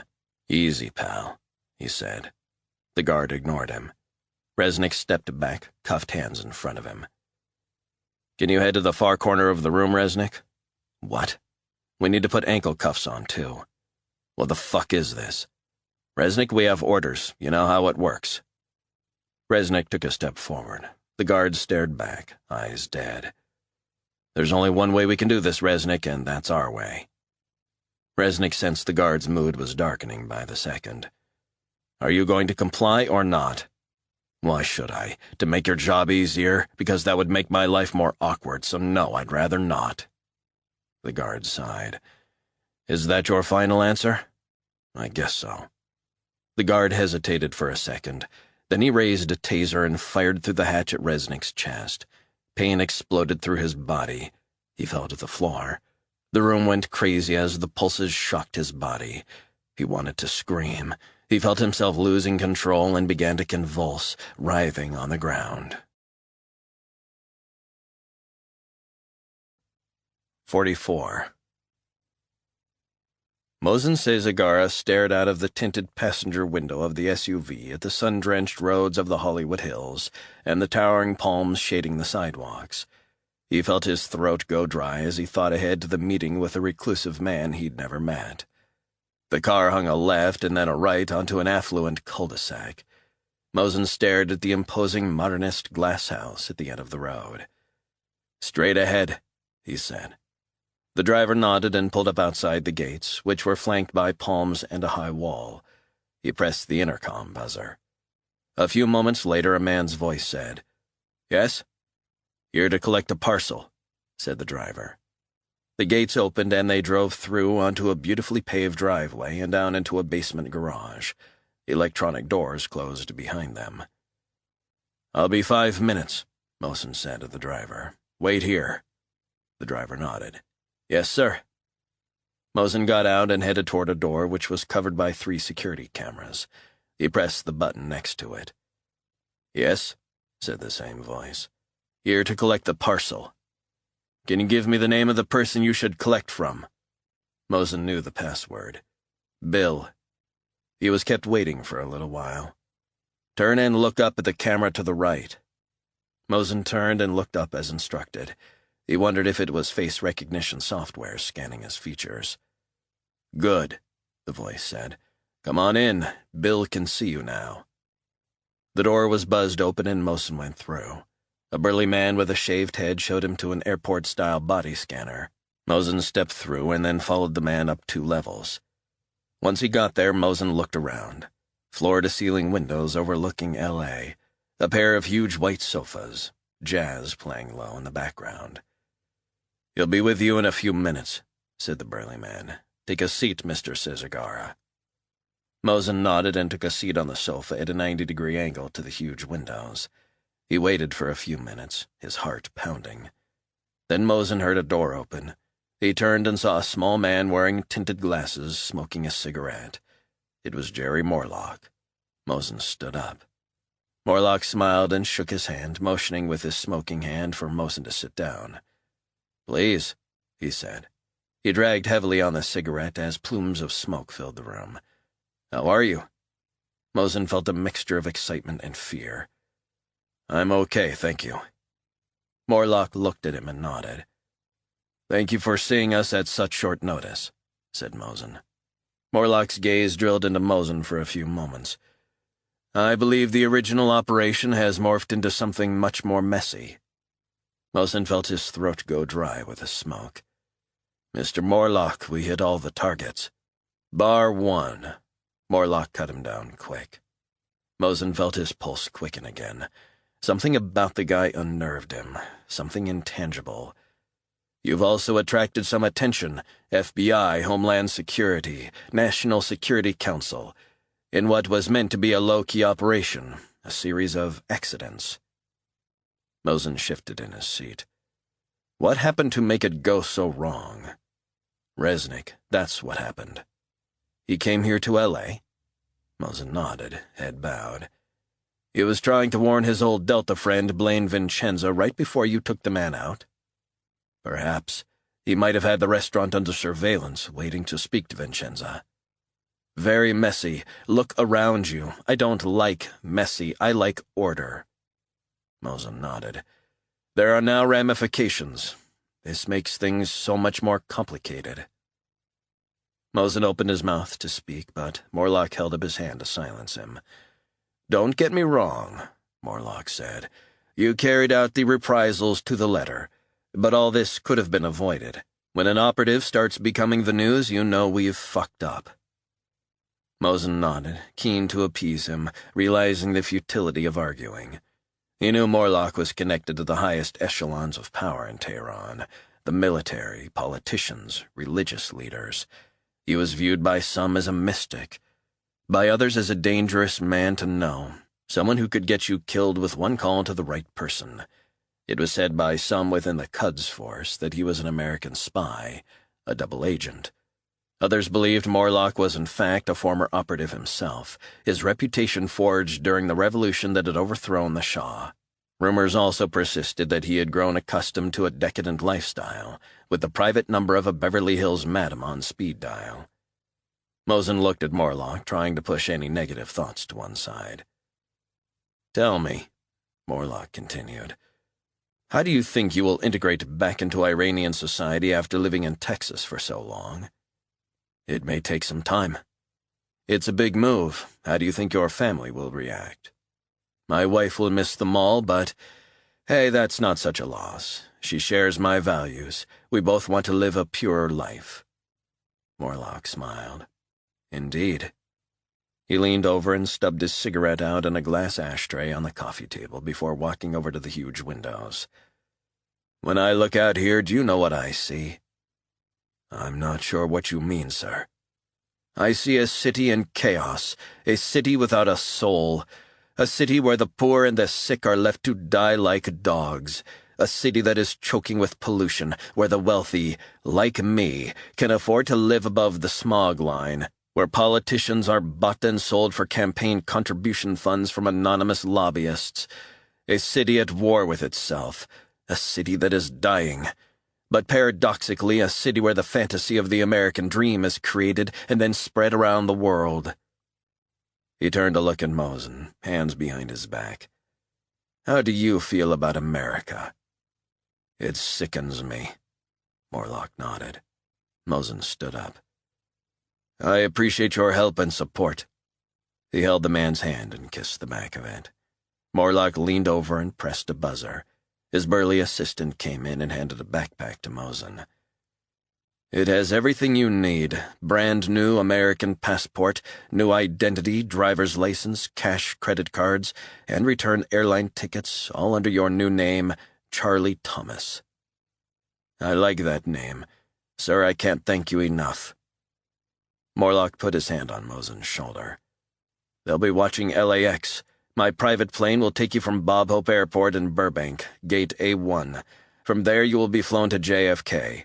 You will then catch a British Airways flight to London, and from there a Lufthansa flight to Tehran with a stopover in Frankfurt. Mosen nodded. Police are at Bob Hope, don't get me wrong, but not in the same numbers and certainly no feds crawling around. I'm sorry we didn't complete the operation. You did very well. You are a hero. Mosen was fighting back tears. What about John Resnick? He asked.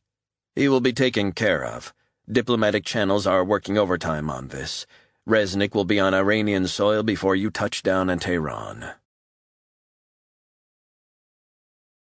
45. The squeaking of heavy steel doors roused Resnick. Harsh artificial light flooded the windowless room. His head, neck, and back all ached. He couldn't stretch properly.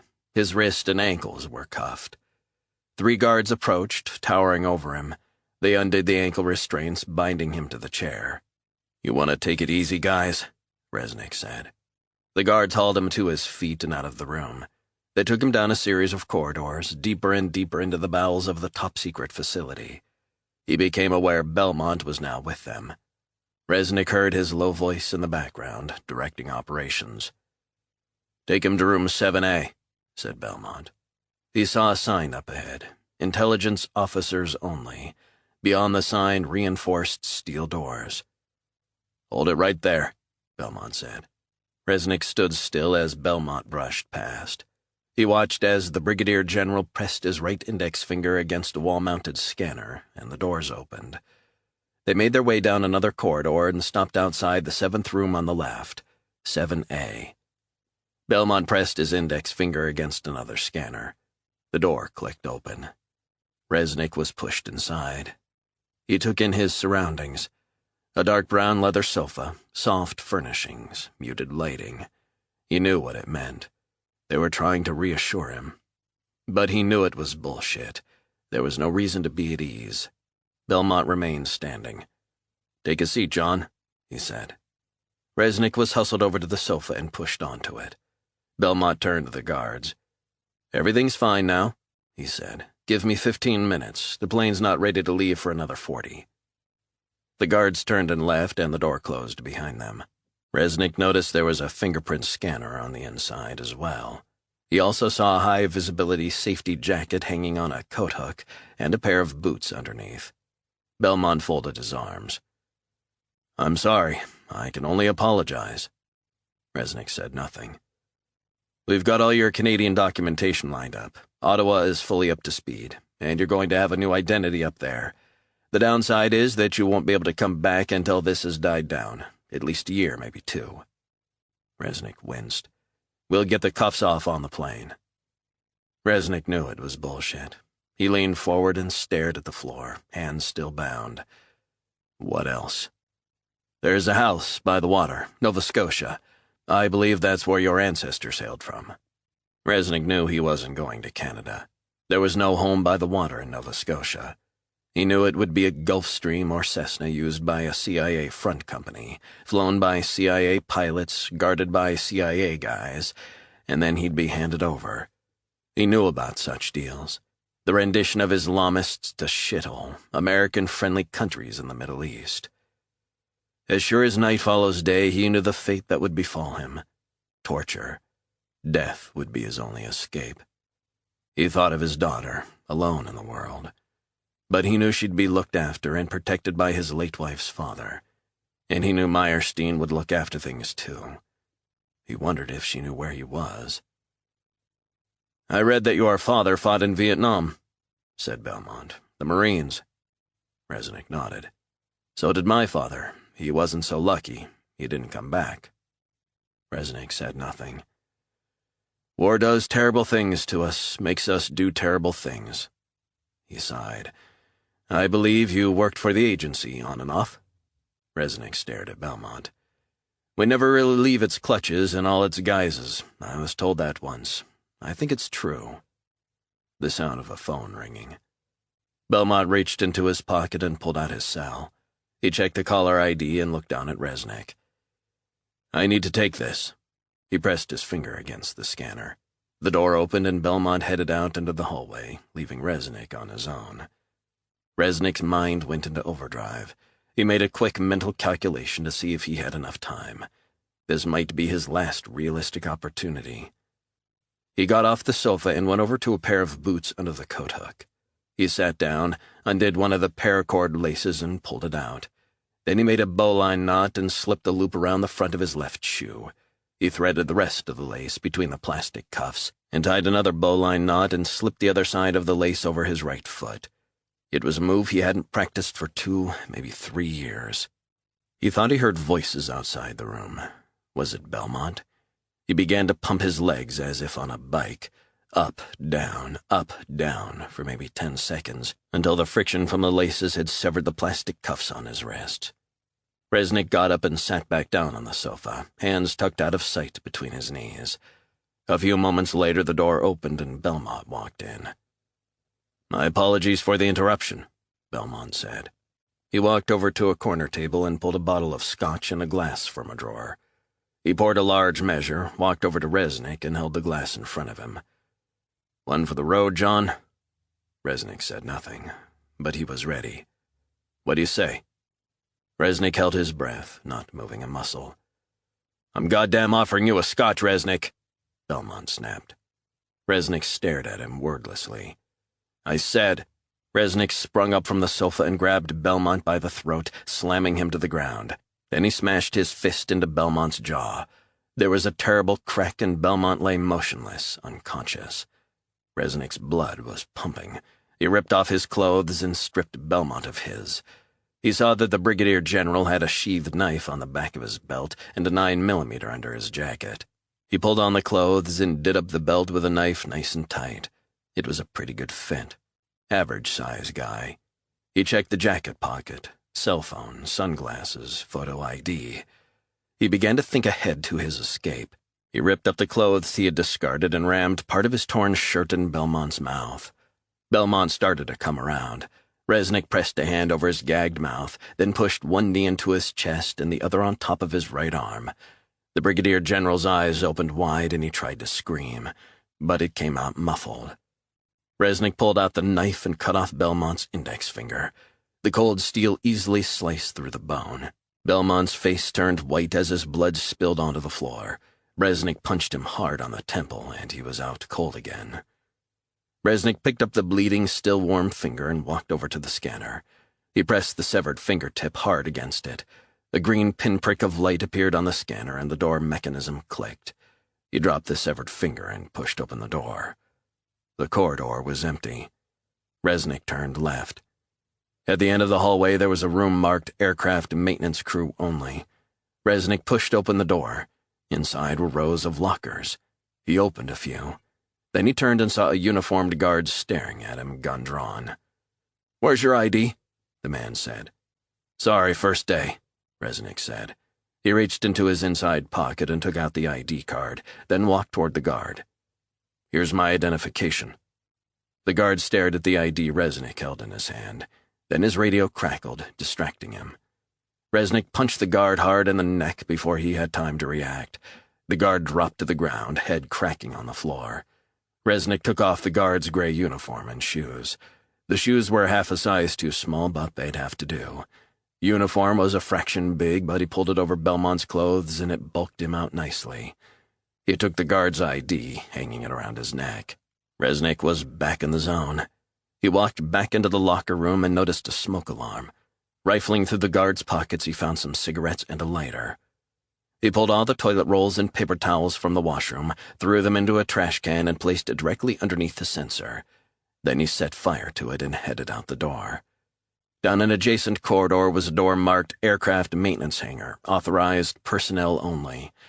Resnick pushed it open.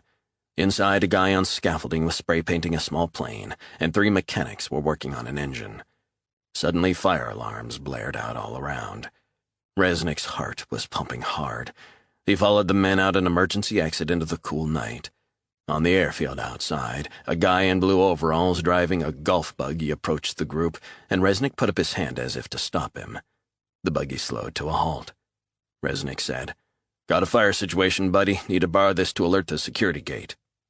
The maintenance guy jumped out. "Where's the nearest gate?" asked Resnick. The guy shrugged. "Don't you know?" "Just been transferred." The man pointed northwest. "Gate 3A, 200 yards on the right." Resnick jumped into the buggy and drove onto the floodlit roadways in the direction of the security gate. An armed guard stepped forward. "We've got a fire in basement level 4, said Resnick. "So I heard," replied the guard. "What are you doing here?" Resnick got out of the golf buggy and showed the guard his ID. "I'm McElroy," he said. The guard put his hand out to take the ID.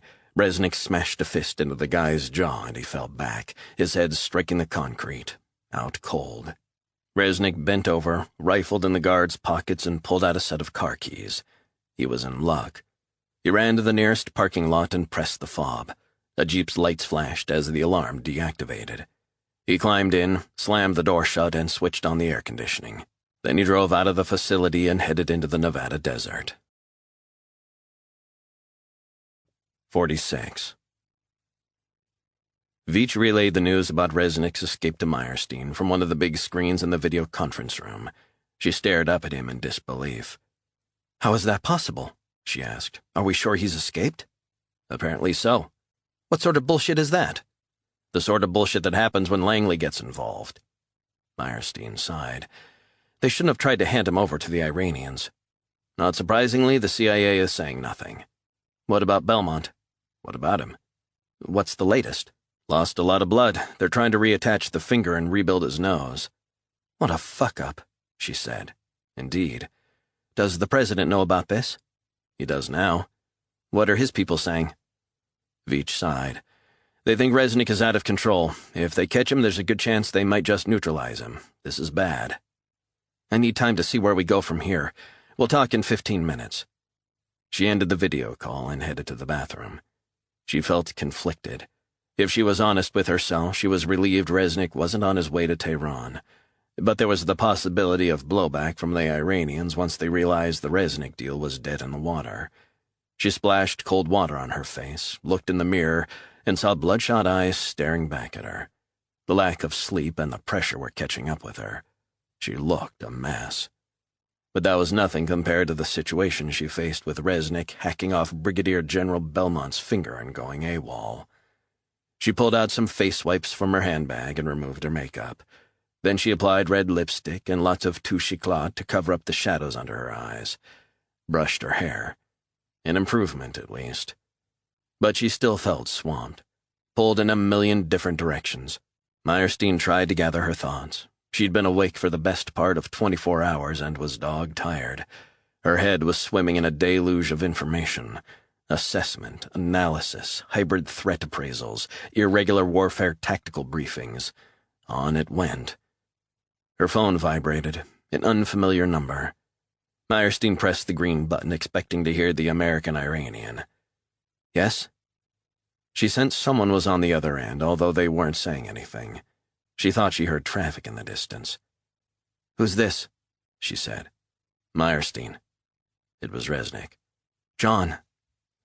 "What did you know about where Belmont was taking me?" "I knew nothing." "Nothing? Listen to me, I only discovered you'd been taken when I returned from Oxnard." "How do I know you're telling the truth?" "Do you think I'm lying?" A long pause. "No, I don't." Meyerstein sighed. "John, a lot has happened. Stuff you don't know about. You have to come in." "I'm sorry, I don't follow." Meyerstein told him about the chemical attack in the cinema, and the booby-trapped house and the FBI SWAT team. "That's why Belmont wanted to offload you." "I was told they were taking me to Canada." "That's a lie." "Yeah, no kidding." "John, you need to come in." "No deal." "John, you need to see sense." "I've had my fill of sense. Now I'm going to do things my way." "What can I say that would make you change your mind?" "It's too late." "John, you need to keep me in on this." The line went dead. A minute later, Veach called for McLean. "Martha, we got the call." "Where is he?" "The signal popped up just for a brief moment." "Location?" "He's headed for L.A." 47. Resnick was driving west on Sunset Boulevard after robbing a downtown pharmacist of some cash and Dexedrine. Seeing a sign for a bar, he cut across the lanes and pulled up at a parking lot opposite. He walked into the bar and ordered a Heineken. Pulling out the pharmacist's wallet, he gave the barman a $20 bill, ordered some pizza, and asked if he could use the phone. The barman shrugged. "Go right ahead, buddy," he said. "Pizza will be with you in a few." Resnick picked up the phone and turned his back on the barman. He punched in the number of a guy he knew in Nebraska, Bobby Haynes. His brother had been in Delta alongside Resnick. The phone rang twice before being picked up. "Bob, I don't know if you remember me," he said quickly. "It's John Resnick." A long silence. "Hey, John, how the hell are you?" "Yeah, look, I need a favor, and we need to keep it low-key." "Name it." "It's of the fast turnaround variety." "I'm listening." "I've got a cell phone number. I want an address for it." "I use an intermediary these days. It'll cost you." "How much?" "Couple $100. "I'll wire it to you in the next 24 hours. I need this now." "You got it, John. I've got the number you're calling from. Give me the cell phone you're trying to trace the billing address for." Resnick gave him the number. Leave it with me, Haynes said before he hung up. Resnick sat down on a stool. The barman looked at Resnick. Just passing through? Yeah, pretty much, Resnick said, taking a large bite out of the pizza. It felt good to get food inside him. I couldn't help hearing that you were looking for an address. You a cop or a PI man? It's cool, it's not a problem. Resnick said nothing as he ate. He always found it best not to let on. I used to be LAPD many years back, said the barman, patting his belly. Got shot in the stomach. He lifted his t-shirt and showed Resnick a small scar. Some thug, 6 blocks from here. Resnick nodded. The thing is, the barman said, I was lucky. My buddy got shot up bad, lost his fucking eye. You believe that shit? And all because we stopped the guy for erratic driving. He shook his head. It ain't right. Fucker skipped bail. You believe they gave him bail? You couldn't make shit like that up. The bar phone rang and Resnick grabbed it before the barman could. John, this is proven to be tricky, said Haynes. How come? Don't want to elaborate, but usually my guy's able to pull up cell phone billing addresses pretty easy. What are you saying? I'm saying I need time. How long? An hour. Resnick weighed up his options. I'll call you in an hour, he said. Then he handed the phone back to the barman. Appreciate that. Hey, any time. Resnick tipped the guy $20 and left the bar, heading along Sunset Boulevard on foot. 10 minutes later, he was in West Hollywood, hipsters and a younger crowd milling around. He walked on and ended up at the Powerhouse Bar, a vertical neon-lit sign, a huge slab of a doorman standing outside, staring straight ahead. Resnick nodded as he brushed past the guy. Inside, it was suitably dark. A handful of bikers sitting down at the far end of the bar. A stoned kid sitting alone in a booth, giggling. The jukebox was playing Tom Petty, loud. Resnick bought a Heineken and sat at the bar. The barman was smoking as he wiped down the counter. Resnick stared at the bottles of blended scotch behind the bar. He was tempted just to sit where he was and not go anywhere, just drink and forget. The dark thoughts lingered as he sat in the dingy bar, the stench of smoke and spilled booze seeping through his pores. He went to the filthy toilet, emptied his bladder, and washed his hands. When he returned to his seat, the barman had opened a fresh bottle of beer. You look like you needed another, man. Resnick nodded. The jukebox was now playing some blues song, maybe Muddy Waters. He handed the barman a $20 bill. You got a phone I could use? Lost my goddamn cell this evening. The barman took the money and handed him his cell phone. Go right ahead. Resnick took the phone and punched in Bobby Haynes's number. It rang for almost a minute. John, sorry, just got back in. Any luck? Second time lucky. It's in L.A., all right. Hollywood Hills West. Where are you now? A bar in West Hollywood. You're not far. The address you're looking for is 8519 Hedges Place. Resnick made a mental note. Swanky $3 million homes there. Nice part of town. Anything I should worry about? Cops crawling all over the locale. Be careful. Anything else? The property is owned by a Jerry Morlock, age 78. Phone is registered to one of his companies, Entertainment Finance L.A. Big shot. Resnick said. How far on foot? 3 miles, give or take, west and then up into the hills. Best bet is to take a cab. Don't do it on foot. Like I said, cops prowling about everywhere around there. How do you know?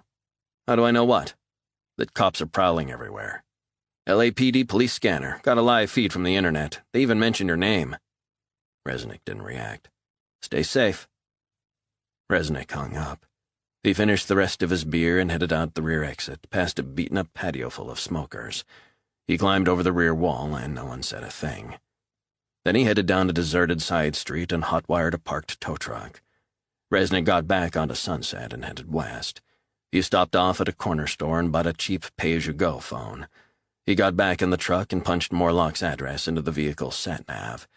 He guided him through West Hollywood, past nail bars, sky bars, restaurants, clubs, shops. The sat-nav told Resnick to turn right, and he drove up Queens Road and then left onto Miller Drive, past multi-million-dollar homes. The vast, sulphurous glow of the city spread out below. As the GPS led him on to Hedges Place, the road became a cul-de-sac. The last house was surrounded by a huge stone wall. Resnick spotted a wooden door with a metal panel for the intercom. Adjacent was an electronically controlled iron gate. He took a few moments to run through the options in his head. There were a few houses overlooking the front, and almost certainly more houses to the rear of Morlock's property. Next to him on the truck's passenger seat was a clipboard with some paperwork attached. He edged forward to the gate, pulled the handbrake, and switched the engine off. He picked up the clipboard and got out of the truck. He pressed the buzzer and put the cell phone to his ear as he pretended to talk. The face of a heavy-set guy flashed up on the small screen. "Hey, buddy, I'm here to pick up the vehicle that was involved in the freeway scrape earlier." "I'm sorry, who are you?" 8519 Hedge Place. I got the right address?" "I don't know anything about this. Buddy, I've just had my boss on the phone busting my balls. No way I'm going back to the depot without that vehicle." "Look, I'll be right down." Resnick stood with his back to the door, waiting for the man to appear. The door opened and the guy stepped forward. "What's this about?" Resnick turned around and smashed his fist into the side of the guy's neck. He went down unconscious. Resnick frisked him. Underneath the man's loose-fitting shirt was a 9mm Glock strapped to his waistband. He pulled the man over to the back of the truck, tied an old rag around his mouth, trussed him up with toe straps, and removed the Glock. The man would be out of it for a good 10 minutes, maybe more. Resnick headed through the open door into a huge hall. He could hear a TV. He followed the sound into a spacious living room, floor-to-ceiling views of L.A. But he could also hear something else, a faint sound. It was coming from upstairs. Resnick padded up the carpeted steps. He heard a man's voice talking on the phone. Resnick held his breath as he crept toward the closed door. He listened for a few moments until the man on the other side ended the call. Then he opened the door and walked in. Resnick pointed his gun at the man sitting on the bed. "This is how it's going to work. I talk, you listen." The man sat there, frozen. Resnick picked up the man's phone from the nightstand. "Is this yours?" The man nodded. Resnick scrolled through the call history. "I see you've been in contact with General Belmont." The man closed his eyes. "Tell me about that." "I don't know what you mean." "Cut the crap." The man's lower lip began to quiver. "Please, who are you? Where's my assistant, Pravi?" "You need to listen. I asked you a question. Tell me about how you know General Belmont." "I don't know a General Belmont." Resnick showed Belmont's number to the man. "Tell me about this call. Who is this?" The man ignored him. Resnick pulled back the slide on his gun. The man stared at Resnick. "You're him, aren't you? You're Resnick." "Last chance. Who is this guy you called? Is he one of the people after me?" "He's a guy I do business with." "Cuds?" "I don't know what you're talking about." "Where is he?" The man didn't respond. Resnick grabbed him by the throat and pressed the gun to his forehead. "You're starting to fucking annoy me. Now where is he?" The man reached under a pillow. "Maybe this can—" Resnick caught a glimpse of black metal. He didn't hesitate. He pulled the trigger. Blood and gray fragments of brain matter splattered onto the wall. Then ear-splitting sound-activated alarms went off all around the house. 48. Meyerstein was strapped into the back seat of an FBI chopper as it swooped low over the Hollywood Hills, searchlights strafing the backyards and pools of luxury mansions. Suddenly Stamper's voice sounded in her headset. "Martha, it's Roy. Talk to me, Roy. This better be good news." "It's all bad. Resnick's been classified a high-risk security threat. Shoot on sight. God knows where it'll end." "That's bullshit. We need to find out where he is." "Martha, we have nothing. It's like Resnick's a ghost. He's just vanished." The helicopter banked right and headed higher into the hills above Los Angeles. "What do we know about this Morlock guy and his relationship with Belmont?" "The CIA is saying nothing, but people I know say that Belmont works out of the Pentagon and on regime change stuff down at the farm in Virginia." "You know as well as I do, Roy, how they operate. Denial, deflection. It's been like that since forever." Stamper sighed down the line. Meyerstein adjusted her headset. "What about the drones looking for the Iranians?" "Nothing. They're playing us." "What about Resnick? What was the last sighting?" "Security footage. On foot heading up high into the Hollywood Hills. Cops are trawling the area with dogs and night vision equipment, and they're deploying heat-seeking imaging equipment just like we are." Meyerstein stared down at the slow-moving traffic on Sunset Boulevard and the neon lights shimmering in the darkness. The helicopter's headlights illuminated the scrub below. I haven't heard from the Iranian contact. Is he waiting for a message from Tehran? Has he gone to ground? A safe house? Is he waiting for our next move? The problem is, if this guy or these guys get to hear that Resnick is not en route to Tehran, then we really are in trouble. We're at their mercy. We're at nobody's mercy, Roy. We need to find these sons of bitches, and quick. What about Resnick? Him too. Martha, I've said this before and I'll say it again. He's a liability. Roy, do you listen to yourself sometimes? Stamper said nothing. We were going to send him to Iran. That was the wrong call. Martha, it was the only call which could be made. What Resnick did... You mean save himself? Because that's what he did. He knew he wasn't getting transferred up to Canada. Is that what they said they were doing? Asked Stamper. That was the bullshit story Belmont concocted. Resnick would have seen through that. The pilot signaled to her. Roy, speak soon. She turned to the pilot. Yeah, what have you got? Call coming through to you from Special Agent Veach and McLean. Put him on. We just picked up a live signal 30 seconds ago. Veach's voice was clear in her ears. He's on the Hollywood Freeway. Resnick? We think so. Meyerstein signaled for the pilot to head in that direction. Copy that, we're on our way. You need to know, Martha? Morlock was a diplomatic back-channel to Tehran for the American government. Meyerstein felt her insides churn.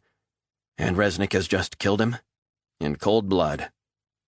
Meyerstein stared down at the lights of the cars on the freeway, a sinking feeling in her stomach. 49. Resnick headed off the freeway and drove until he found an underground parking lot. He pulled out the cell he had taken from Morlock's home and downloaded the M-Spy app. The tracking software would help him locate his next target. Then he texted a message to the last number Morlock had dialed. You must call me. A few moments later, the phone rang. On the 6th ring, Resnick answered. I'm responding to your message, said the voice on the line. Resnick remained silent and ended the call. He had what he wanted. The GPS information flashed up on the cell. Bob Hope Airport in Burbank.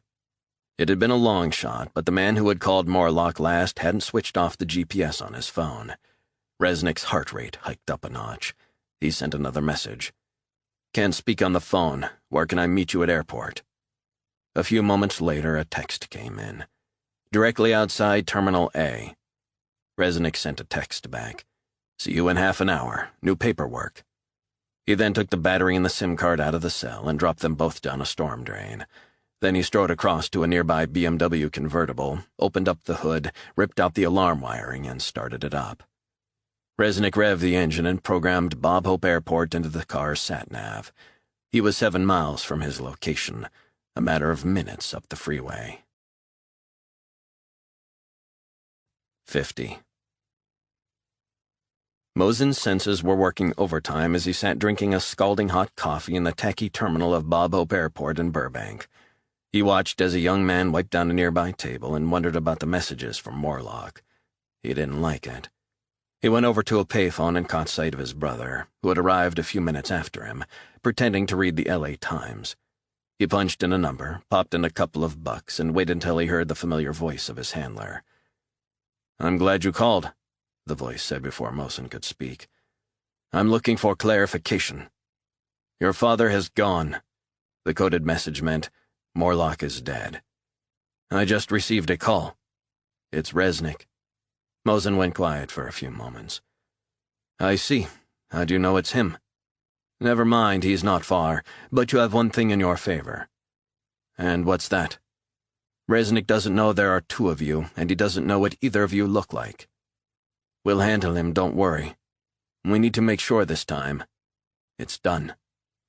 Mosen ended the conversation and called Jorge Garcia's number. Mo, I believe things are not so good at your end. I'm looking for a way out. Is everything in place? Rosario is very near you. Where? She's waiting at the Ramada in Burbank. The shuttle bus from the airport will take you there. Rosario knows what to do. You have my word. Thank you, my friend. The line went dead. Mosen called his brother. Restroom nearest to you in 2 minutes. He hung up and walked over to the bathroom. He just finished checking the stalls were all empty when his brother came in. Mosen put a finger to his lips and whispered, Dismantle your phone, take out your battery and SIM card, flush them away. His brother went into the first stall and did as instructed. Mosen did the same. "He's coming here," said Mosin. "What? Resnick is on his way here. How is that possible?" "It just is." Mosin could see the burning hurt in his brother's eyes. "I thought he was being traded in exchange for us stopping any further terrorist attacks." "That was the plan, but it's all gone wrong, and he's on to us, so we need to take care of him." "What's he expecting?" "An Iranian standing directly outside Terminal A." Behzad cleared his throat. "I'm not having that. I'm going to be the one." Mosin sighed. He knew his brother was headstrong, impulsive, consumed by a dark anger. Mosin, by contrast, had learned to push the bad thoughts aside as and when required. He still grieved for his brother, but he had chosen to remember his brother full of life and promise, a passionate and brilliant man. The more he thought about it, the more he realized that he could compartmentalize it so much better than Behzad. His brother only lived to avenge their elder brother. Mosin understood, but he knew the mission needed focus and discipline.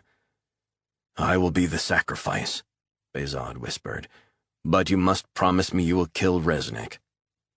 "I give you my solemn word," said Mosin. "He will die." 51. As Resnick drove hard toward Burbank, he called up Bobby Haynes. "What's going on, John?" "I need something else." "What are you looking for, bro?" "A gun shop in or around Burbank, open right now." A few moments' pause. "Guns and stuff, 9376 West Magnolia Boulevard, Unit 7. "Owe you one." Resnick ended the call and entered the details into the sat-nav. 6 minutes later, he was in downtown Burbank. He pulled up on a side street outside a children's clothing store. He crossed the street into the gun shop and looked at the racks of weapons.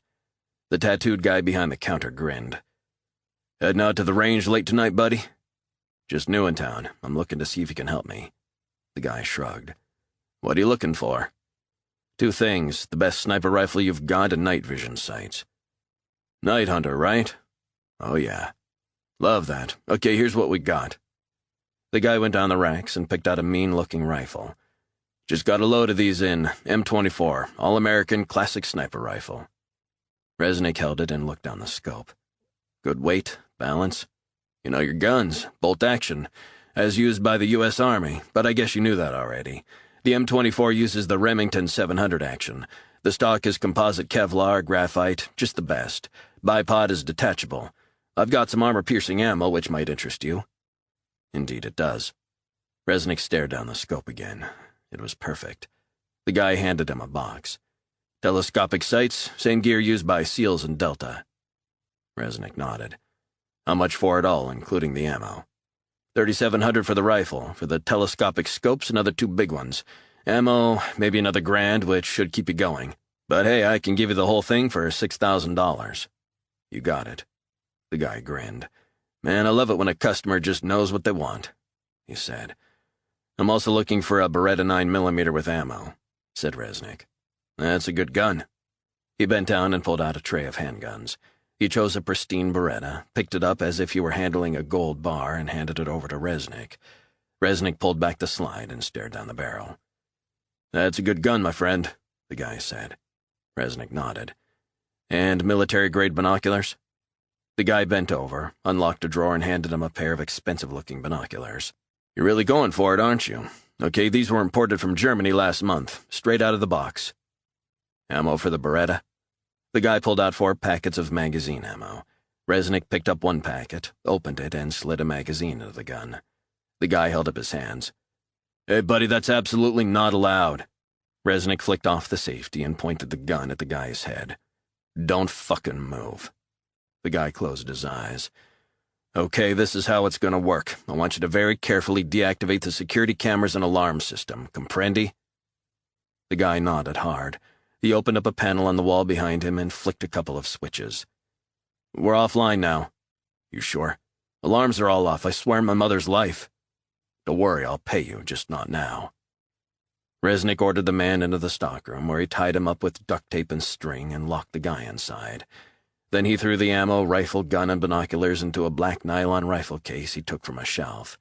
He got back in the car, lifted up the rear seating, and slid in the bag to keep it out of view before heading straight for the airport. He thought about Tiny and Fallujah. Then the tears in Pete Dorfman's eyes as he'd stared into his drink. It was time. 52. Meyerstein's chopper landed in the parking lot of a mall just off the freeway. She jumped out and climbed into a waiting SUV. Roy Stamper was already sitting on the back seat. "So where the hell is he?" she said, buckling up. "He can't just have vanished." "The NSA says the signal died less than a mile from here. He was heading north at the time, right? Due north on the Hollywood freeway, that's all we have." Meyerstein was handed an iPad and pulled up Google Maps. "He's in North Hollywood. The Ventura freeway's nearby. His options are unlimited." "Pretty much. That is, if he's looking to escape. I'm not so sure that's what he has in mind." Meyerstein thought of that for a moment as she rubbed her eyes. Veach was running the scenarios. Where's the latest? "Last time I tried to speak to him, he was incommunicado," said Stamper. Meyerstein inputted the unlisted number for Veach into her cell. "Martha," said Veach, sounding harassed. "We're on it. I need you to find him, now. I don't need excuses. Martha, give me a break. These things take time." "We're out of time. I also want more intel on Morlock. We're reaching out to the CIA on this. They have some classified material on him that I haven't got access to at this stage." Meyerstein slammed her fist into the seat in front. "Are you kidding me? We're working our way through this. We're getting there. Give me what you've got." Veach sighed on the phone.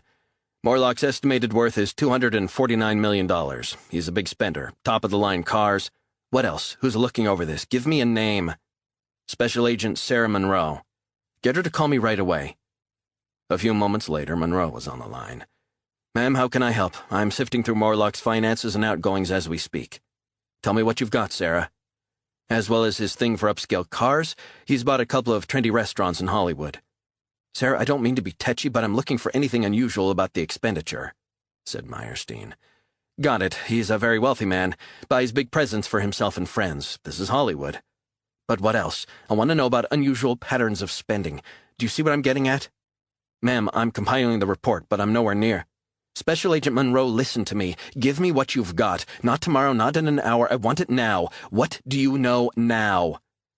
"There is something that caught my eye," said Monroe. "What?" "Morlock doesn't like splashing out on flights." "How do you mean?" "Well, instead of flying first class from LAX to New York, he's taken dozens of flights on a budget airline, JetBlue." "Not a clincher for me. But what if I told you he owns a Cessna based at Bob Hope Airport in Burbank?" Meyerstein took a few moments to absorb the information. "Call me back if anything else emerges." She ended the call and turned to Stamper and relayed the information to him. Morlock was the on-the-ground link between his Cuds crew and Tehran. He was also a back channel used by the CIA, and he has a goddamn Cessna at Burbank. Stamper shrugged. "So? FBI cover at Burbank, if memory serves me, is non-existent. Compare and contrast with LAX. Think about it. Burbank has minimal feds and cops. Internal commuter stuff, not international." Stamper nodded. "What if Morlock has been using this route because he knows, or has been told, that it's less likely to attract the attention that a hub airport with international connections would have?" "I see where you're going with this." Just then Meyerstein's phone rang. "Ma'am, it's Veach. We got something." "What is it?" "Text message sent by Resnick to an unknown number, and we've pinpointed the GPS location of the recipient to Bob Hope Airport." "When?" 8 minutes ago." "Great work." She tapped the driver on the shoulder. "Bob Hope Airport, Burbank. Move it." 53. Resnick slowed down as he approached the short-stay parking garage. He glanced around at the terminal building opposite. A few travelers with backpacks, others pulling trunks on wheels, all Caucasian. He pulled up at the security barrier. The guard stepped forward. "Evening, sir. Can you drive through and park it up on the left?" he said. "We need to have a look inside your car." Resnick nodded and drove over to the designated vehicle screening area. He stepped out of the car. "Be my guest. You mind opening the trunk?" Resnick did as he was told. The guard poked a flashlight inside and took a cursory look. "That's fine, sir," he said. "You picking up?" Resnick nodded. "I'm a bit early, picking up my sister." 2 hours waiting, max." "That's fine, she's due in around an hour." Resnick got back in his vehicle and drove to the top of the 4-story car park. He parked at the far end, a distance away from the nearest vehicle. He checked the line of sight and saw it overlook the terminal building. He shut off the engine and pulled the bag out from underneath the rear seat. Then he quickly assembled the rifle, inserted the magazine, and attached the night vision scope. He placed it on the floor and picked up the night vision binoculars. He focused in on the area directly in front of the terminal. Nothing of interest. Resnick waited and waited. What if the guy didn't turn up? What if it was a ruse? How could he know he had the right guy? Resnick was a stickler for detail. From doing wet work, he knew the importance of being sure who the target was. He wondered if he shouldn't try and get in closer. He liked certainty. It was ingrained in him. It was certainty that would keep him alive. The more he thought about this setup, the less he liked it. He wondered again if he shouldn't just get up close and deal with it. But the bottom line was there were no good, clean solutions. He peered through the binoculars again. Slowly, a man wearing a Seahawks hat emerged from the terminal into the periphery of his vision. The man stopped and stood in front of the terminal building. Resnick stared through the binoculars and studied the man, who didn't have any cases or bags of any sort. Resnick could tell he was making an effort to stare straight ahead. Then the man touched his left ear. Resnick zoomed in on the man's head. The guy was wearing an earpiece. Resnick scanned the front of the terminal building. A laughing mom with her 2 young kids, a couple holding hands, various people entering and exiting. He checked each of them over. Then he trained the binoculars back on the man with the Seahawks hat, eyes staring straight ahead. The man touched his ear again. Resnick scanned a wider area, examining those within a 20-meter radius of the front of the main terminal. It was then his attention was drawn to a figure sitting on a bench by the taxi pickup, reading a newspaper. He watched as the figure turned the page of the paper and then touched his right ear. Resnick zoomed in. His heart hiked up a notch. The man was also wearing an earpiece. 54. Meyerstein was sitting in the back of the SUV as the FBI driver sped toward Bob Hope Airport. 3 cars ahead was a plainclothes FBI SWAT team riding in a Lincoln. "Martha, the intercept has been analyzed, and from the GPS, we're certain the call is genuine." Veach's voice on the radio. "What else?" "We're using the airport surveillance cameras, looking at the guy in real time, cool as you like with his Seahawks hat on." "Face recognition?" "Nothing so far." Meyerstein said nothing. "I know it's frustrating, but the hat, the angle of the camera, it's not allowing for a full face scan." "Who've we got on the ground?" "Airport cops are aware of the situation. Listen to me, they need to back off on this. Likely this guy is going to have to be taken down." "They're under strict orders." "How many people in the area?" 13 people in addition to the Seahawks guy.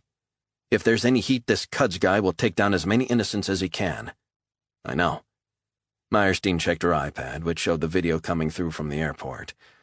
"Okay, I'm looking at what you're seeing. Yeah, I see your problem. Face partially concealed. Martha, what's your ETA?" Meyerstein tapped the driver on the shoulder. "How long?" 2 minutes, maybe 3. Meyerstein said, "Did you hear that?" "Copy that, Martha." Meyerstein went quiet for a few moments as they sped through the dark Burbank streets. Stamper sighed. "Talk to me, Martha. I know you too well. What else is bothering you?" "Resnick." "What about him?" "He sent the text, and we've got to assume Resnick must be in the vicinity. So where the hell is he?" "We both know Resnick will try and take this guy down by himself. It's what he does." Meyerstein stared at the footage. "What I'm seeing, the profile is similar, but I'm not sure." She watched as the man lit up a cigarette. The driver turned and said, "ETA 90 seconds. Meyerstein shook her head. "Roy, where the hell is Resnick?" "I guess he's there already, watching and waiting." That was exactly what she feared. 55. Resnick stared through the binoculars at the guy in the Seahawks hat, smoking his cigarette. He was beginning to doubt whether he could take the guy down. His line of sight kept getting interrupted. "Who are you?" he said through gritted teeth. Resnick turned his focus onto the guy reading the paper, who was now wearing a Lakers hat. His hand was on his mouth as if he were thinking, but it could also be good cover for communicating. He was sure they were part of the same crew. His problem was how to deal with both of them. If he took out one, the other would potentially get away in the ensuing chaos and panic. Slow is smooth, smooth is fast. Both needed to be neutralized. He considered taking out the guy on the bench up close, then focusing on the Seahawks guy. He needed to decide and make his move. Suddenly, the Seahawks guy turned his head. 2 SUVs had pulled up in front of the terminal, blocking Resnick's view. He stared through the binoculars. The doors of the first SUV burst open, and 4 plainclothes officers ran out toward the Seahawks guy. The half a dozen or so people nearby dived for cover. In less than 30 seconds, the 4-man team had the guy cuffed and in the back of their SUV. Then they sped out of sight. Resnick's heart was racing as he turned his attention to the guy on the bench. Just at that moment, Resnick saw Meyerstein emerge from the second SUV, cell phone pressed to her ear. He figured they had intercepted the message he sent from Morlock's phone. He watched as she directed operations while talking on the phone. Resnick turned the binoculars to the Lakers guy and saw him disappear into the crowd like a ghost. 56. Meyerstein stood outside the terminal with 3 other feds and surveyed the parking garage opposite, phone pressed to her ear. "Give me the latest on Cesagara," she said. Veach sighed. "Martha, that's why I'm calling. It's not him." "What?" "It's definitely not Mosin Cesagara. It's his younger brother, Bizod." Meyerstein closed her eyes. "Give me a break, will you? Martha, we're 1 step behind all the goddamn way." "The guy in our custody, Bizod Cesagara. Why wasn't he on our radar before now?" "He was a sleeper, Martha." "If we had his brother under surveillance until recently, why not him?" Veach sighed. "Someone is fucked up on this, that's for sure." "Well, that's just great." Meyerstein thought for a moment. "This Bezod, he was wearing an earpiece. What distance would it operate at?" 200 yards if it was bought from the internet. Military grade would be up to maybe half a mile. "What about the travel documents that he was carrying?" "We're looking them over, Martha. False IDs all the way." "Mosin's here at the airport, I know it. We need to shut this down." "We're on it, Martha." "Listen to me. We need to find him before this night is done." "Martha, I said we're on it." "We need to find him before Resnick gets his hands on him." 57. Resnick had watched from afar as the other guy had slipped away from the crowd at the front of the terminal and jumped on a shuttle bus. He quickly packed everything away into the rifle bag and put it onto the back seat of the BMW. He got into the driver's seat and sped out of the garage. As he headed down a near-empty road, he spotted the bus. Resnick tailed the vehicle a few hundred yards to the Ramada Inn. The van stopped at the entrance.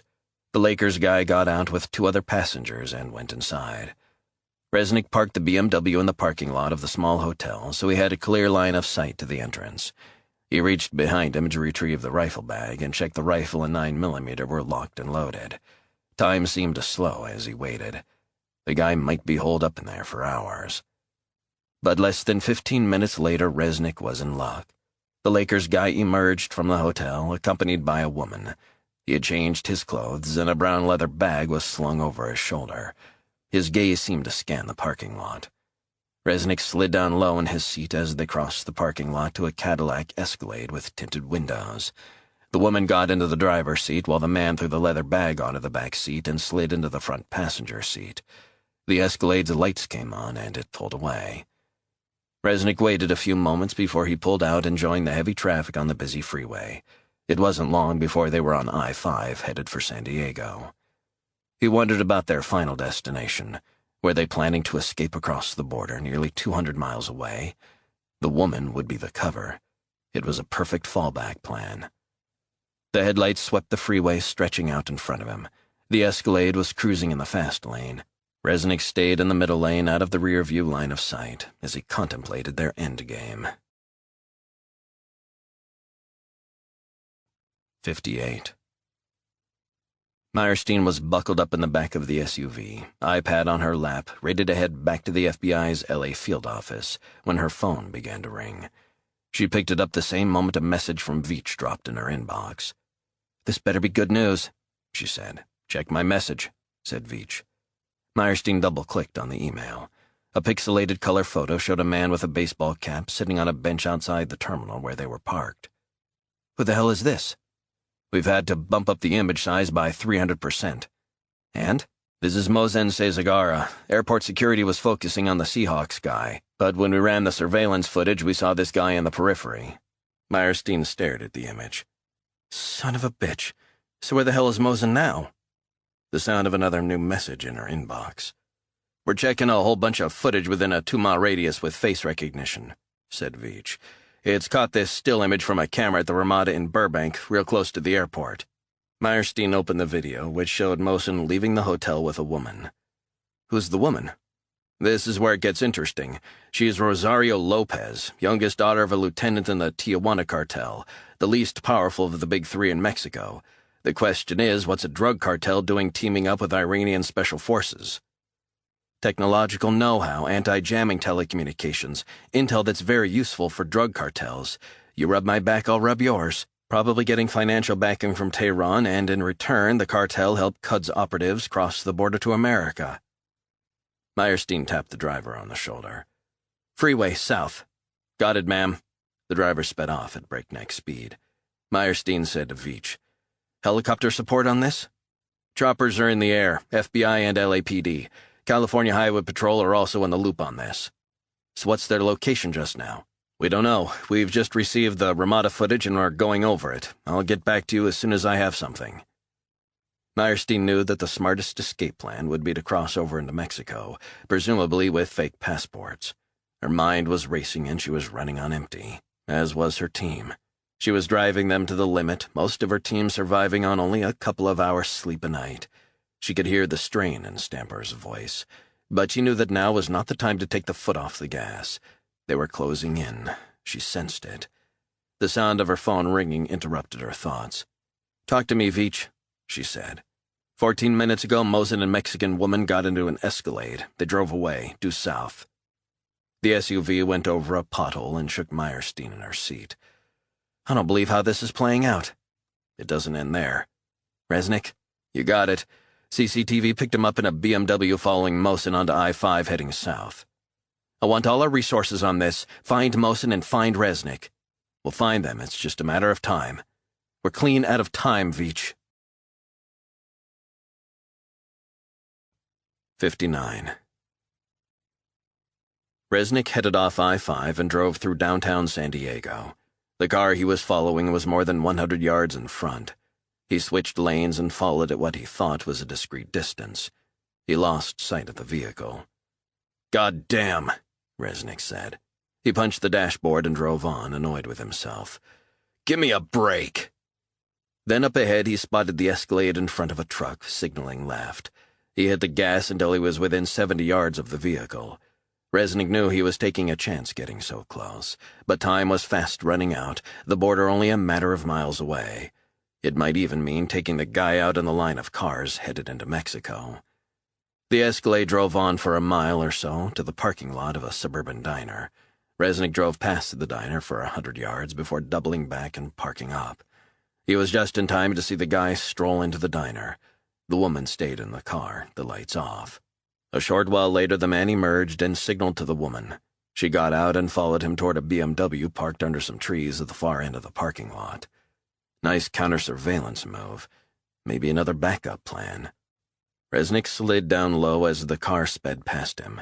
He waited a moment before following, still headed south. Before long, they passed the lights of National City, deeper and deeper through Southern California, closer and closer to the border. Up ahead, the BMW took the exit onto the 905 East. Resnick picked up his phone and called Bobby Haynes, all the while keeping his eyes on the road. Bobby, pick up for Christ's sakes. Eventually, a voice came through the speaker. Man, your tab's gonna be maxed out today. I'm heading east on the 905 south of San Diego, very close to the border. I believe the guy I'm following is trying to get over to Mexico. What intel you got on this part of the world? There was the sound of keys being tapped. Okay, can only be one place, man. Otay Mesa, border crossing. But my guy is smart. He's a wanted man. Even if he's got fake papers, he's going to attract some heat. So what exactly are you looking for? What do I need to know about Otay Mesa?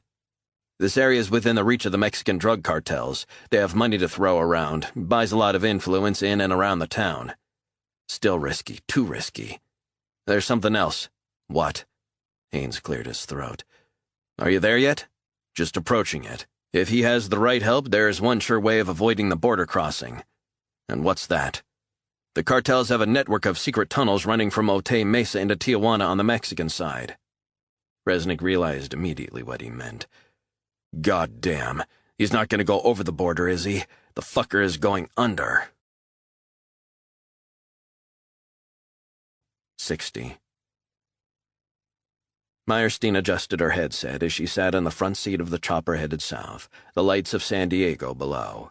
She turned to the pilot. Can this thing go any faster? Ma'am, we're going into a strong headwind. We're doing well cruising at 107 knots per hour. What's that in real money? 123 miles per hour, give or take. ETA?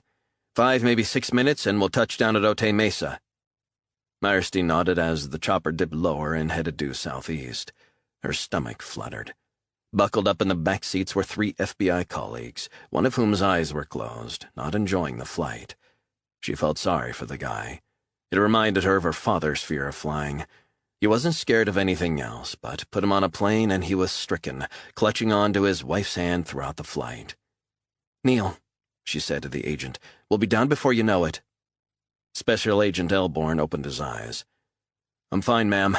Glad to hear it." Her headset crackled into life. It was Veach. "Martha, Resnick is in Otay Mesa, edge of downtown. Border Patrol has been alerted." "Good. What else?" The chopper hit some turbulence as they flew against the wind. Her stomach fluttered again. Elborn's eyes closed tighter as the color drained from his face. "NSA lost the end of the conversation between Resnick and this guy in Nebraska." "Give me something." "Martha, our analysts have been pulling up everything we have on the Tijuana cartel and their interest in Otay Mesa." "Tell me something useful." "They own numerous distribution companies in and around California." "And?" "They've opened one in Otay Mesa, but through a legitimate shell firm who launder some of their drug money." Meyerstein's brain was racing. "So if the cartel owns this distribution company, it can only mean 2 things. They could smuggle Cesagara out on one of their lorries or trucks, but that would be too risky." "Indeed." "Or there's the second option, out of sight, something that takes long-term planning and serious money." She paused. "You want to know how many high-tech tunnels go under from California to the Mexican side?" "Son of a bitch," was all Veach could say. 61. The car's sat-nav showed Resnick that he was east of Otay Mesa Road at the intersection of Highway 125. He had tailed the BMW all the way to a nondescript industrial area of modern warehouses. Resnick pulled over. He spotted a sign over the razor wire-topped entrance that said, "Ramirez Distribution." He watched as the armed guard waved the car through. Cameras high up on poles covered the entrance from all directions. This was it. This was definitely the drop-off. He pulled out his binoculars and saw the guard light a cigarette as he leaned against a metal barrier, talking into a radio. He watched as the BMW crawled past a dozen or so 16-wheeler trucks and headed to the farthest red-brick building. The man he was tailing stepped out, followed closely by the woman. They punched a code into a keypad and disappeared inside. Resnick scanned the rest of the compound and saw a gas storage facility with tanks and an adjacent pumping station. Self-sufficient. He pulled out the rifle bag with the stolen guns and ammo, tucking the 9mm into the back of his waistband. Then he walked the 50 yards to the entrance and up to the guard. Resnick pressed the Beretta to the guy's forehead and cocked his head in the direction of the gatehouse. "Dentro." The guard went inside as he was told. Resnick looked at him. He had prison tattoos on his wrists and hands. Resnick pressed the gun to the man's head again. "Speak English?" The guard nodded. "Who were the 2 people who just entered?" "Don't know, man." "What is this place?" "Distributions, man. Look, I don't know who you are. I just work when they need me." "Who are they?" "Mr. Ramirez and his family." "Where is he?" "I don't know, man." "How did you get this gig?" The guard said nothing. "Tell me about that office block, the red brick." "What about it, man?" "What's the code to get in there?" "I don't know." Resnick pulled back the gun slide and the man scrunched up his eyes. "Don't give me that bullshit, you know." The guard said nothing. "What the fuck is the code?" "I swear to God, man, I don't know no code." "On your knees." The guard got on his knees and closed his eyes. Resnick picked up the man's radio, clipped it to his shirt pocket, and headed toward the red brick building. He moved to one side of the door and pulled out the rifle from his bag, quickly assembling it. Then he took aim at the nearest gas storage tank and fired 3 rapid shots into it with the armor-piercing bullets. The sound of gunfire echoed across the concrete compound. But nothing happened. "God damn," Resnick said. He took aim again and fired off 3 more shots into the tank before it exploded in a huge ball of fire. Resnick felt the heat and oil on his skin. He stood back from the door. A few moments later, 3 heavy-set Mexican guys stormed out. Resnick immediately gunned all 3 down before they could take him. Then he stepped over their bodies and headed into the dimly lit, cavernous facility. At the far end, he saw plastic-wrapped bales of marijuana stacked floor to ceiling. He moved closer, catching a whiff of the unmistakable pungent aroma of weed. Resnick approached a black steel door. He tried the handle. Locked. He blew off the handle with his 9mm and pushed open the door, which revealed a narrow vertical staircase. Resnick put the handgun in his waistband, slung the rifle over his shoulder, and climbed down. The stairs stopped beside an archway door. He could smell water. Resnick kicked in the door and saw that a tunnel lay ahead. His eyes adjusted to the low light. The tunnel was around 5 yards high, probably 90 yards underground. Wooden beams supported the tunnel's clay walls. Lights lined one side. He heard the low hum of what was probably a ventilation system. It had to have taken years to construct, millions of dollars in man-hours and materials. He crouched down and started walking. 62. The helicopter circled high over the warehouse as flames licked the sky. Meyerstein looked down and saw SWAT teams fast roping down into the compound from another chopper. Her headset buzzed. "Martha," said Veach, "drones on the Mexican side are showing a 6-car entourage just leaving the cartel compound on the outskirts of Tijuana. Intel says they could be headed for a meat processing plant, which is where the tunnel might lead." "Do we know how long this tunnel could be?" "Most are around a half-mile long." "How long to get to the other side?" 10, maybe 15 minutes. "God damn," Meyerstein sighed. "What's the latest on Resnick's position?" "We've just plugged into the compound surveillance camera system. He's inside the end building, already taken out 3 guys. Meyerstein stared down as the SWAT guys encircled the compound and fanned out toward the red brick building. "We need to get Cesagara before he gets to the other side." "Martha, I'm just being told we've got their radio frequency now. CCTV shows Resnick picked up a guard's radio and clipped it onto his shirt." "That means we can contact him." Meyerstein breathed deeply.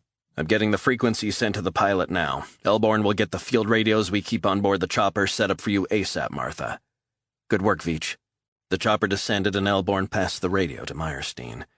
"John, pick up, this is Meyerstein, over." She waited a few moments. No response. She was about to try again when she heard a voice. "Resnick here," he panted. "I'm in pursuit. Red brick building, south side of the warehouse. 90, maybe 100 yards down there's a tunnel." "How far into the tunnel are you, John?" "Couple 100 yards." "Wait for backup, John." "Forget it. I'm going after them." 63. Resnick kept his head low as he walked. His breathing was labored in the dank air. His heart was pounding. He knew he was closing in. Up ahead, he thought he heard a faint sound. Hurried breathing, perhaps. He stopped for a moment and peered farther down the tunnel.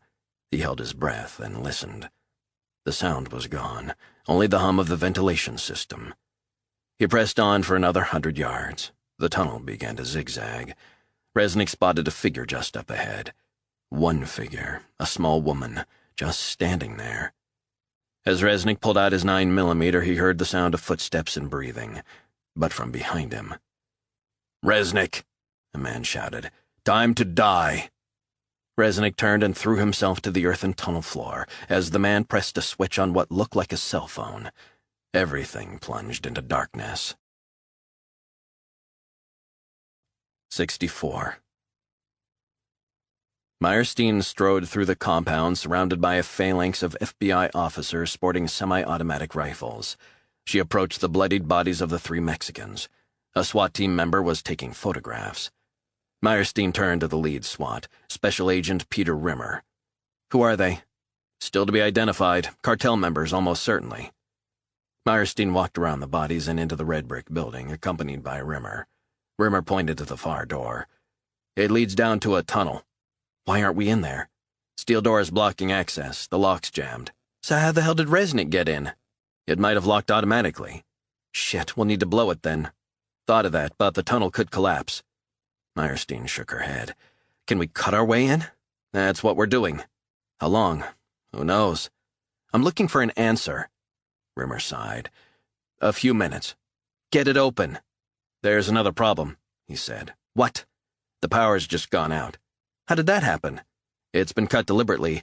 That'll mean the ventilation's cut off, so no air, and the tunnel in complete darkness. Meyerstein shook her head. We need to get in there, now.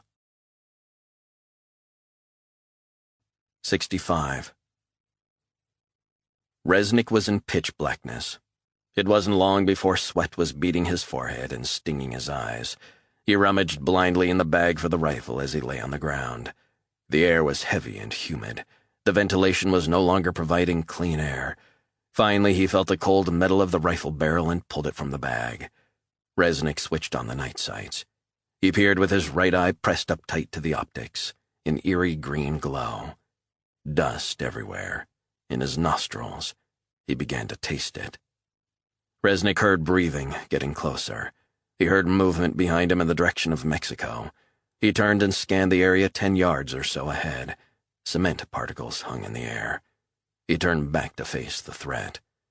Out of the corner of the crosshairs, he saw a red dot on the wall ahead of him. A flash of light, a muffled sound of a gunshot, then a searing pain as the bullet tore into his lower back. Resnick felt his mind slow down as he realized he had been shot. He swiveled around as the pain erupted in terrible waves, threatening to overwhelm him. He pressed his right eye up against the rifle sight again. Through the green haze, he saw the woman, maybe 60 yards away, with a handgun trained on him. Resnick clenched his teeth. He got her in his sights as she lined up her gun to fire again. Resnick aimed at her head, squeezed the trigger twice, a double tap. A flash of light, the smell of cordite. The bullets tore through her head. The spray of brain matter was illuminated green in the night vision. Resnick! John Resnick! Resnick turned around and gritted his teeth against the pain. He looked through the sights. The Iranian was on him. Resnick was expecting a bullet to the head, but there was nothing. He began to cough. He could hardly breathe. Tears streamed out of his eyes, nose filling up. Gas. Resnick, how does it feel? Resnick thought he was going to pass out. His heart was beating hard, lungs burning. He couldn't move. He felt his vision go. Resnick feared he was going to die. With what felt like his last breath, he willed himself to move. He began to crawl through the gas, rifle sights tight to his burning eye. He crawled yard by yard back down the tunnel. A figure emerged, gas mask on, handgun pointed at the ground. Resnick was shaking, sweating. He wondered if this was chlorine gas, a choking gas. He wanted to scream. He was burning from the inside, but he focused through his tears, and he pumped the full magazine into the figure in front of him. Lights from the muzzle flash, the sound unbearable. The man collapsed 5 yards or so from Resnick. Resnick slumped to the ground as darkness engulfed him. 66. Meyerstein watched as the reinforced tungsten door was burned open by Rimmer's team. "Get in there quick," she said. With gas masks, night vision goggles, and powerful flashlights, the SWAT team rushed in and searched inside the tunnel. Dust, dirt, and gas were everywhere. The minutes seemed to drag then. "Ma'am," Rimmer's voice shouted over the radio, "it's a mess in here. Where's Resnick? Where's Cizagara?" "That's a negative. Find them." Meyerstein waited with the rest of the FBI team. She paced back and forth. Seconds became minutes, and still nothing. "Talk to me, Rimmer." No response. "Rimmer, where the hell are you?" "We got something." It was Rimmer's voice on the radio. "What is it?" "I think it's him."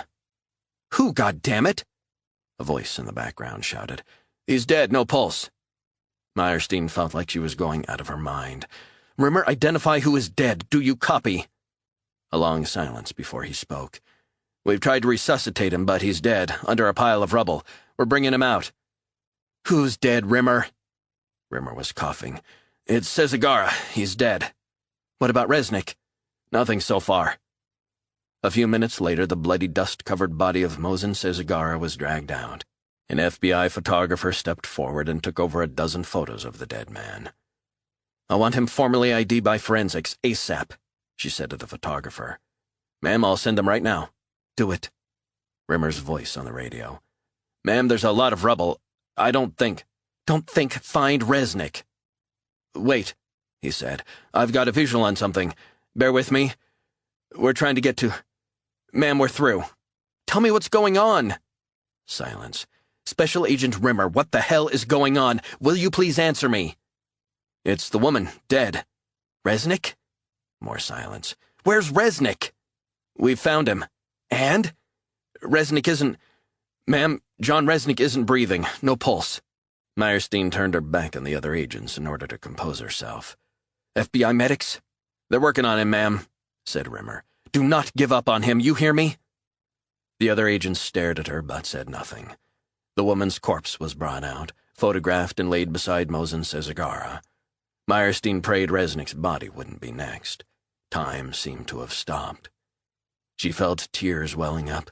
She dug her thumbnails into the palms of her hands to take her mind off Resnick. She thought of her father. "Never let them see you cry. You're a woman. Crying will confirm you're weak." "They're working on him." Meyerstein was snapped out of her thoughts by Rimmer's voice on the radio. "What?" "They've given him a shot of adrenaline." Meyerstein heard a female medic's voice. "Come on, John, come on," the woman said. "Wake up, do you hear me? We will not give up on you, do you hear me?" Meyerstein pressed the radio tight to her mouth. "Rimmer, what the hell is going on?" "Ma'am, we have a faint pulse. We need to get him out of here." It seemed like an age before Resnick was carried out on a gurney, covered in blood and dust, oxygen mask on, attached to a drip. She felt a wave of relief wash over her. She kneeled down beside him and clasped his hand. "John, you're going to make it, do you hear me?" His eyes remained closed.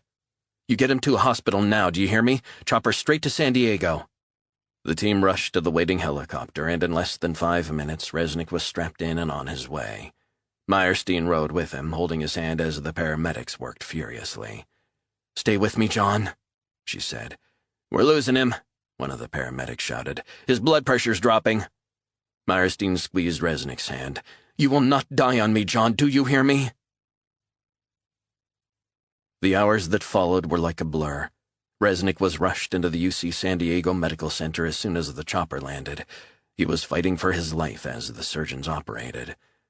Finally, at dawn, a surgeon emerged from the operating theater. "Assistant Director Meyerstein," he said. Meyerstein got to her feet. "Doctor, how is he?" "He's critical, but he is alive." "Alive is good, thank God." The doctor smiled but said nothing. Meyerstein slumped back in her chair, relieved. "We've operated on his gunshot wounds. Miraculously, they missed the spine and major organs. But he's lost a lot of blood. He'd gone into cardiac arrest, but I think the efforts of the FBI medic saved him." Meyerstein nodded. "He's conscious. He's very drowsy with the sedatives, but we think he's going to pull through." "I need to see him." "That's not possible right now." "I said I need to see him."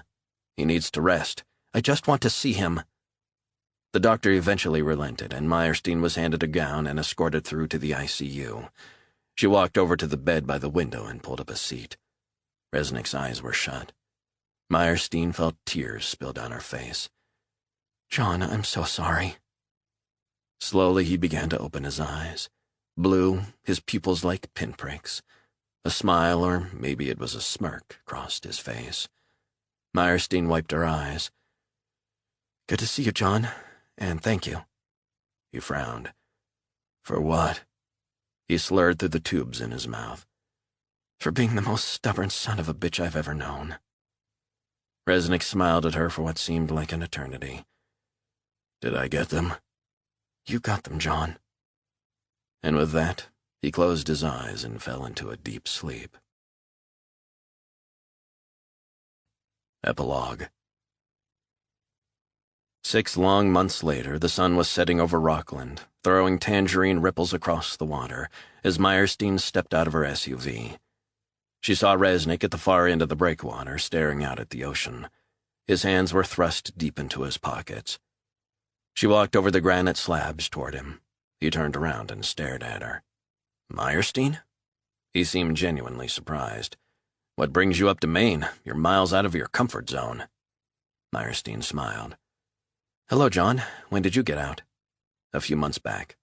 You should have called. Resnick said nothing. How are you feeling? I'll live. Meyerstein reached into her pocket and handed him a sealed white envelope with a presidential stamp on it. What's this? Open it and find out. Resnick stared at the envelope. From the president, huh? Meyerstein shrugged. Resnick whistled and ripped open the envelope. He pulled out the letter and read the handwritten note from the president. They want you to go to the White House, she said. A special ceremony. Resnick looked sad as he stared out over the water. What is it? He was silent. It's a personal invitation, John. Resnick sighed. I can't accept it. Meyerstein hadn't seen this coming. I'm sorry, I don't follow. Why not? 'Cause it's bullshit. John, this is an invitation from the president. He wants to thank you. Resnick's gaze scanned the bay. I don't need his thanks. I don't need anyone's thanks. Meyerstein was taken aback by his response. I thought you'd be pleased. Resnick looked again at the letter. They want to honor me? For what? For your courage, for finding Sezagara. You did it. You took them down, the whole Iranian operation. Meyerstein moved closer. I'm sorry, I didn't realize you would react like this, or I wouldn't have sprung this on you. Resnick pointed over to an island in the distance. My father used to take me out on his boat whenever he could in the summer. He paused. Served his country, too. You know what he got for his trouble? Meyerstein shook her head. He got a lousy government pension and a shitty job in a sardine packing factory. The bravest man I ever met. They didn't give him a thank you. Left him to sink into alcoholism and an early grave. John, can't you accept it for him? Resnick looked at her and bowed his head, letter crumpled in his fist. He dropped it in the water and it floated out into the bay. I don't like politicians. Neither do I, but this is the president.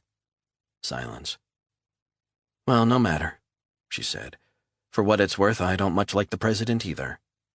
Resnick smiled. He's an asshole. They're all assholes. You sound like my father. Meyerstein turned and saw the feds watching from the shore. Resnick looked over toward them. You got company.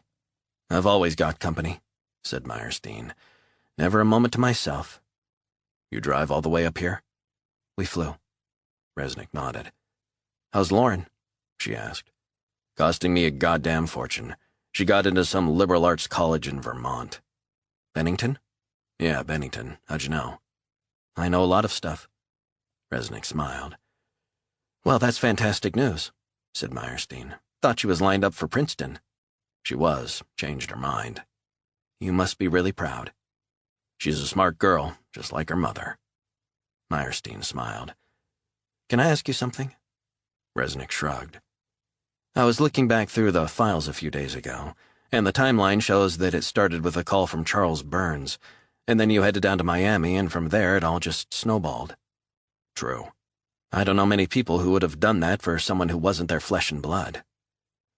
Meyerstein, that's where you're wrong. We were flesh and blood. He was like a brother. All of them were. They were all mean bastards in their own way, but we were a family. We fought together, and sometimes we spilled blood together, but we were always family.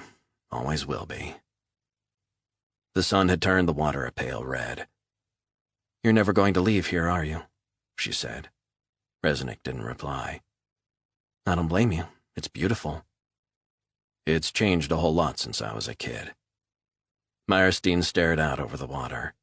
It's got something we seem to have lost along the way. I don't know what it is, but Rockland has it. Resnick looked at her and smiled. It gets harsh in the winter, mind you. So does Chicago. He cocked his head. You want to walk? You got anything in mind? There's a great place. Clam chowder and cold beers like you wouldn't believe. Meyerstein smiled back at him. That'd be nice. Resnick stood in silence for a moment before they made their way back along the breakwater to the shore, the silhouettes of the feds in the distance. Echoes of genius, one space time.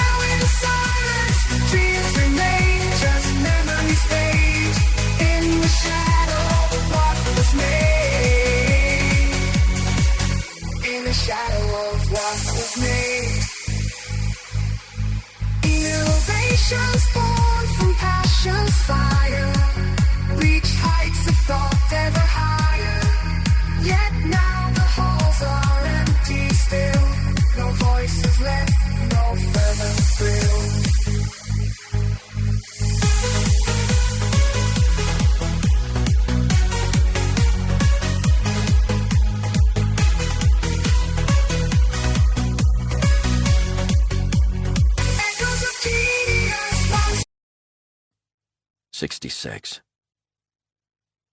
Meyerstein watched as the reinforced tungsten door was burned open by Rimmer's team. "Get in there quick," she said. With gas masks, night vision goggles, and powerful flashlights, the SWAT team rushed in and searched inside the tunnel. Dust, dirt, and gas were everywhere. The minutes seemed to drag then. "Ma'am," Rimmer's voice shouted over the radio, "it's a mess in here. Where's Resnick? Where's Cizagara?" "That's a negative. Find them."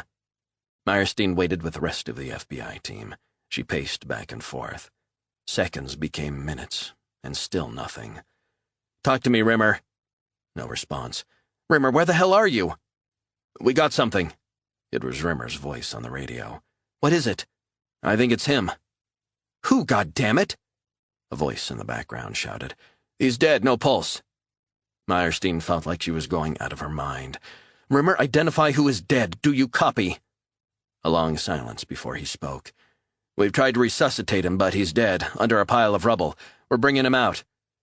"Who's dead, Rimmer?" Rimmer was coughing. "It's Cizagara. He's dead." "What about Resnick?" "Nothing so far." A few minutes later, the bloody, dust-covered body of Mosin Cizagara was dragged out. An FBI photographer stepped forward and took over a dozen photos of the dead man. "I want him formally ID'd by forensics, ASAP," she said to the photographer. "Ma'am, I'll send him right now." "Do it." Rimmer's voice on the radio. "Ma'am, there's a lot of rubble. I don't think—" "Don't think. Find Resnick." "Wait," he said. "I've got a visual on something. Bear with me. We're trying to get to— Ma'am, we're through." "Tell me what's going on." Silence. "Special Agent Rimmer, what the hell is going on? Will you please answer me?" "It's the woman, dead." "Resnick?" More silence. "Where's Resnick?" "We've found him." "And?" "Resnick isn't— Ma'am, John Resnick isn't breathing. No pulse." Meyerstein turned her back on the other agents in order to compose herself. "FBI medics?" "They're working on him, ma'am," said Rimmer. "Do not give up on him, you hear me?" The other agents stared at her but said nothing. The woman's corpse was brought out, photographed and laid beside Mosin Cizagara. Meyerstein prayed Resnick's body wouldn't be next. Time seemed to have stopped. She felt tears welling up. She dug her thumbnails into the palms of her hands to take her mind off Resnick. She thought of her father. "Never let them see you cry. You're a woman. Crying will confirm you're weak." "They're working on him." Meyerstein was snapped out of her thoughts by Rimmer's voice on the radio. "What?" "They've given him a shot of adrenaline." Meyerstein heard a female medic's voice. "Come on, John, come on," the woman said. "Wake up, do you hear me? We will not give up on you, do you hear me?" Meyerstein pressed the radio tight to her mouth. "Rimmer, what the hell is going on?" "Ma'am, we have a faint pulse. We need to get him out of here." It seemed like an age before Resnick was carried out on a gurney, covered in blood and dust, oxygen mask on, attached to a drip. She felt a wave of relief wash over her. She kneeled down beside him and clasped his hand. "John, you're going to make it, do you hear me?" His eyes remained closed. "You get him to a hospital now, do you hear me? Chopper straight to San Diego." The team rushed to the waiting helicopter, and in less than 5 minutes, Resnick was strapped in and on his way. Meyerstein rode with him, holding his hand as the paramedics worked furiously. "Stay with me, John," she said. "We're losing him," one of the paramedics shouted. "His blood pressure's dropping." Meyerstein squeezed Resnick's hand. "You will not die on me, John, do you hear me?"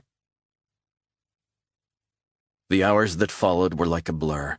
Resnick was rushed into the UC San Diego Medical Center as soon as the chopper landed. He was fighting for his life as the surgeons operated. Finally, at dawn, a surgeon emerged from the operating theater. "Assistant Director Meyerstein," he said. Meyerstein got to her feet. "Doctor, how is he?" "He's critical, but he is alive." "Alive is good, thank God." The doctor smiled but said nothing. Meyerstein slumped back in her chair, relieved. "We've operated on his gunshot wounds. Miraculously, they missed the spine and major organs. But he's lost a lot of blood. He'd gone into cardiac arrest, but I think the efforts of the FBI medic saved him." Meyerstein nodded. "He's conscious. He's very drowsy with the sedatives, but we think he's going to pull through." "I need to see him." "That's not possible right now." "I said I need to see him." "He needs to rest." "I just want to see him." The doctor eventually relented, and Meyerstein was handed a gown and escorted through to the ICU. She walked over to the bed by the window and pulled up a seat. Resnick's eyes were shut. Meyerstein felt tears spill down her face. "John, I'm so sorry." Slowly he began to open his eyes. Blue, his pupils like pinpricks. A smile, or maybe it was a smirk, crossed his face. Meyerstein wiped her eyes. "Good to see you, John, and thank you." He frowned. "For what?" He slurred through the tubes in his mouth. "For being the most stubborn son of a bitch I've ever known." Resnick smiled at her for what seemed like an eternity. "Did I get them?" "You got them, John." And with that, he closed his eyes and fell into a deep sleep. Epilogue. 6 long months later, the sun was setting over Rockland, throwing tangerine ripples across the water, as Meyerstein stepped out of her SUV. She saw Resnick at the far end of the breakwater, staring out at the ocean. His hands were thrust deep into his pockets. She walked over the granite slabs toward him. He turned around and stared at her. "Meyerstein?" He seemed genuinely surprised. "What brings you up to Maine? You're miles out of your comfort zone." Meyerstein smiled. "Hello, John. When did you get out?" "A few months back." "You should have called." Resnick said nothing. "How are you feeling?" "I'll live." Meyerstein reached into her pocket and handed him a sealed white envelope with a presidential stamp on it. "What's this?" "Open it and find out." Resnick stared at the envelope. "From the president, huh?" Meyerstein shrugged. Resnick whistled and ripped open the envelope. He pulled out the letter and read the handwritten note from the president. "They want you to go to the White House," she said. "A special ceremony." Resnick looked sad as he stared out over the water. "What is it?" He was silent. "It's a personal invitation, John." Resnick sighed. "I can't accept it." Meyerstein hadn't seen this coming. "I'm sorry, I don't follow. Why not?" "'Cause it's bullshit." "John, this is an invitation from the president. He wants to thank you." Resnick's gaze scanned the bay. "I don't need his thanks. I don't need anyone's thanks." Meyerstein was taken aback by his response. "I thought you'd be pleased." Resnick looked again at the letter. "They want to honor me? For what?" "For your courage, for finding Sezagara. You did it. You took them down, the whole Iranian operation." Meyerstein moved closer. "I'm sorry, I didn't realize you would react like this, or I wouldn't have sprung this on you." Resnick pointed over to an island in the distance. "My father used to take me out on his boat whenever he could in the summer." He paused. "Served his country, too.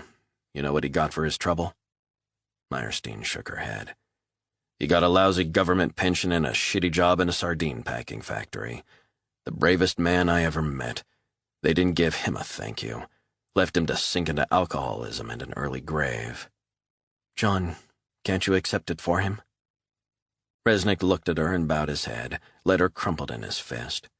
He dropped it in the water and it floated out into the bay. "I don't like politicians."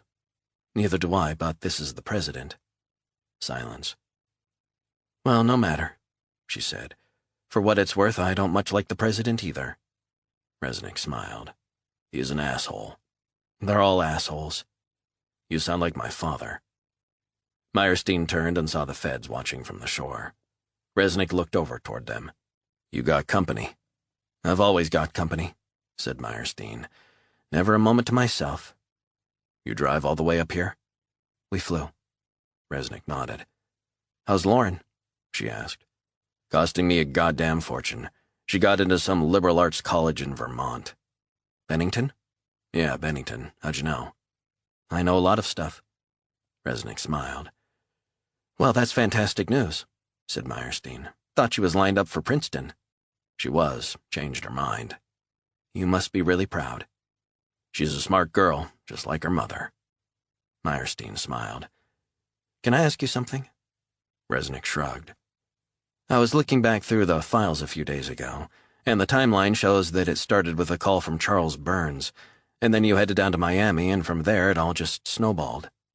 "True." "I don't know many people who would have done that for someone who wasn't their flesh and blood." Meyerstein, that's where you're wrong. We were flesh and blood. He was like a brother. All of them were. They were all mean bastards in their own way, but we were a family. We fought together, and sometimes we spilled blood together, but we were always family. Always will be. The sun had turned the water a pale red. "You're never going to leave here, are you?" she said. Resnick didn't reply. "I don't blame you. It's beautiful." "It's changed a whole lot since I was a kid." Meyerstein stared out over the water. "It's got something we seem to have lost along the way. I don't know what it is, but Rockland has it." Resnick looked at her and smiled.